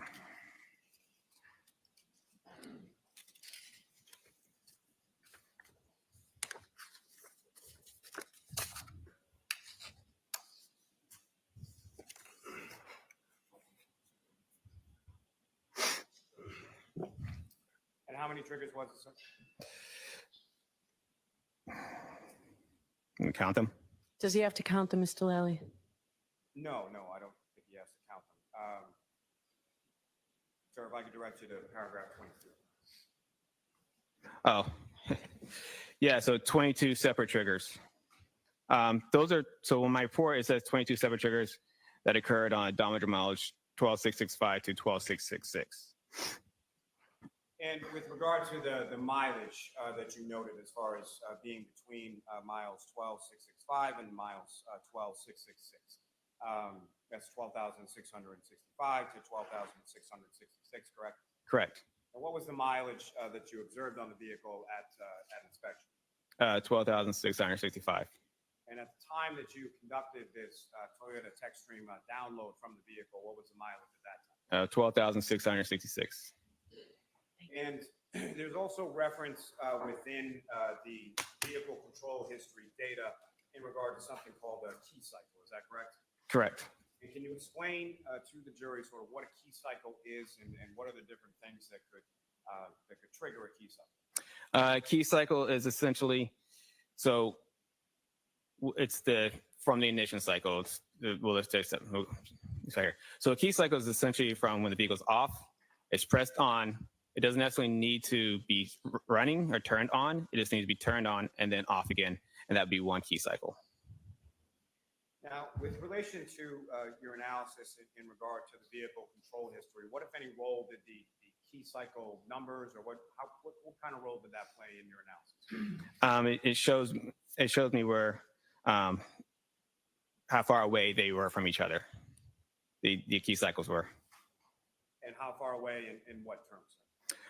So when I turned the vehicle on, when I did my testing, it shows me what key cycle was that I was on when I did those testings, and then the odometer mileage in relationship to that.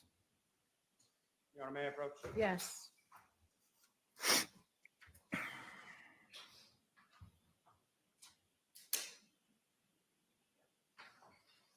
Sir, I'm showing you the documents. Just ask you to look at that, look up and finish. And do you recognize that, sir? I do. And what do you recognize that to be? That is the table from the vehicle control history from my report. And Your Honor, may I approach? Yes. I'm off to seek to introduce the minutes of the next exhibit. No objection, Your Honor. Okay. The 591.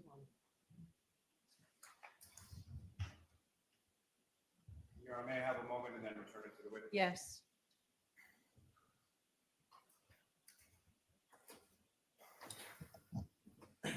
Your Honor, with the court's permission, if I could ask to publish this to the jury.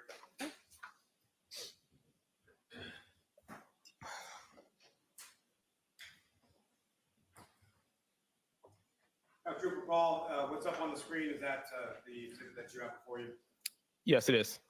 Now, if you could, using the laser pointer before you, just direct the jury's attention to what we're looking at in this exhibit and what type of information and where it's located within this exhibit. Okay, so this is the vehicle control history.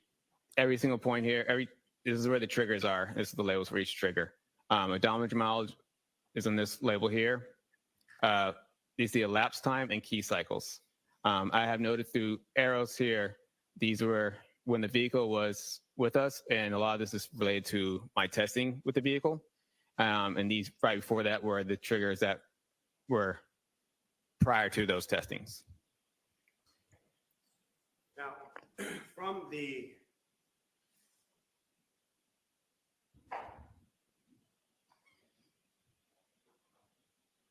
within this table, sir, there are 2 triggers reported at odometer mile 12,629. Yes. And what's the key cycle associated with 12,629? 1,162. Now, these triggers that are contained as far as the 12,629, that's prior to the. You have to either come closer or speak up even louder, Mr. Howley. I will speak louder. There's no microphone near you. That's the problem for the court reporter. My issue is, Your Honor, there's no light over here. All right, so let's turn the light on and then you can ask your question, then we'll turn the light right back off, please. Thank you, Your Honor. My apologies. So that odometer mile, as far as 2 triggering events, at 12,629, correct? Yes. And that occurs prior to the 12,665, 12,666 during the course of your braking and acceleration test, correct? Correct. And the mileage difference between those two, did you do that math? Yes. What was the mileage difference between the two? 36. And how many key cycles were different between your testing and that odometer reading of 12,629? 2 key cycles.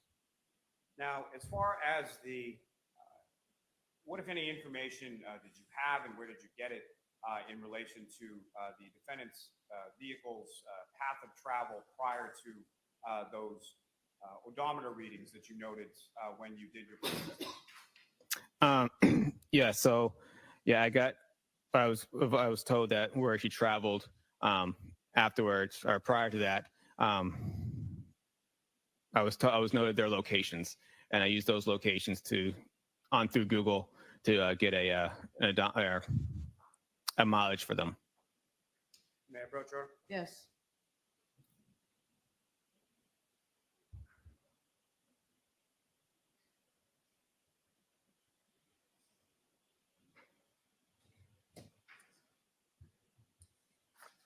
Showing you another document, sir, do you recognize that? I do. And what do you recognize that to be? Those are the Google directions. I put them in a table and put in my report. And may I approach her? Yes. I'm wanting to introduce you to the next exhibit. No objection. Thank you. Sorry, I have 1 minute, John. Yes.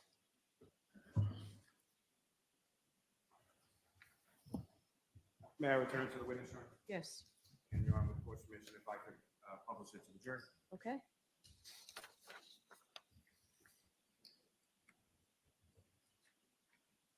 Someone, if you could enlarge 2 minutes a little. Now, Trooper Paul, do you recognize what's up on the screen as the next exhibit before you? Yes, I do. And these are, again, if you could explain to the jury sort of what we're looking at here and how you came to these mileage tools. Yes. So when I got the directions, it showed us we got from 34 Fairview Road to 1 Meadows Ave. And when I put that address onto Google, it gave me suggested routes. So I put each suggested route on there and the time it took. So I did that with every direction from 1 Meadows Ave to Waterfall to 12 Country Lane, and 12 Country Lane to 1 Meadows Ave, and then 1 Meadows Ave to 345 Country Hill Drive, North Dighton. So I did that for every single one and find suggested routes, so which is labeled in all these boxes here. And then at the bottom here, I did a total distance, and I did a min and the max distance of, and the minimum was 36.1 and a max distance of 38.8. All right, so I'm going to ask you to take that down for a minute, and I'll see counsel at sidebar, please.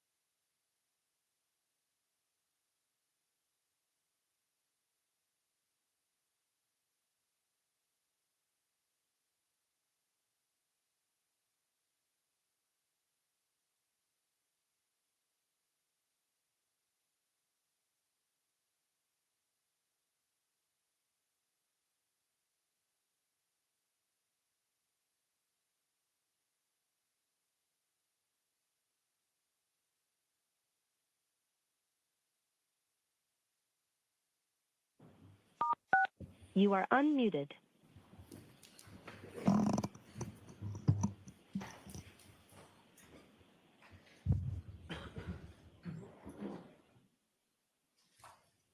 Now, in addition to those distances there depicted in that exhibit, sir, have you also looked at a mileage or distance between, I'm sorry, the first up there was as far as 34 Fairview Road to 1 Meadows Avenue, is that correct? That's correct. And that gave you sort of 3 different routes of travel, is that correct? Yes, And the minute of the max was 2.2 to 2.6. correct. Now, if you were to add that as an additional sort of distance travel to the 36.1 to 38.8 that you had calculated, how much of a difference does that make? Between the two min maxes, Yes. only 2.7. And as far as your analysis that we're about to discuss, adding in that approximate 2 points, whatever miles, how much of a difference does that make to your analysis and ultimate conclusions in regard to the VCH or vehicle control history data? As we're going later, but so the 36 is just within the realm that she could have traveled 36. The odometer mileage is the odometer mileage. So 36 is 36. That's what's on the vehicle. So within the realm of possibilities that the vehicle could have traveled 36 miles after the 2 triggers that are in this vehicle. Now, with respect to that minimum and max as far as the 36.1, 38.8, what, if any, relationship does that have to the difference in the odometer readings that you observed between when you conducted the braking test and when you observed these 2 triggering events that you were talking about at the earlier mile? I said no difference. The odometer mileage is the odometer mileage is 36. And so I guess what I'm asking, sir, is the 36 miles, is that within the range of the 2 triggering events that you were just talking about? Yes, it was. Now, as far as within your report and your analysis, did you come up with sort of a label as far as these 2 different triggering events that you observed? Yes, I did. And that incorporated the mileage, is that correct? Correct. And that was, again, 12,629, is that correct? Yes. And then as far as any further label that you put on it, how did you label it? I labeled them as in when they occurred. One's 12,629A and the other one's 12,629B. And with respect to the A and B, which one occurred first? The A occurred first. May I approach on? Yes.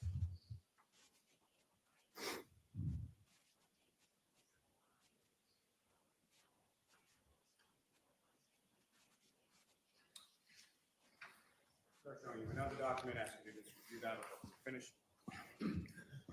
Okay. And do you recognize that? I do. It's the data chart from the 12,629 miles A chart. May I approach again, Your Honor? Yes. I'm also seek to introduce the minute to the next exhibit. No objection.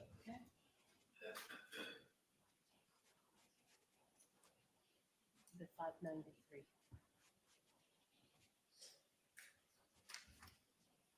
And again, if I could just have a moment, Your Honor. Yes. May I return this to the witness, Your Honor? Yes. With full submission, may I Yes.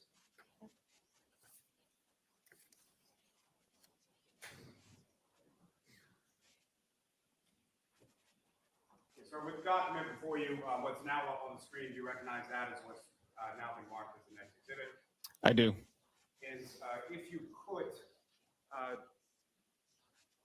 describe to the jury sort of what these rows indicate as far as what information is there, and if you could, using the laser pointer, direct the jury's attention to what, if anything, of significance you observed in this as far as 12,629 miles A. Okay.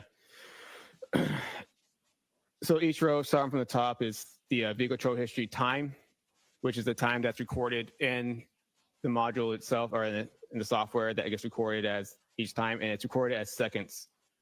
This time is the time from the start of the key cycle.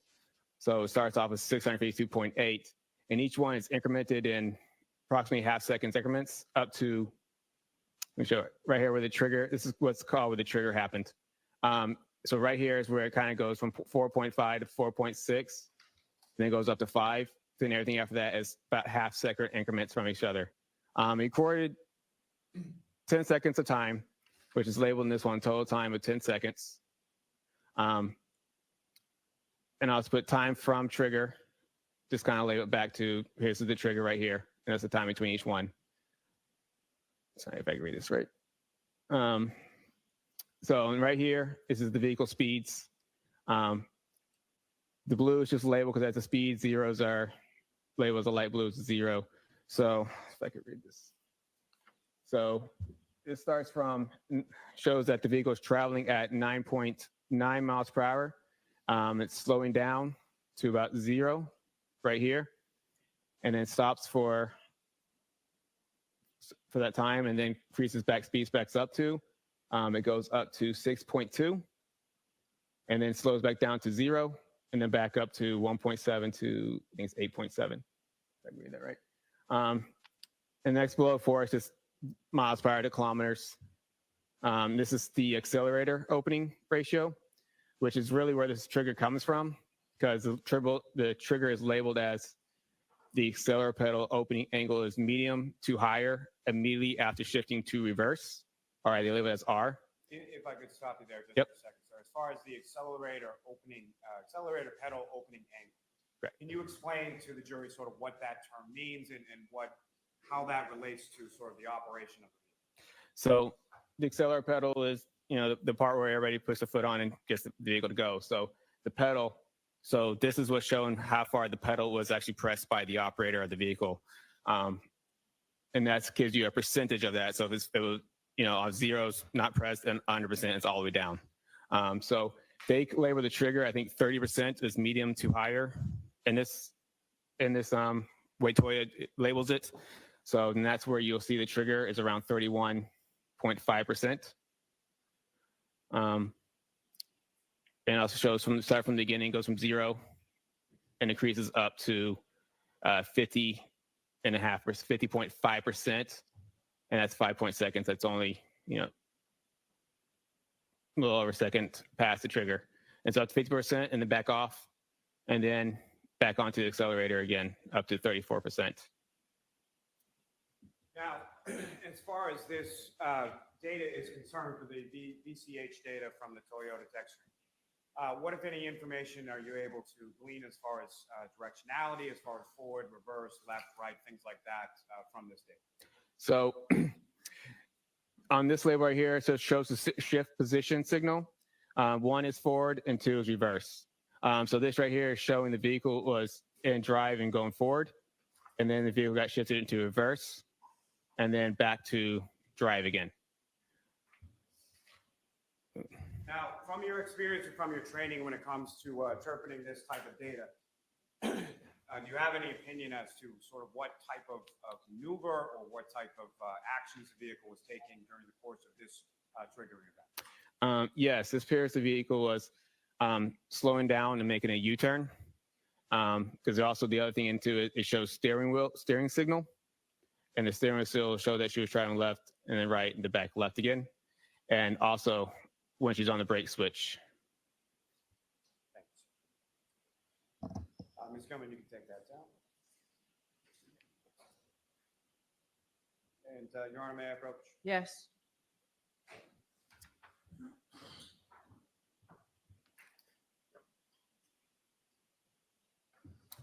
Sir, if I could just retrieve the one you have before. So, yep. That document that I've just handed you now, do you recognize that? Yes. And what do you recognize that to be? It's the one, the 12,000, the data chart from my report for as labeled as 12,629 miles B. So that's the second triggering event within this same mileage reading on the odometer, same key cycle? Correct.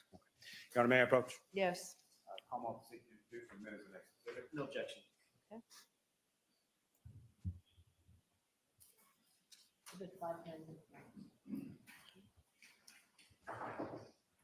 Again, just one moment, Your Honor.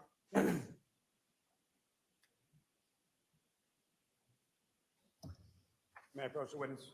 Yes, and for the sake of taking the best use of our time, if they're in evidence for the rest of this afternoon, both of you can then just ask to, just go ahead and put them up and not ask for permission this time. And Ms. Gilman, if I could.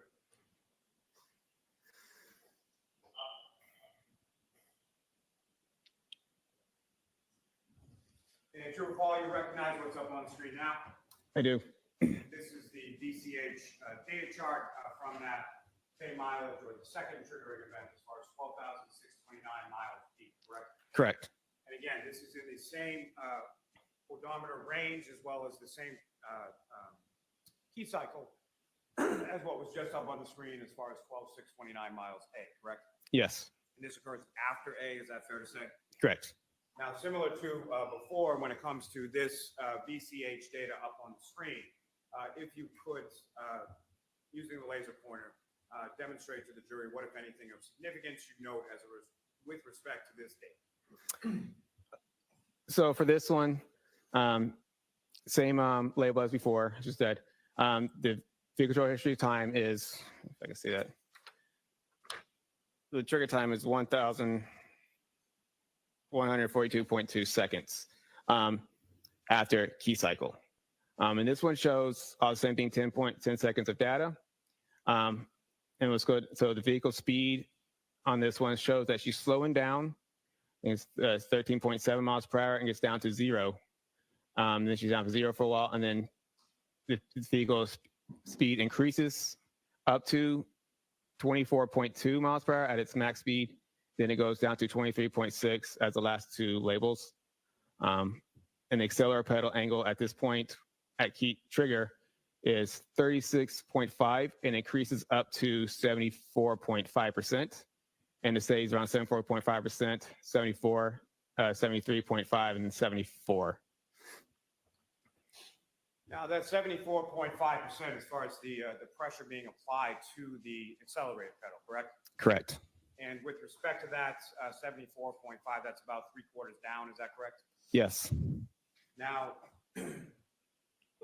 with regard to this data from 12,629 miles B, what, if anything, are you able to tell from this data as far as when that occurred in relation to 12,629A? So they occurred about approximately 8 minutes. So 1269A occurred 8 minutes prior to the other one, and they both occurred within on the same odometer mileage. Now, with respect to the duration of the data that you were able to obtain from this one, specifically 12,629 miles B, what kind of duration of data are we looking at in this particular table or chart? What, say that again? How long a period of time does this depict? So this is from the start of key cycle, or this whole just this one? Just this one. Okay, so this is 10 seconds of data. And with respect to that 10 seconds of data, as far as the 24.2 miles per hour, when does that occur within the 10 seconds of data for this particular event? So 24.2, as I'll point out, is right here. It's actually around the 9-second mark. Now, similar to the other charts for A that was up on the screen a moment before, is there an indication as far as the accelerator pedal opening angle? Yes. And what, if any, significance does that have, or what, if anything, does that indicate to you from this data on the screen? It shows that the accelerator pedal angle went up to 74.5%. So as out of 100%, it went up to 74.5%. Now, with respect to directionality for this, what, if any, data is contained within this chart in respect to that?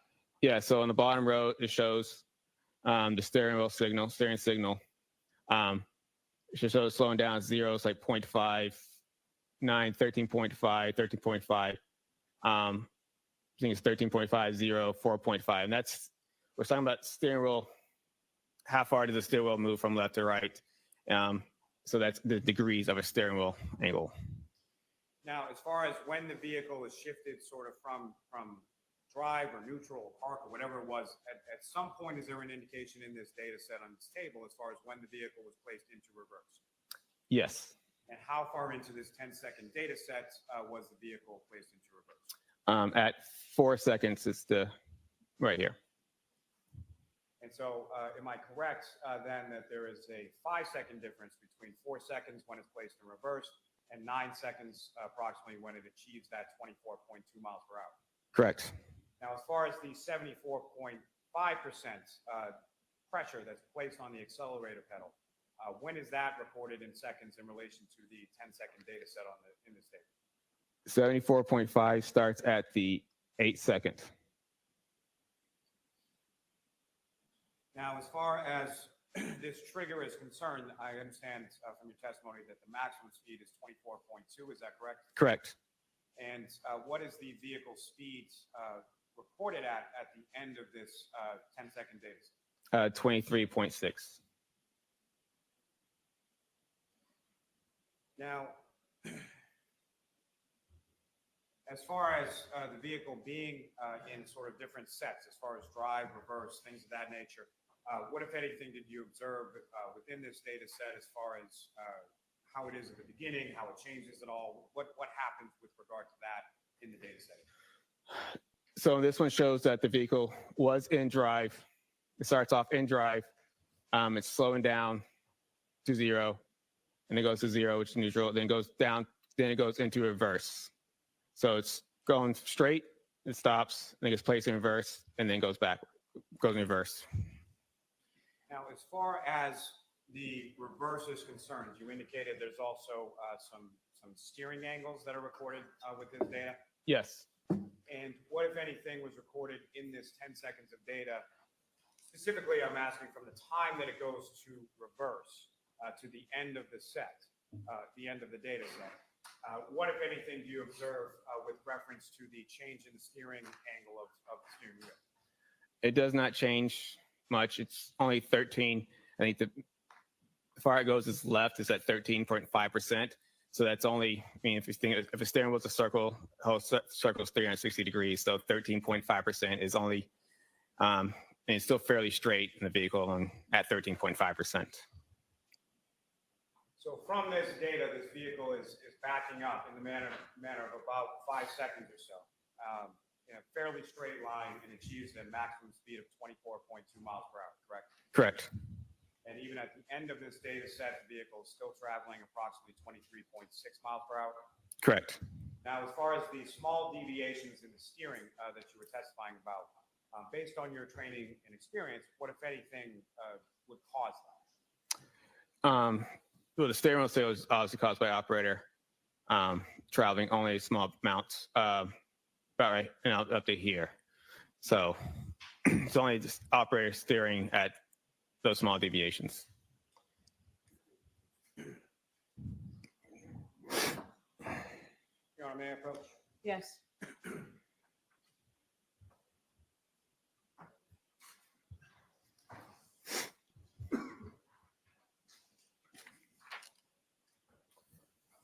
Grab that one. There you go. And present to you with another document. You recognize that? I do. And what do you recognize that to be? It's a more of a closer up snippet of that document that I have attached to my report. And Your Honor, may I approach? Yes. Hard practice. Call of the seat to introduce the bids and next exhibit. No objection, Your Honor. You can go ahead and publish it if you're inclined to.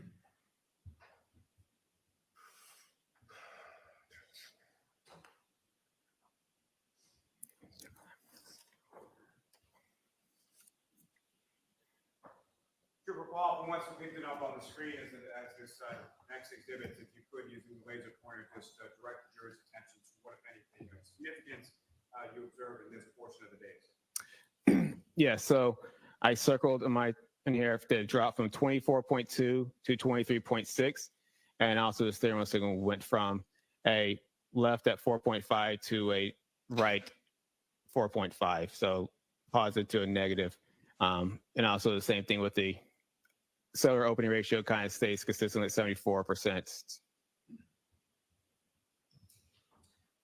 May I approach again, Your Honor? Yes.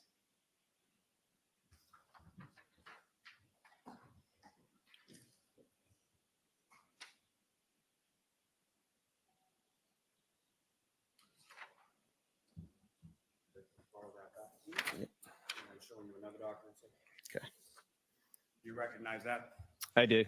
What do you recognize that to be? It's a vehicle control history distance chart I have attached, I calculated and attached to my report.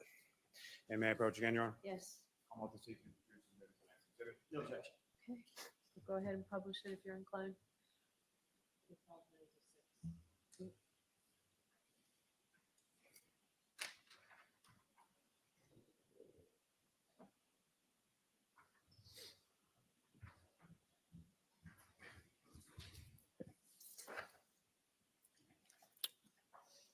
Paul, do you recognize what's up on the screen? It has now been marked as Exhibit 596. I do. And again, if you could, using the laser pointer, let me ask you this first. As far as this table and this information up on the screen, I should have asked you this before.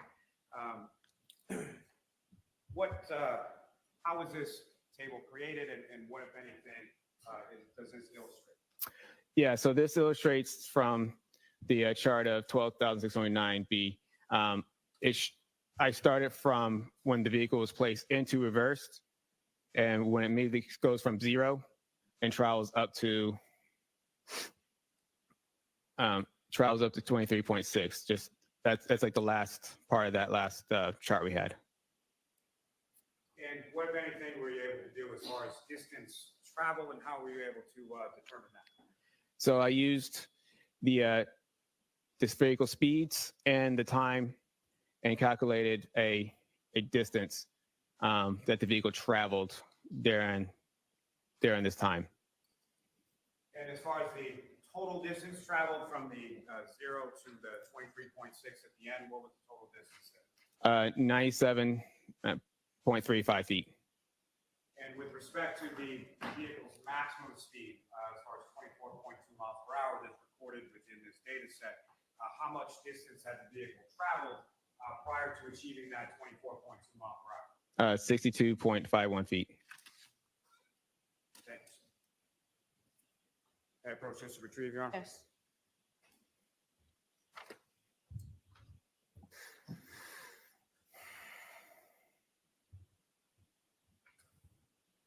Now, Paul, with regard to, based on your training and experience, with respect to this type of data and crash reconstruction in general, this particular set of data from, who's the name again? From 12,629 miles B, what, if any, type of collision is that data set consistent with, and why? Yeah, there's a point there where it appears to be consistent with a pedestrian strike. And why is it that your interpretation of that data you feel is consistent with the pedestrian strike? It's the sudden change of speed at 24.2 to 23.6 in a half second, while the accelerator pedal is still at a consistent 74%.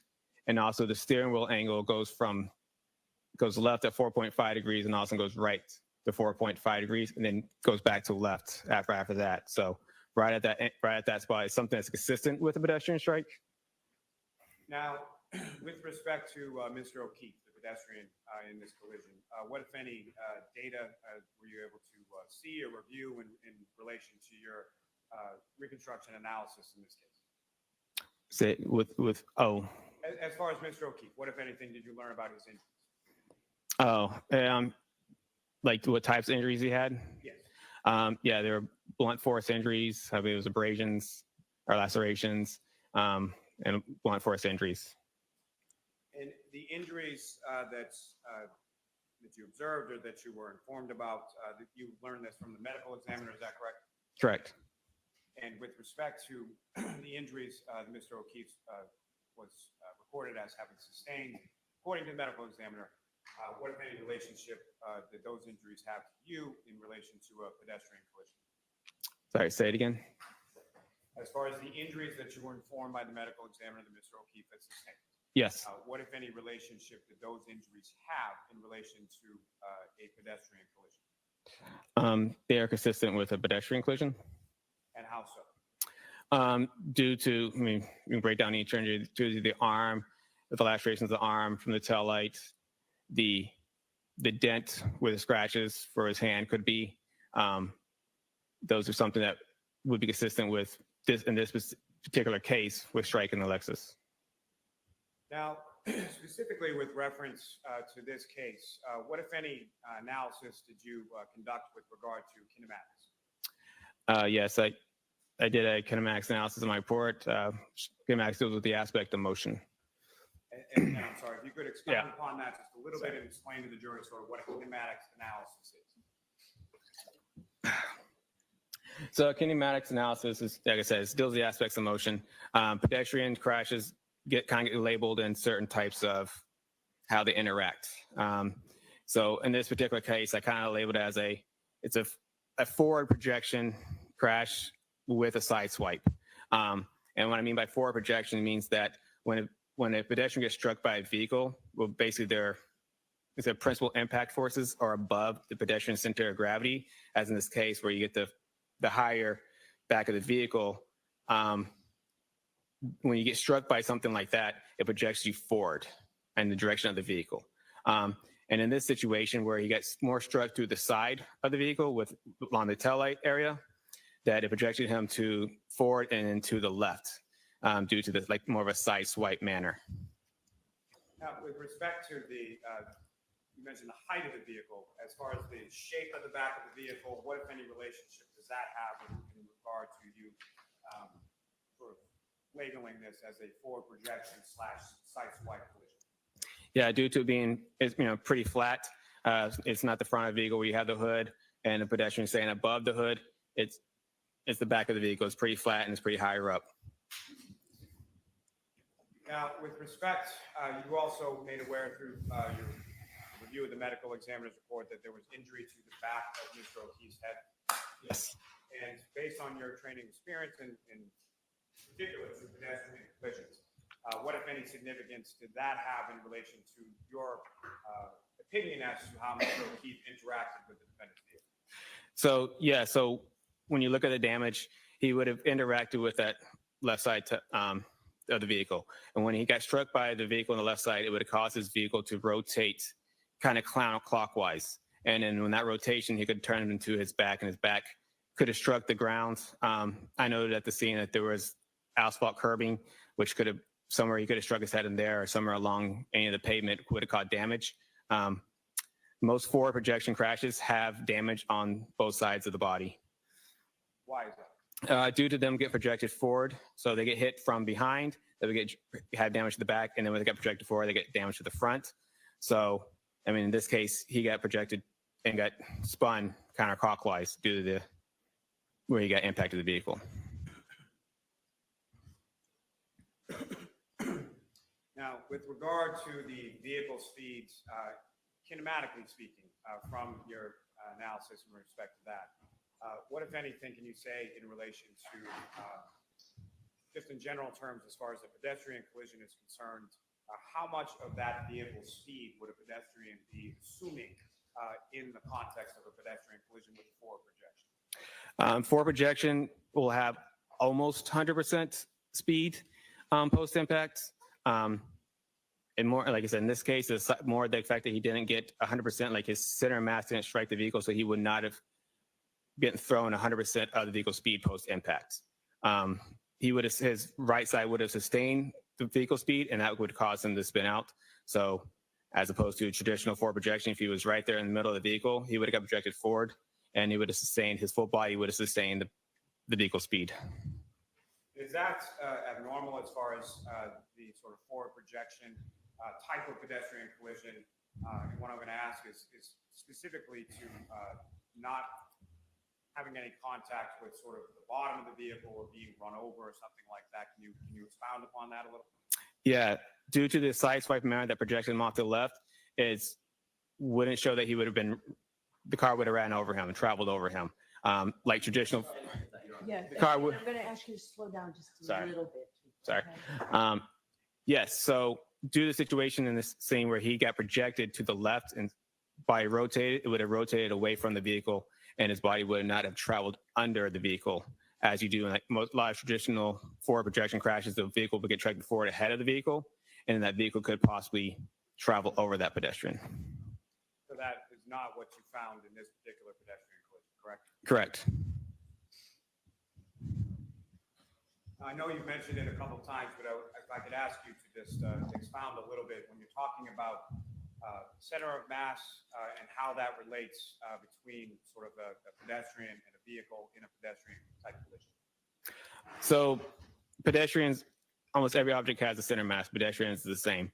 So a pedestrian center mass is essentially to the half the body, and you would also put down is around the chest area, just below the chest area would be a center of mass for a pedestrian, and they all range based on height and body shape. And so where on someone's body typically would a center of mass be located? Usually just around the chest area or just below the chest area.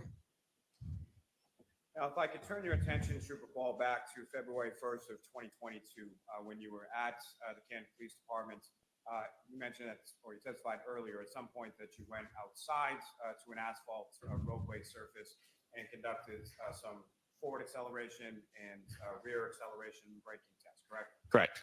Now, in addition to that, what, if any, other testing did you do with respect to that vehicle on that particular date in that location? We checked the cameras, and we did backup visibility analysis with the cameras and the vehicle. And again, if you could, just in general terms, first, just describe to the jury when you say visibility analysis, typically speaking, what are you doing in a visibility analysis? In the visibility analysis, we are trying to see what an operator would see in their vehicle. Looking for, in this particular case, we were trying to see if the operating vehicle would be able to see a pedestrian behind the vehicle. And also in this, where we have backup cameras, we're trying to look at the cameras and see what would the cameras pick up as we go into reverse.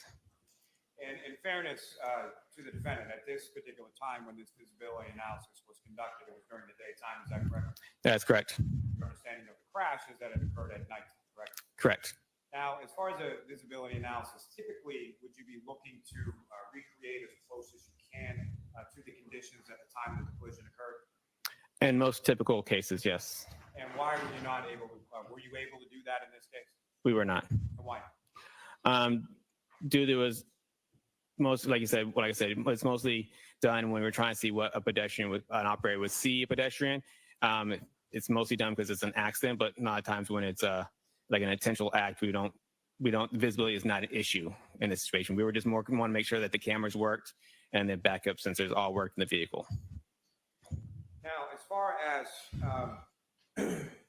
this particular visibility analysis that was conducted in this case, how, if at all, was that memorialized? It was recorded when the crime scenes. Trooper recorded it.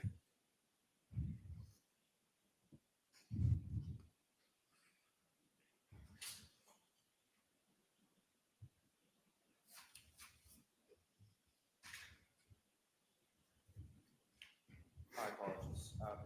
Before I get to that, sir. Okay. I could turn your attention just back to the text string just for a moment. And Your Honor, may I approach? Yes.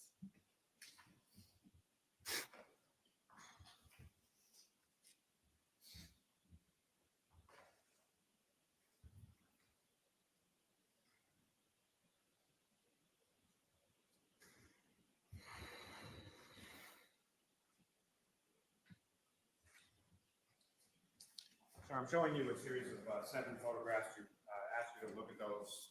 And first, I'm just going to ask you generally if you recognize those.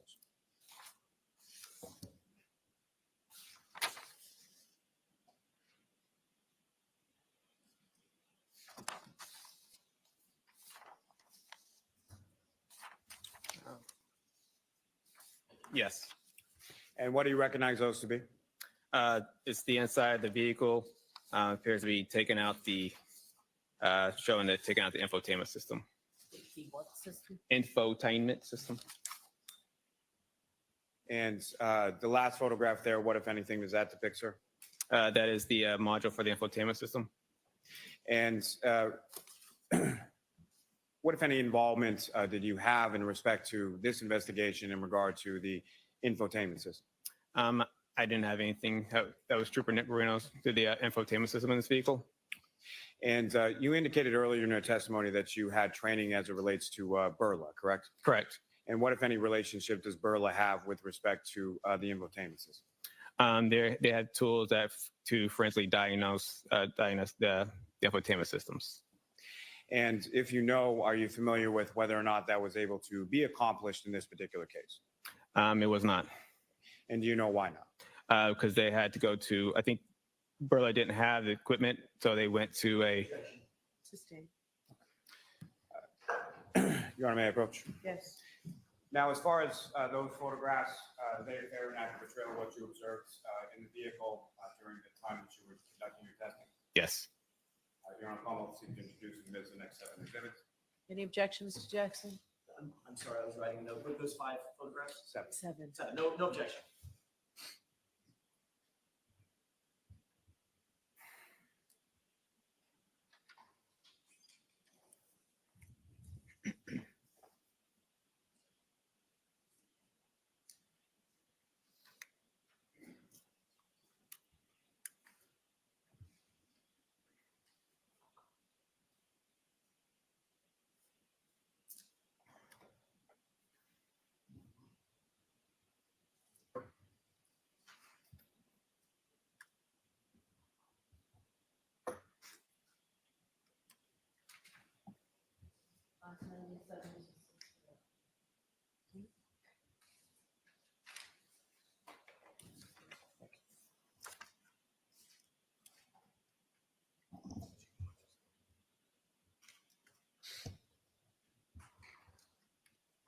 And Your Honor, with the court's permission, if I could just publish. Yes.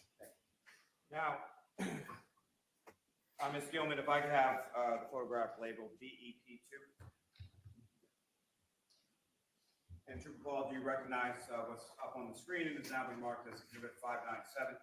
Yes. And what part of the vehicle are we looking at in this photograph? That's the steering wheel.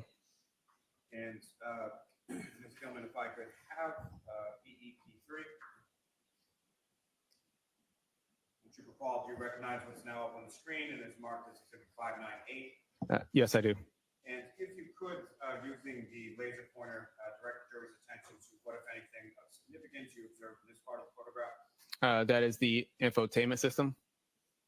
And as far as the infotainment system, when you were operating that vehicle, what, if anything, was displayed on that screen within the infotainment system? If you were in drive, it just said, the radio navigation stuff. But if you're in reverse, that's where the backup cameras and sensors would be. And Ms. Gilman, if I could have BEP4, sorry. And Trooper Paul, do you recognize what's up on the screen as Exhibit 599? Yes, I do. And what, if anything, are we looking at in this? That's the push button start, the ignition. So that's how this vehicle is started and stopped, essentially, as a push button start. Is that correct? Correct. Ms. Gilman, if I could have BEP22. And Trooper Paul, do you recognize what's up on the screen as now marked as Exhibit 601? Yes. And if you could, using the laser pointer, direct the jury's attention to what, if anything, you observe of significance in this. Yes, that's the infotainment system. It's on, shows satellite here. Looks like that's the navigation. Thank you. Ms. Gilman, you can take that down.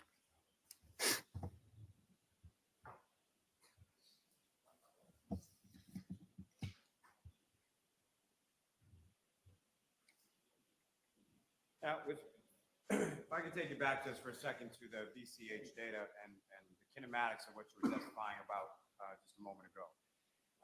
You had mentioned that with respect to the injury to the back of Mr. O'Keefe's head that is consistent or could have been caused by striking his head on part of the pavement or the curbing, is that correct? Correct. Now, as far as your training and experience in pedestrian collisions that you responded to and investigated on prior occasions, as far as weather, as far as the coldness of the ground being frozen, what, if any, impact did that have as far as in relation to the injuries to the back of Mr. O'Keefe's head? Objection. Sustained. Now, as far as the visibility analysis that you were conducting on February 1st, you mentioned that that was memorialized with photographs as well as video. Is that correct? Correct. And the video that was taken, sir, was that in the interior of the vehicle, exterior of the vehicle, or both? I believe it might have been just the interior.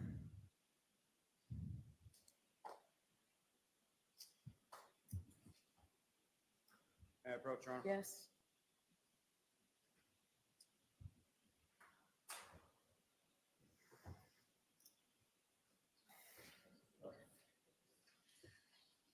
Officer, I'm showing the 2 discs.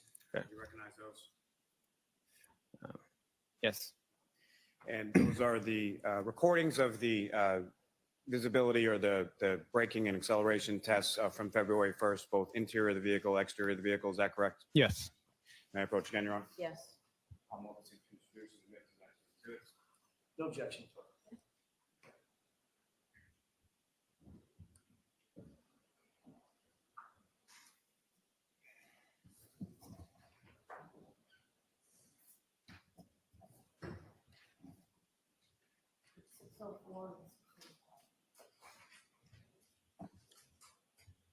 Before we get to those videos, Trooper, may I approach again, Your Honor? Yes.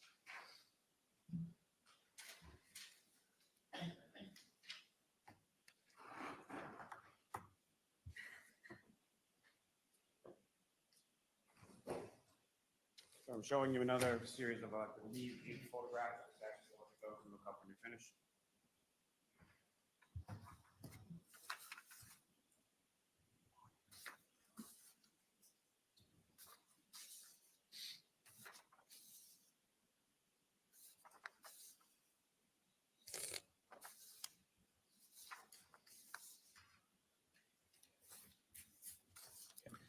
And do you recognize what's depicted in those photographs, Trooper? Yes, I do. And what do you recognize those to be? Those are photos from the backup cameras and sensor tests.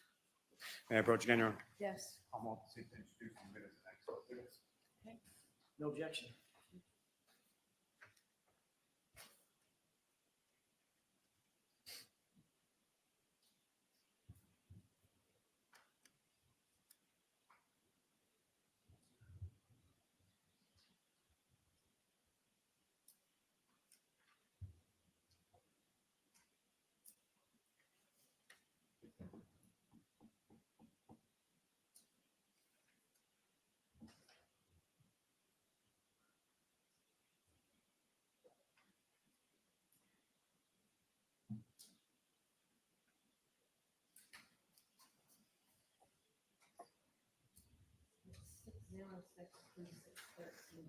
Thank you. And Ms. Gilman, if I could have from this packet photograph 2612.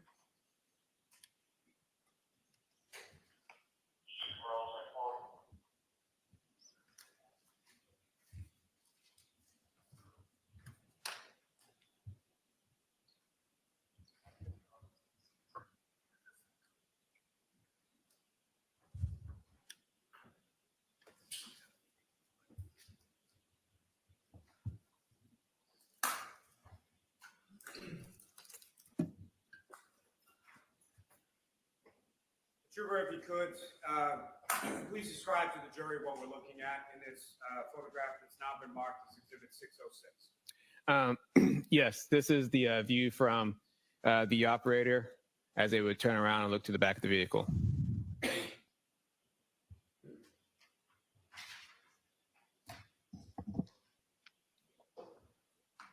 And Ms. Gilman, if I could have photograph 2616.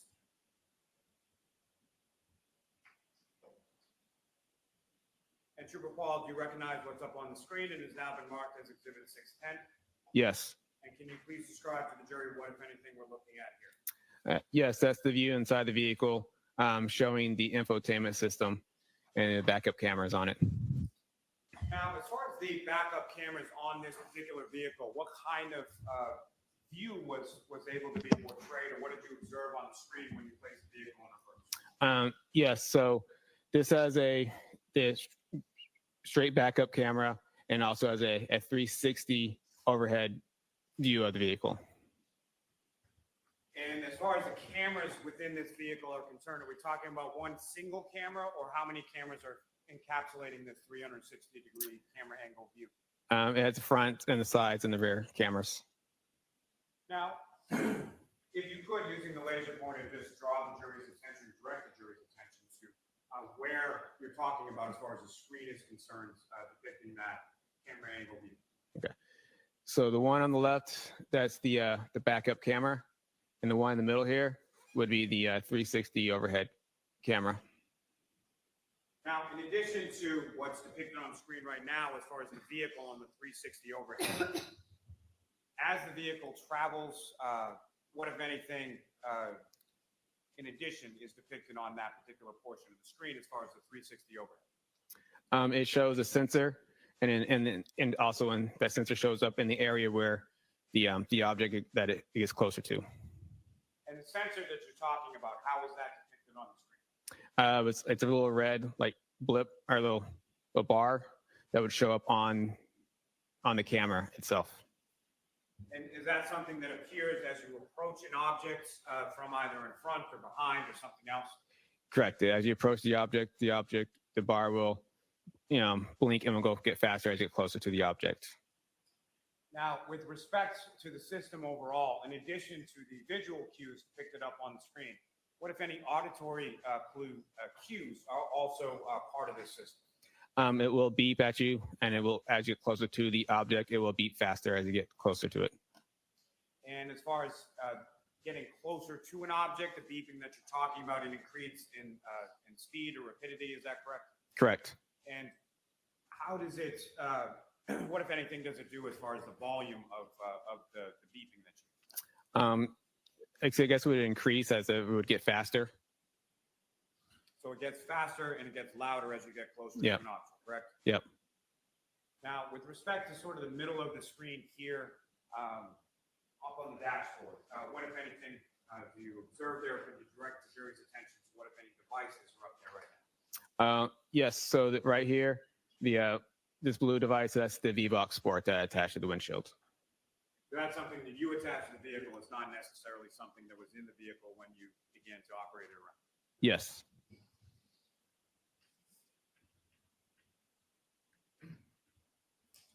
Ms. Gilman, if I could have photograph 2618.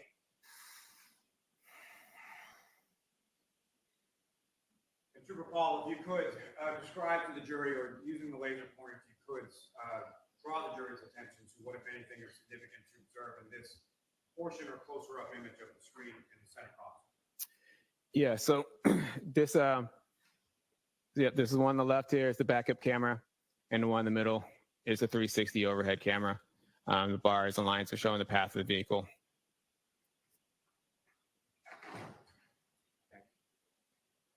Ms. Gilman, you can take this down.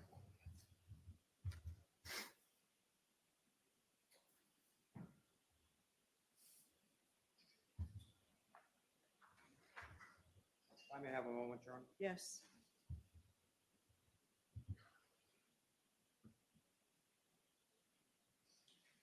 Now, Trooper Paul, as far as during this visibility analysis that you conducted, you testified earlier that you were primarily concerned with sort of whether or not the cameras and the auditory and visual cues worked properly with this vehicle and this system, correct? Yes. And during the course of your running these sort of forward and back reverse acceleration braking tests, as well as the visibility analysis, what, if anything, did you observe with relation to the functionality of the cameras and the visual and auditory cues? Everything seemed to be working properly. Now, when you were operating the vehicle on February 1st and you shifted the vehicle into reverse, what would then sort of occur with the screen in the center of the data? It would change from the navigation to the backup cameras. And how long a period of time did that take as far as you shifted from drive to reverse on a number of different occasions while you were conducting your test, correct? Yes. And so how long a period of time are we talking about between the time that you shift the vehicle from drive or another gear to reverse for those screens to then display both the rear backup camera and the 360 overhead view? It's fairly instantaneous, fairly quick. Now, at some point during the course of the visibility analysis specifically, what, if anything, did you place behind the vehicle during your visibility analysis? It was like a punching bag dummy. And where did you place that in relation to the vehicle? Along the right rear. And as far as that punching bag dummy was concerned, about how far up off the ground was the top of that? I'm not exactly sure the exact height of it. Maybe my height or taller. And with respect, your height, sir, how tall are you? 5'6". So it was at least 5'6", if not taller. Is that correct? Correct. And with respect to that, placing it behind the vehicle, after it was placed behind the vehicle, at some point, were you inside of the vehicle? Yes. And when you were inside of the vehicle and that was outside of the vehicle, what, if any, visual observations were you able to make with respect to its placement? And it's in the right rear passenger side of the vehicle, is that correct? Correct.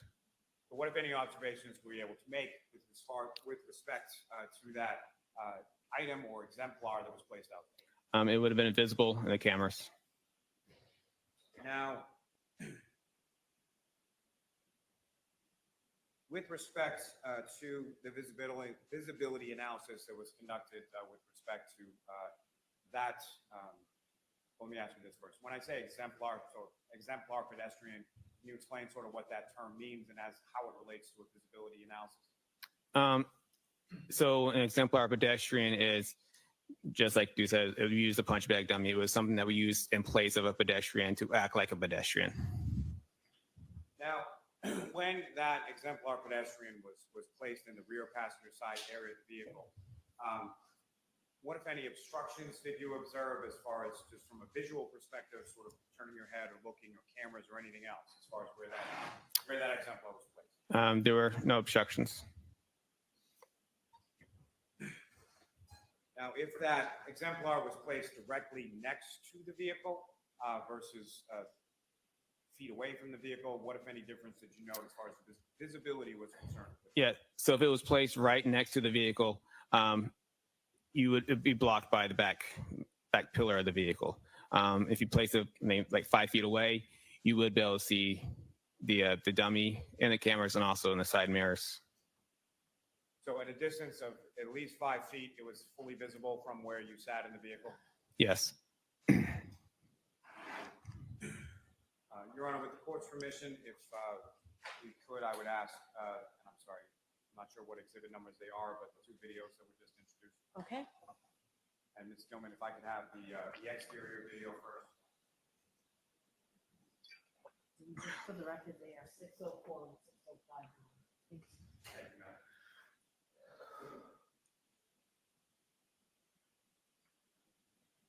Gilman, if you could pause there for a moment. Well, with respect to just for orientation purposes, if you could explain to the jury sort of where we are in relation to the Canton Police Department and where it was that you conducted these tests.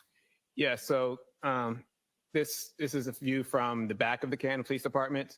So as you look at the Canton Police Department, we'd be on the left side of the Canton Police Department. And as far as the vehicle in question, if you could, using the laser pointer, just direct the jury's attention to where that is and sort of where it's going to be in relation to the camera angle. Vehicle is right here. Ms. Gilman, if you could press.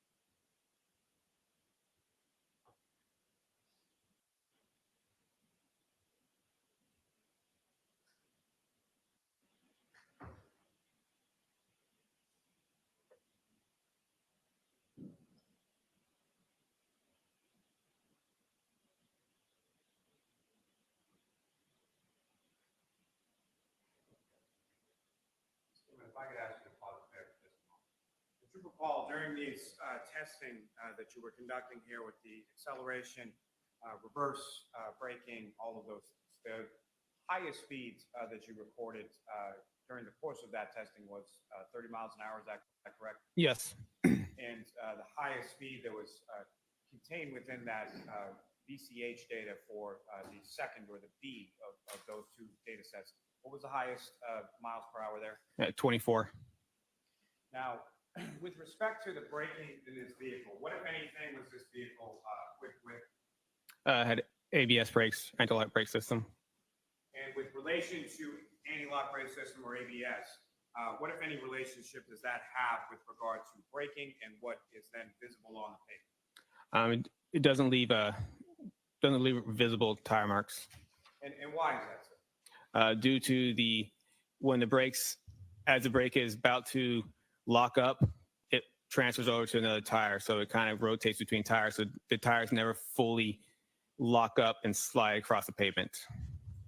Now, in relation to ABS not leaving marks on the pavement, what, if any, relationship does that have as far as the sound difference between ABS brakes and non-ABS brakes? Yeah, sound would be different because you would hear a car sliding across the pavement as opposed to just hard braking and engine slowing down.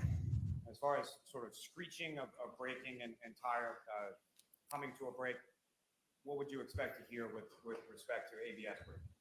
There would be no screeching of the tires. And Ms. Gilman, if you could press play from here.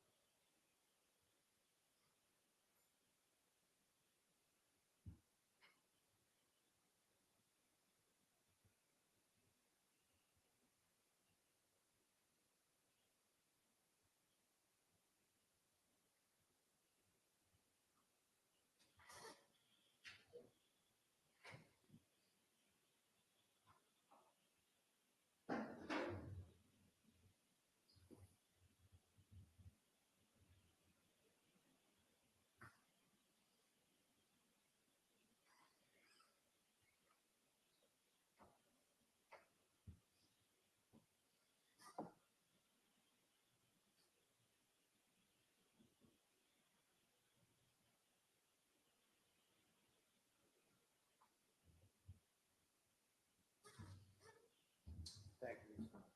Your Honor, with the court's permission, may I publish the other video of the interior of the vehicle? Yes.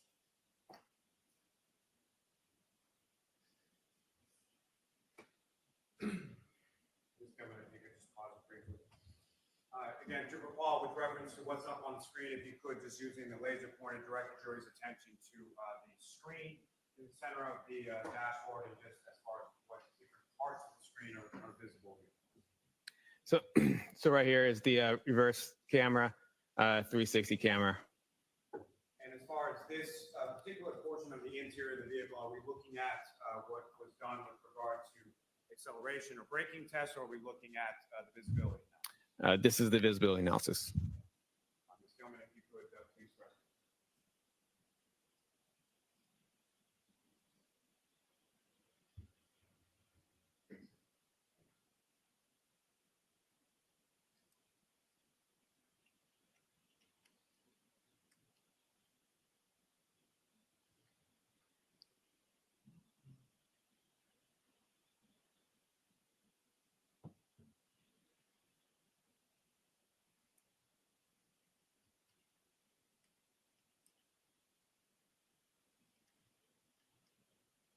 All right, if you could pause it there, Ms. Gilman.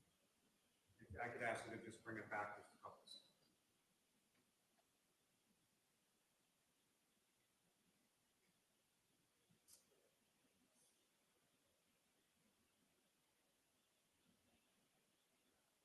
Pause it there. Super Paul, as far as the, this is a closer up image of the screen that was visible in the center of the dash of the vehicle, is that correct? Yes. And if you could, using the laser pointers may be a little difficult to see. If you could, using the laser pointer, direct the jury's attention to what, if anything, you observe on this screen while the vehicle's in reverse now, correct? Correct. If you could direct the jury's attention to what, if anything, you observe on this screen as the vehicle's in reverse with the exemplar pedestrian behind. Yes. So this screen has now changed to a park assist screen, and it now shows a sensor for the back of the vehicle. And also same here, the sensor starts popping up in a yellow line further behind the vehicle. And then in the actual camera view, The actual camera view shows that's where our punching bag dummy was, and also shows where the sensor's backed up to on the bottom here. and it's going, for the record, this is about 34 seconds in, if you could press play from here.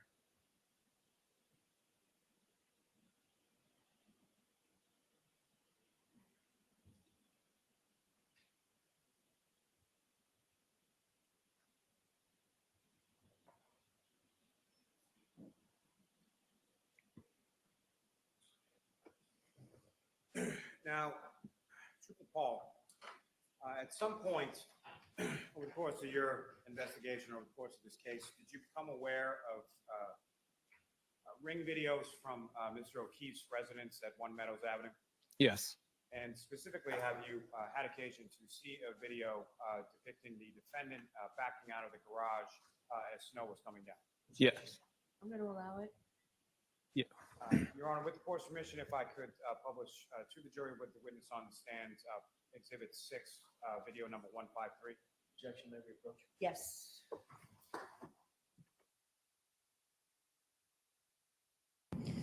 Just devastating testimony for Karen Reed today.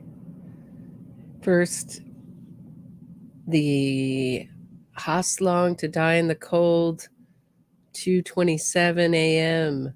Phone search, debunked, dead. Great answer on cross to Yannetti. I can't. Let me get exactly what she said. Hold on one second. It's so perfect. She said she can't rule out something that doesn't exist, saying it's the same as asking, she said, if there was a search for pandas. Now we have testimony right now going on about how she would have been, her car would have been beeping intensely. She could have braked easily, but didn't.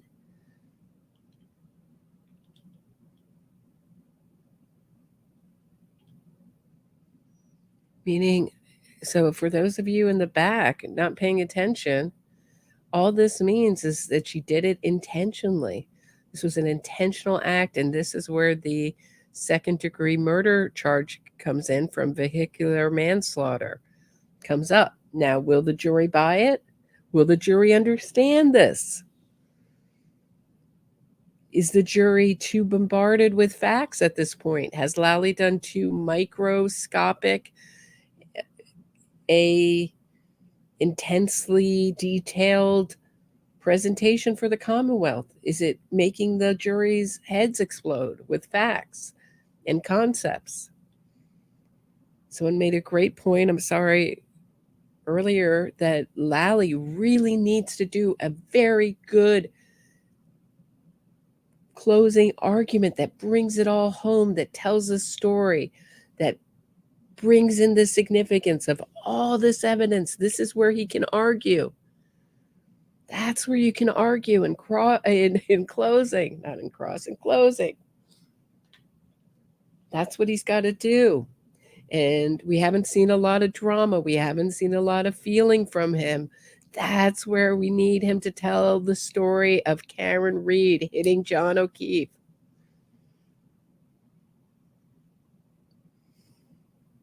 And I just feel so awful for Paul O'Keefe sitting within feet of freaking Karen Reed. And when her legal team goes up to these sidebars, there's no barrier in between them. And he just has to stare at the accused killer of his brother. What a nightmare this family has been put through.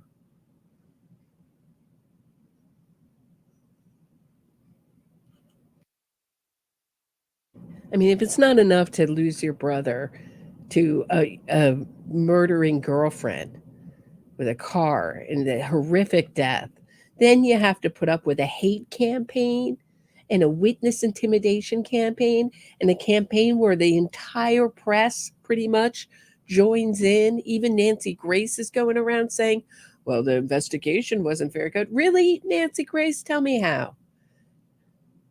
What would you have done? And how would have it changed the results of the investigation?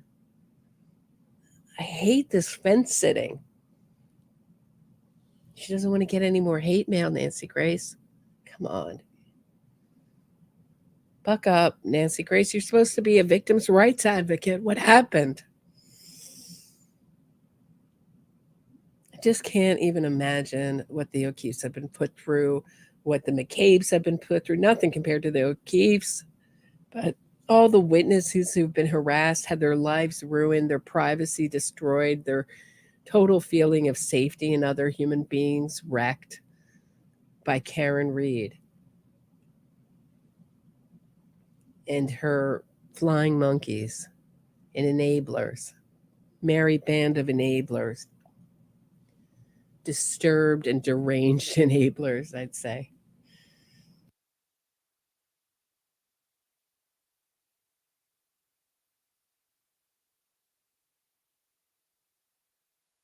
Catherine, what's the deal with Nancy Grace? Nancy Grace has moved from, even if she gets acquitted, we all know she's guilty, to, she seems guilty. I don't think there's a conspiracy. How would all these people be in on it?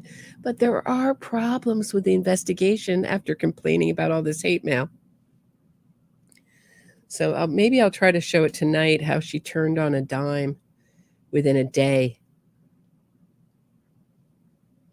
Because I can tell you, it sure doesn't make your channel popular taking this position.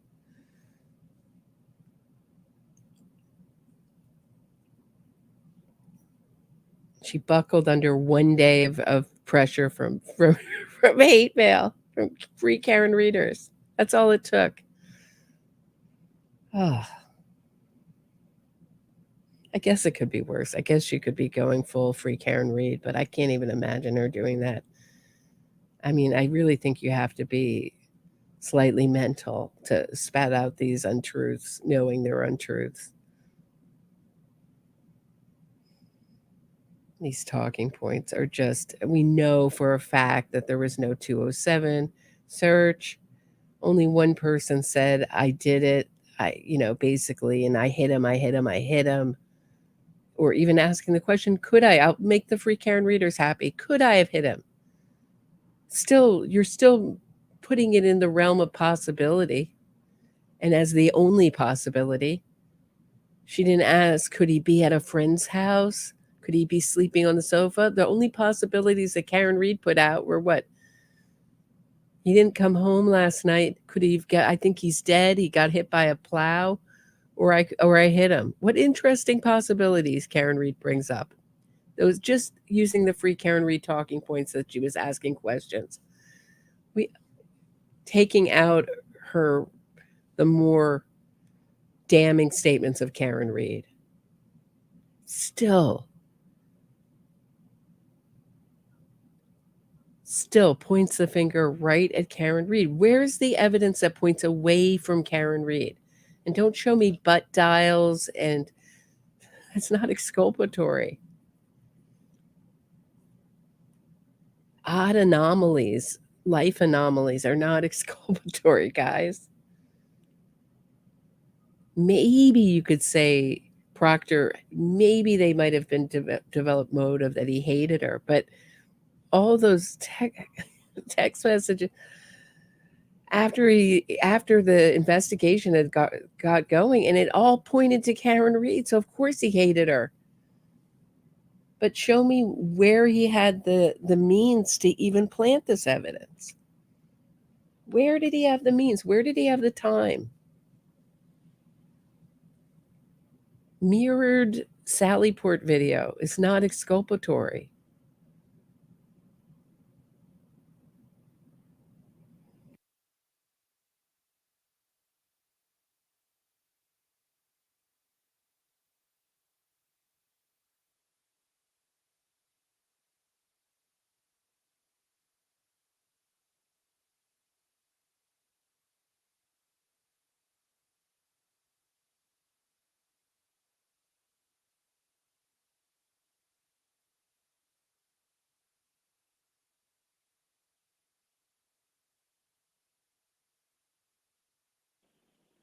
All right, I appreciate your patience.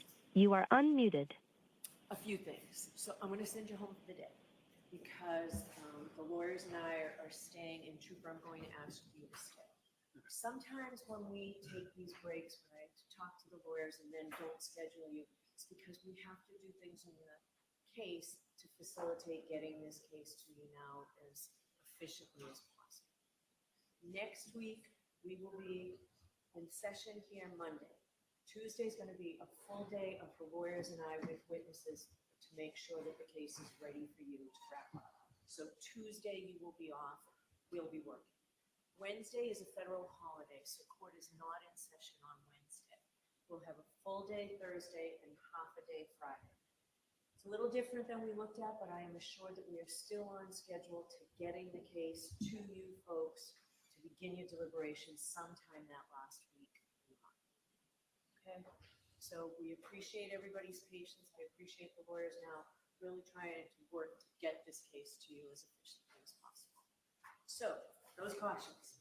Do not discuss this case with anyone. Don't do any independent research or investigation into this case. If you happen to see, hear, read anything about this case, please disregard it and let us know. We will see you on Monday. Monday will be a full day. Have a great weekend. Thank you very much. All rise for the court, please. You are muted. Here, follow me, please. Oh, Wednesday's Juneteenth, June 19th.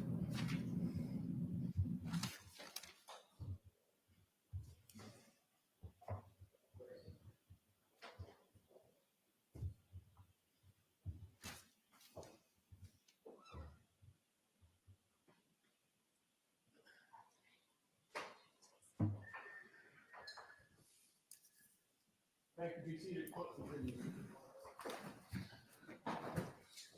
All right. So, Trooper, we're going to have a voir dire of you, sir.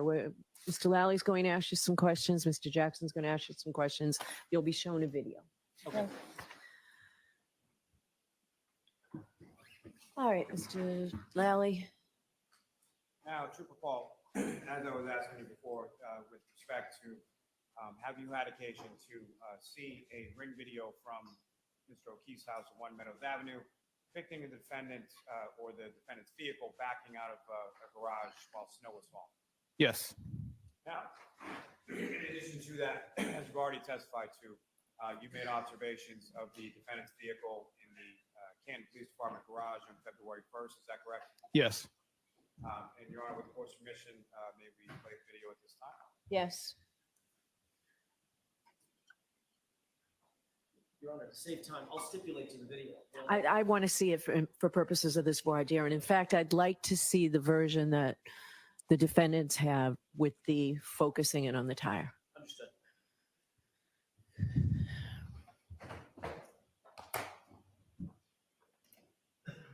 Both. Go ahead, Ms. Gilman, you show yours, and then I'm going to ask the defense.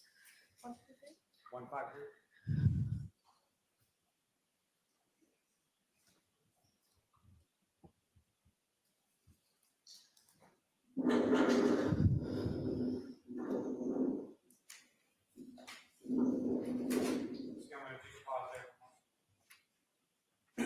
Now, Trooper, from your observations from this video, at some point, this vehicle either comes close or makes contact with Mr. O'Keefe's vehicle. Is that correct?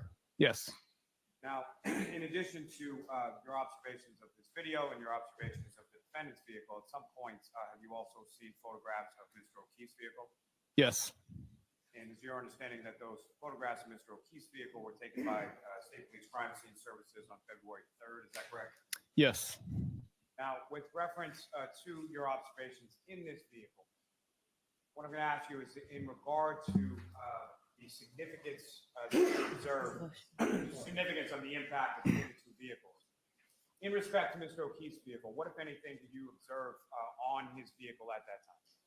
At the photos or now? Right now. Oh, right now. There was snow on the vehicle.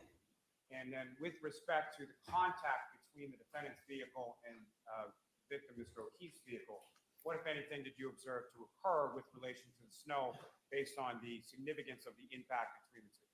The snow doesn't move. And Ms. Gilman, if you could press play at this time.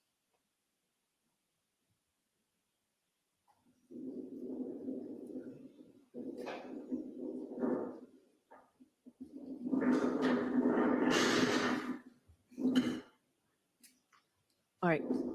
Can I see the other video? Please.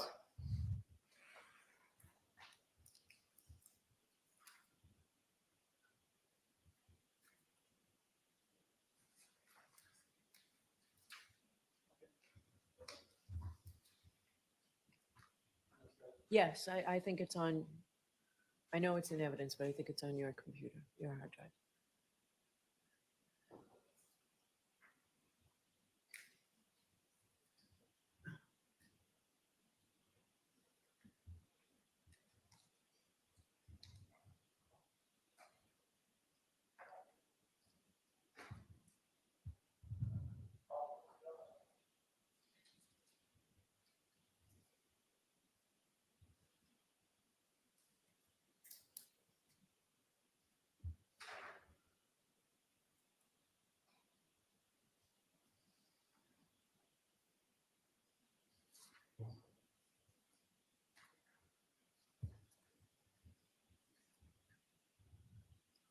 All right.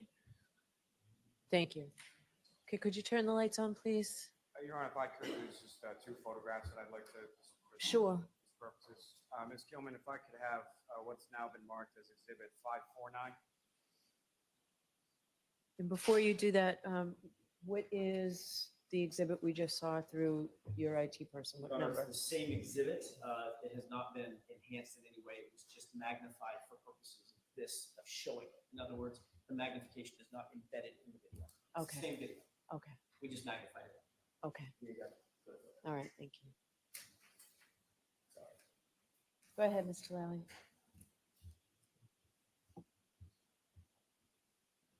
And Trooper, do you recognize what's up on the screen now? Yes. And what are we looking at, and which area of the vehicle are we looking at? It's the rear. Sorry, John O'Keefe's car. The driver's side, is that correct? Yes. And what, if any, relationship does this portion of the vehicle we're looking at here have in relation to the video that we just watched? It was faced. Well, kind of you see it All right, from. what was the answer? I It didn't was, hear. sorry, it was faced kind of the same way you see the back left rear corner of the vehicle as you do in this picture here. And Ms. Gilman, if I could have what's now been marked as Exhibit 559.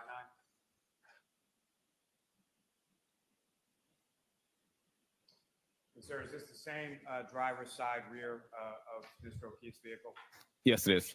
Now, as far as your observations of these photographs, what, if any, damage did you observe to Mr. O'Keefe's vehicle in either the last exhibit or this exhibit itself? There was no damage. Now, as far as the impact, let me ask, as far as the damage that you observed to the taillight area of the defendant's vehicle, what, if any, opinion do you have as to the amount of force necessary in order to cause that damage. Objection. You need a foundation on this. So, Trooper, over the course of your, I'm sorry, how many crashes have you investigated over your time with the cars unit? I've been primary on 196 crashes. And I know I'd asked you before about pedestrian crashes. Fair to say most of the remainder, if not all the remainder, involves vehicles colliding with other vehicles. Correct.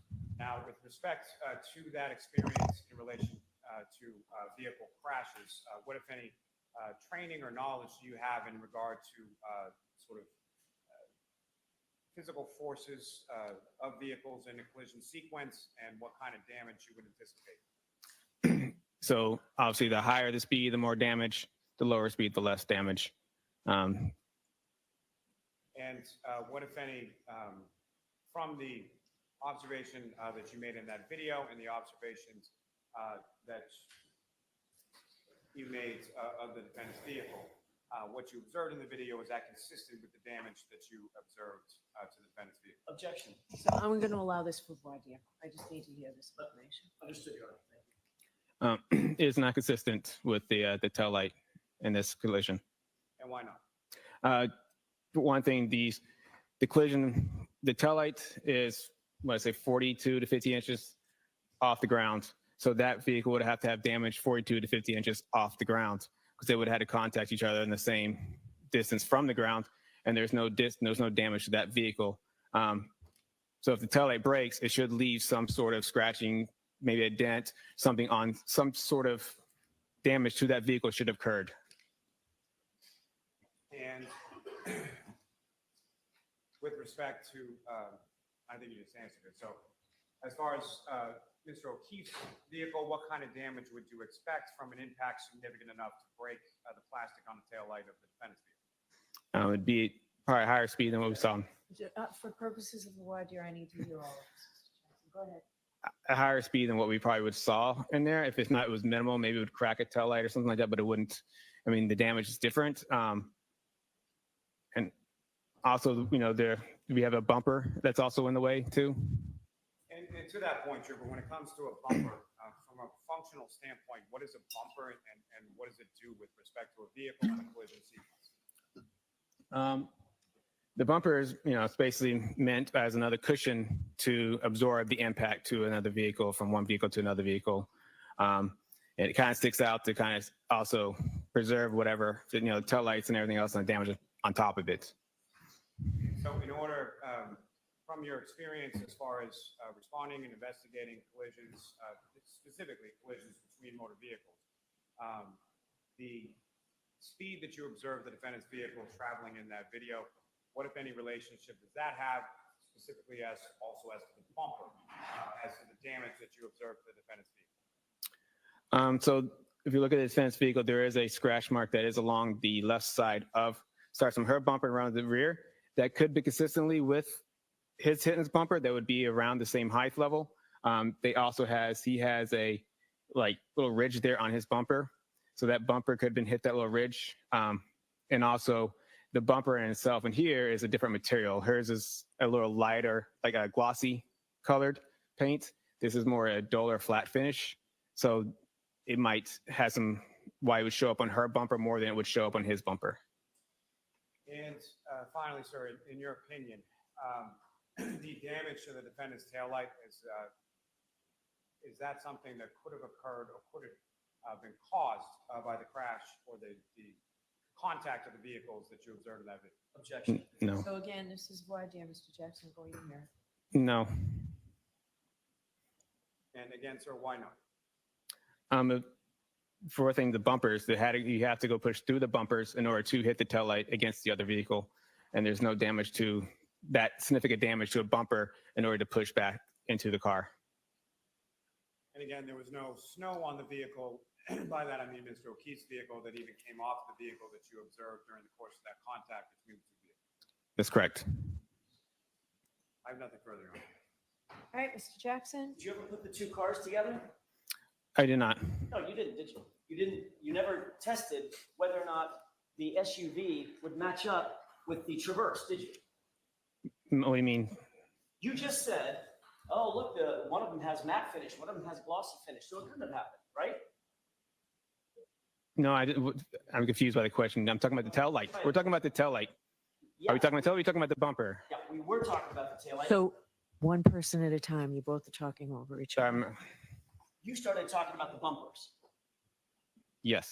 You said, well, one has matte finish and one has glossy finish, right? Yes. You said, well, you'd expect one of them to like slide off of each other, and they could have done this and they could have done that, right?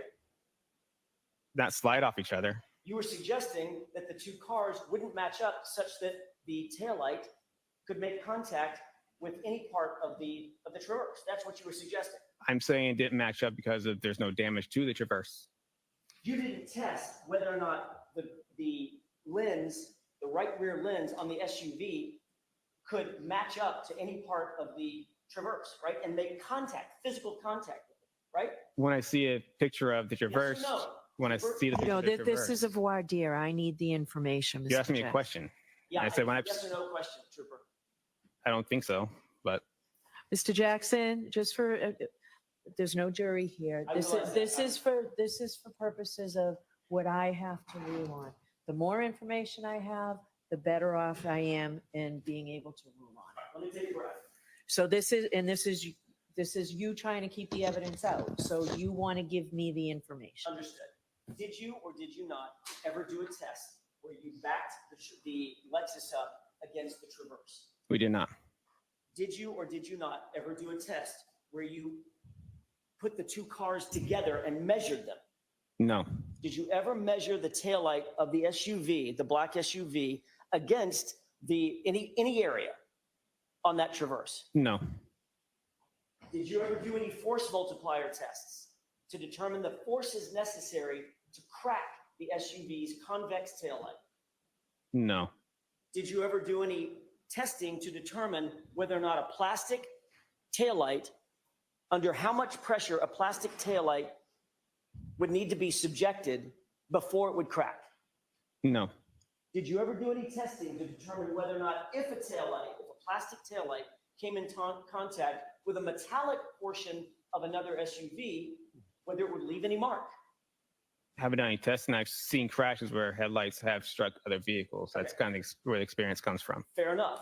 But I'm guessing that those crashes are probably different speeds and higher speeds. Not this, right? I've had multiple crashes at different speeds. So have you ever had yes. a crash where you've investigated, Massachusetts State Police has been brought in to investigate a crash where the car was going in reverse at about a half a mile an hour? Half a mile an hour? Whatever that was. Are you saying the SUV Lexus is going half a mile per hour? Well, you're the reconstructionist. Give me an estimate of how fast you think that SUV was going at the point of contact with the Traverse. Maybe like 1-2 miles per hour? Okay, fair enough. Have you ever been called in to a crash, to investigate a crash, where the cars have collided at 1 mile an hour? I've had pedestrian crashes that have been at a very low speed. Okay, that wasn't my question. That wasn't quite my question. Okay. My question is, have you been called in to a crash involving two vehicles Yeah. that have made contact at about 1 mile an hour? I have seen testing for vehicles at low speeds. So next time I have been called to a crash, I go to fatality crashes, but I have seen testing for vehicles at low speed impacts. Okay. How low speed? Like just the bump. So like this? Yes. Did you see any damage? Yes. All right. Well, minimal damage. Right. In what circumstance? Minimal damage, like, I don't know, like a cracked taillight. No, like just a little bit of rub off on the paint. Right? Or you might see nothing, right? Yes. You've certainly seen circumstances in which two cars come in contact and there's absolutely no physical damage to either car, nothing observable, right?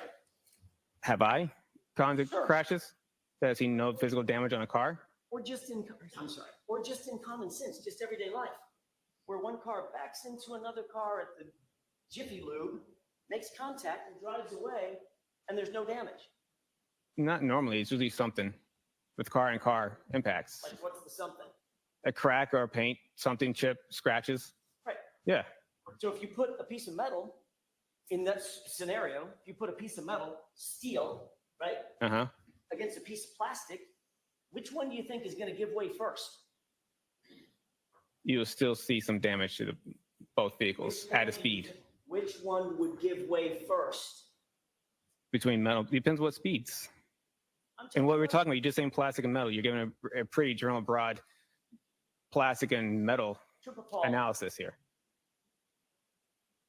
you admit, you got to agree with me, that there are circumstances in which low speed, very, very low speed contact between two cars can certainly leave damage on one and not damage on the other, damage on both, or no damage on either one. Observe it. Yes, I just said in that situation where the scratch on the side of her car had a scratch mark and his doesn't appear to have anything. And you said under questioning by Mr. Lally that certain circumstances like this could lead to a lens material, right, plastic material cracking, right? Say again, like on least. Just a few minutes ago, Mr. Lally. I'm trying to answer your question. Sorry, yes. Mr. Lally asked you a question a few minutes ago, and you indicated that something might show up on a bumper.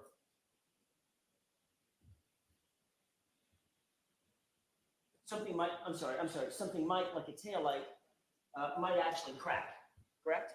In a low speed impact. A taillight might crack in a low speed impact? Correct. Yeah, it might crack. Okay, now, Mr. Lally also said you saw this video where the cars come close to or make contact, right? That's how he worded the question. Remember that? Come close. Yep. Which one is it? Did it come close or did it make contact? I said it might. I don't know if that scratch from the side is. It's something that's consistent with the height of the bumper. Like I said, I didn't measure them side by side, but you can clearly see there's a scratch on the side, and that's something that looks like that would come back. So as I look at the bumper, and I see the bumper, and it has that little divot, and I look at her side of her car with that scratch mark, that kind of lines up a little bit of why that could be where that was from.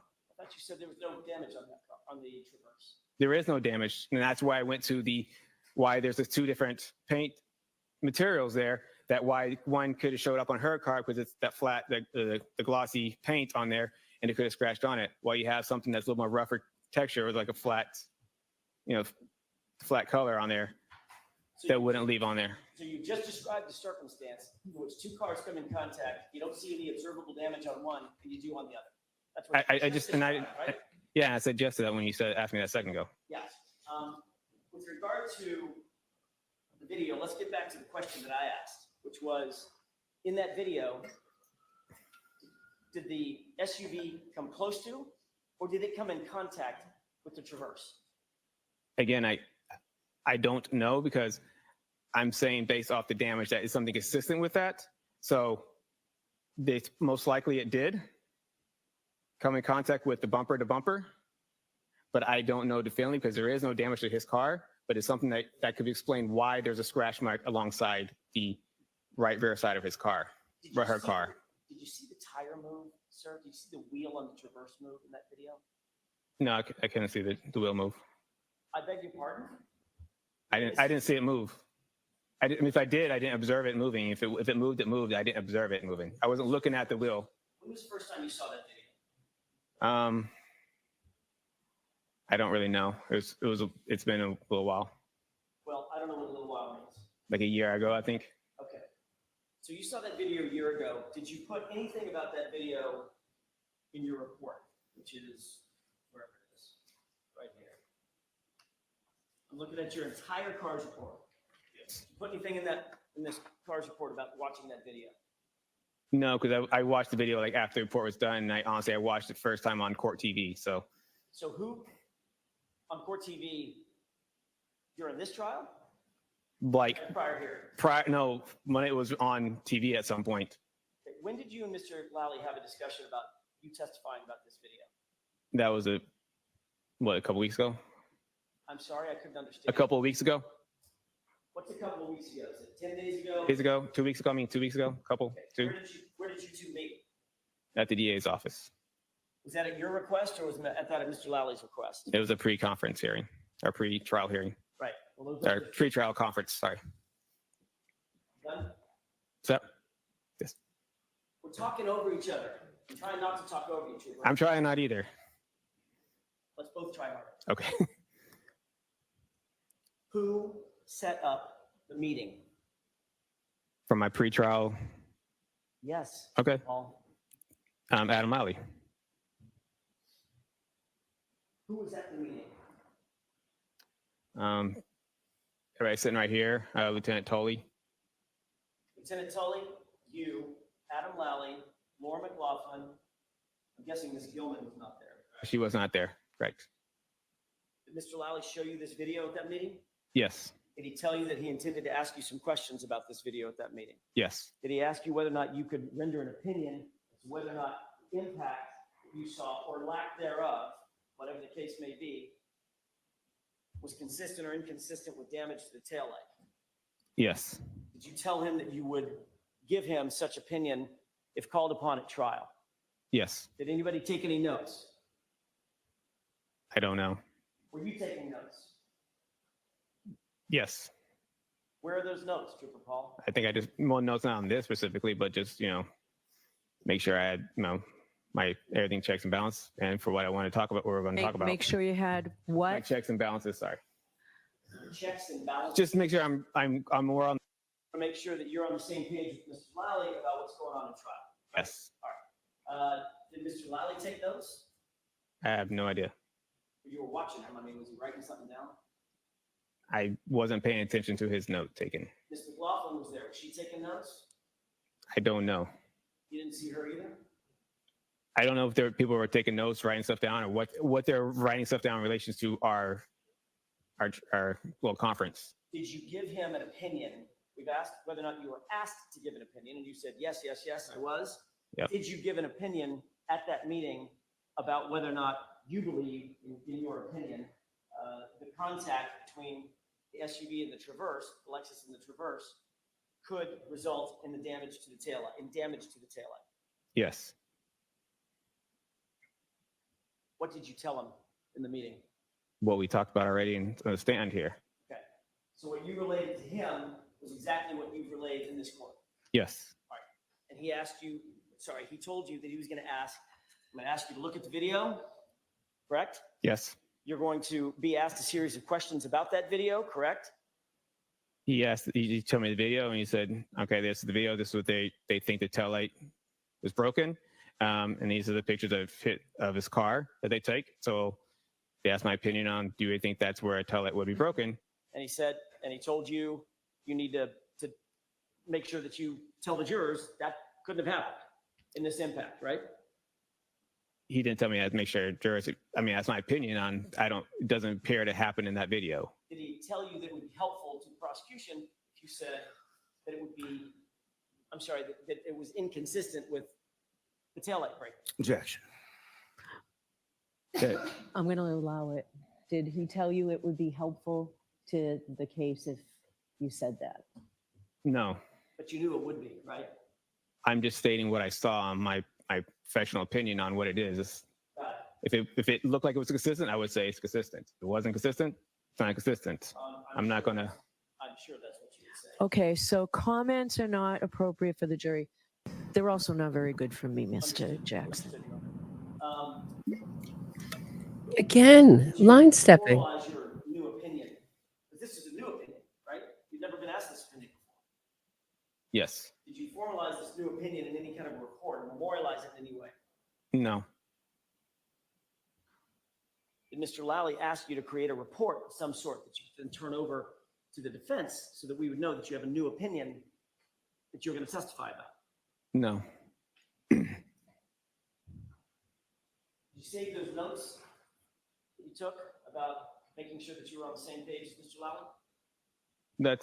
Yeah, I saved mine. Where are they? They're my report.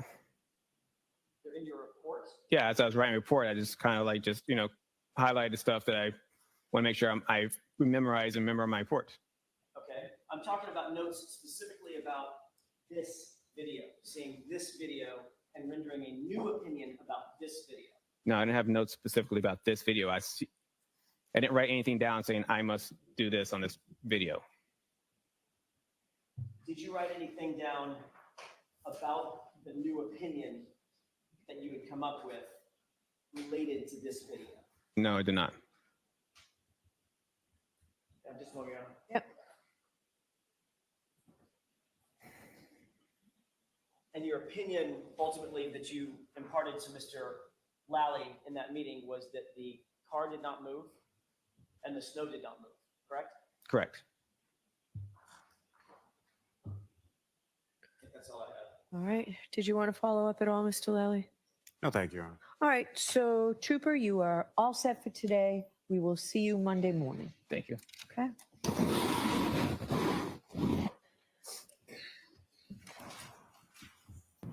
Okay, so what they were trying to do there is to try to say that either Lally took notes or this trooper took notes, and that his testimony would have to be thrown out because the notes weren't handed over to the defense, meaning it was a discovery violation. He was trying to get him on. Very sleazy, in my opinion.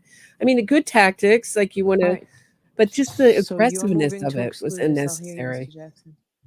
Your Honor, it's very clear that this is a blatant discovery violation. Commonwealth has at least the obligation to provide us with any new opinions that any expert is going to testify to on direct examination. They've known about this witness for not months, for a year, for a couple of years. They've known exactly what this witness has memorialized in his official report. They knew that the only thing that we had was the official report. They met with him 2 weeks ago. This has become a pattern of conduct by the Commonwealth over and over and over. We're finding these witnesses getting on the stand, finding out that there's been a sort of preemptive strike in some sort of a prep interview where they're coming up with new opinions, new conclusions, new facts. It happened with Jennifer McCabe. This new fact about coming up, going to Michael Lank's house. It happened with Officer Sarah, coming up with a new determination about what was said or not said at the scene that we had never heard before. That was also a prep session of some sort, or I believe it was. And then this witness, literally, it's not even like just, was it light out or was it dark out? This is a completely new opinion based on evidence that we presented, both in or talked about in opening statement and have presented variously throughout this trial. And this officer gets on the stand and now has a new central opinion about whether or not we're right and that taillight lens could be cracked. That's something that should have at least been reduced to writing. And even if it was reduced to writing, it should have been excluded because it's a discovery violation. It's late. We don't have time to prepare for it, and we're caught off guard. I use the word at sidebar ambush, and I know that rankles the court, and the court doesn't like it, but that's exactly what it feels like. Well, that's been used both ways here, right? So it's a word. Let's just take it out of here. Make your point. Okay. I'll see if I can come up with a synonym for it. Well, I feel like I'm understand taking- I understand your argument. So focus on just continue where you were, but no comment whether I like ambush or don't like ambush. It's a word I've heard a lot on both sides. I understand, Your Honor. My point is the evidence that now is being sought should never be presented in front of the jury. We didn't have opportunity to get this in advance. This has, it's at least, very least, been in the Commonwealth's possession for weeks. He took notes about it. He now says, well, I didn't take notes about that specifically. I don't believe that as far as I can throw him. I think he did take notes about it. He was shown the video. He provided a new opinion. Mr. Lally knew that he was providing a new opinion. And then the first time he discloses this opinion is in front of the 16 jurors, 15 jurors. We would ask for its exclusion, Your Honor. And I'll submit. All right, Mr. Lally. Yes, Your Honor. As far as the pattern, especially coming from counsel, I simply find it laughable. As far as Officer Sarif, I think what counsel is referring to was testimony that was in his grand jury testimony. He was crossed about whether or not it was in his report, but it was in his grand jury testimony.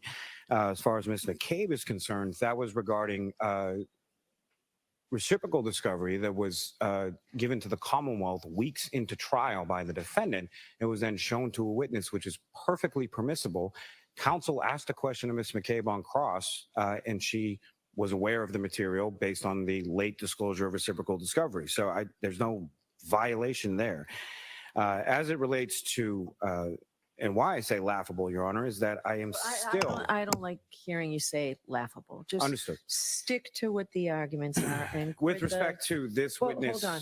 Quit the finger pointing, name calling, things like that, please. Yes. I know it's been a long week. It's been a particularly long day, but just focus on what you want to argue to me. And I apologize to the court for that, Your Honor. With respect to this testimony, it's well within his realm as a crash reconstructionist. This is a witness who's responded to and investigated hundreds of crashes involving damage to vehicles. Simply making an observation of contact between two vehicles or purported contact between two vehicles on a video. The force is self-evident, and whether or not that force is sufficient to cause the damage that he personally observed on the defendant's vehicle is well within his expertise. And should be permissible as far as for this witness to be able to testify to. What about the non-disclosure to the defense? So showing this video and asking for an opinion, what about that? So, Your Honor, what I would say is I did not show this video and ask this opinion. This is a video that actually the trooper mentioned to me that he had seen over the course of while the case was pending, probably over a year ago, that he had seen that video. What I showed him was the photographs of Mr. O'Keefe's vehicle and asked whether or not he observed any damage consistent with the damage to the taillight observing or popping up on Mr. O'Keefe's vehicle. Why wasn't that turned over? In hindsight, it should have been, Your Honor. All right. So it's late. I'm not ruling here. I want to review everything.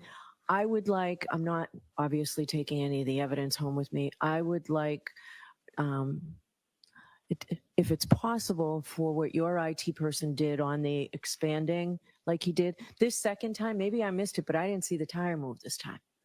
So I'd like that. I'd like that video, and I would like, what's the exhibit number here? It's Exhibit 6. Do you want just that video, Your Honor? And the pictures of the cars, whatever was shown during this voir dire, I would like those emailed to me so that I can look at them this weekend while I'm deciding, or put them on a flash drive right now. That's what I'm making. I'm sorry, I can't hear you. We'll do a screen record and get it to the court by email. We can do that. I just need an hour once we get back to home base. Okay. All right, Ms. Gilman, will you burn what you have for me before we leave somehow? Your Honor, if I could, I just want to close one loop. Okay. What I was referring to with Ms. McCabe, I want to make sure that this is clear because this has come up a couple of times.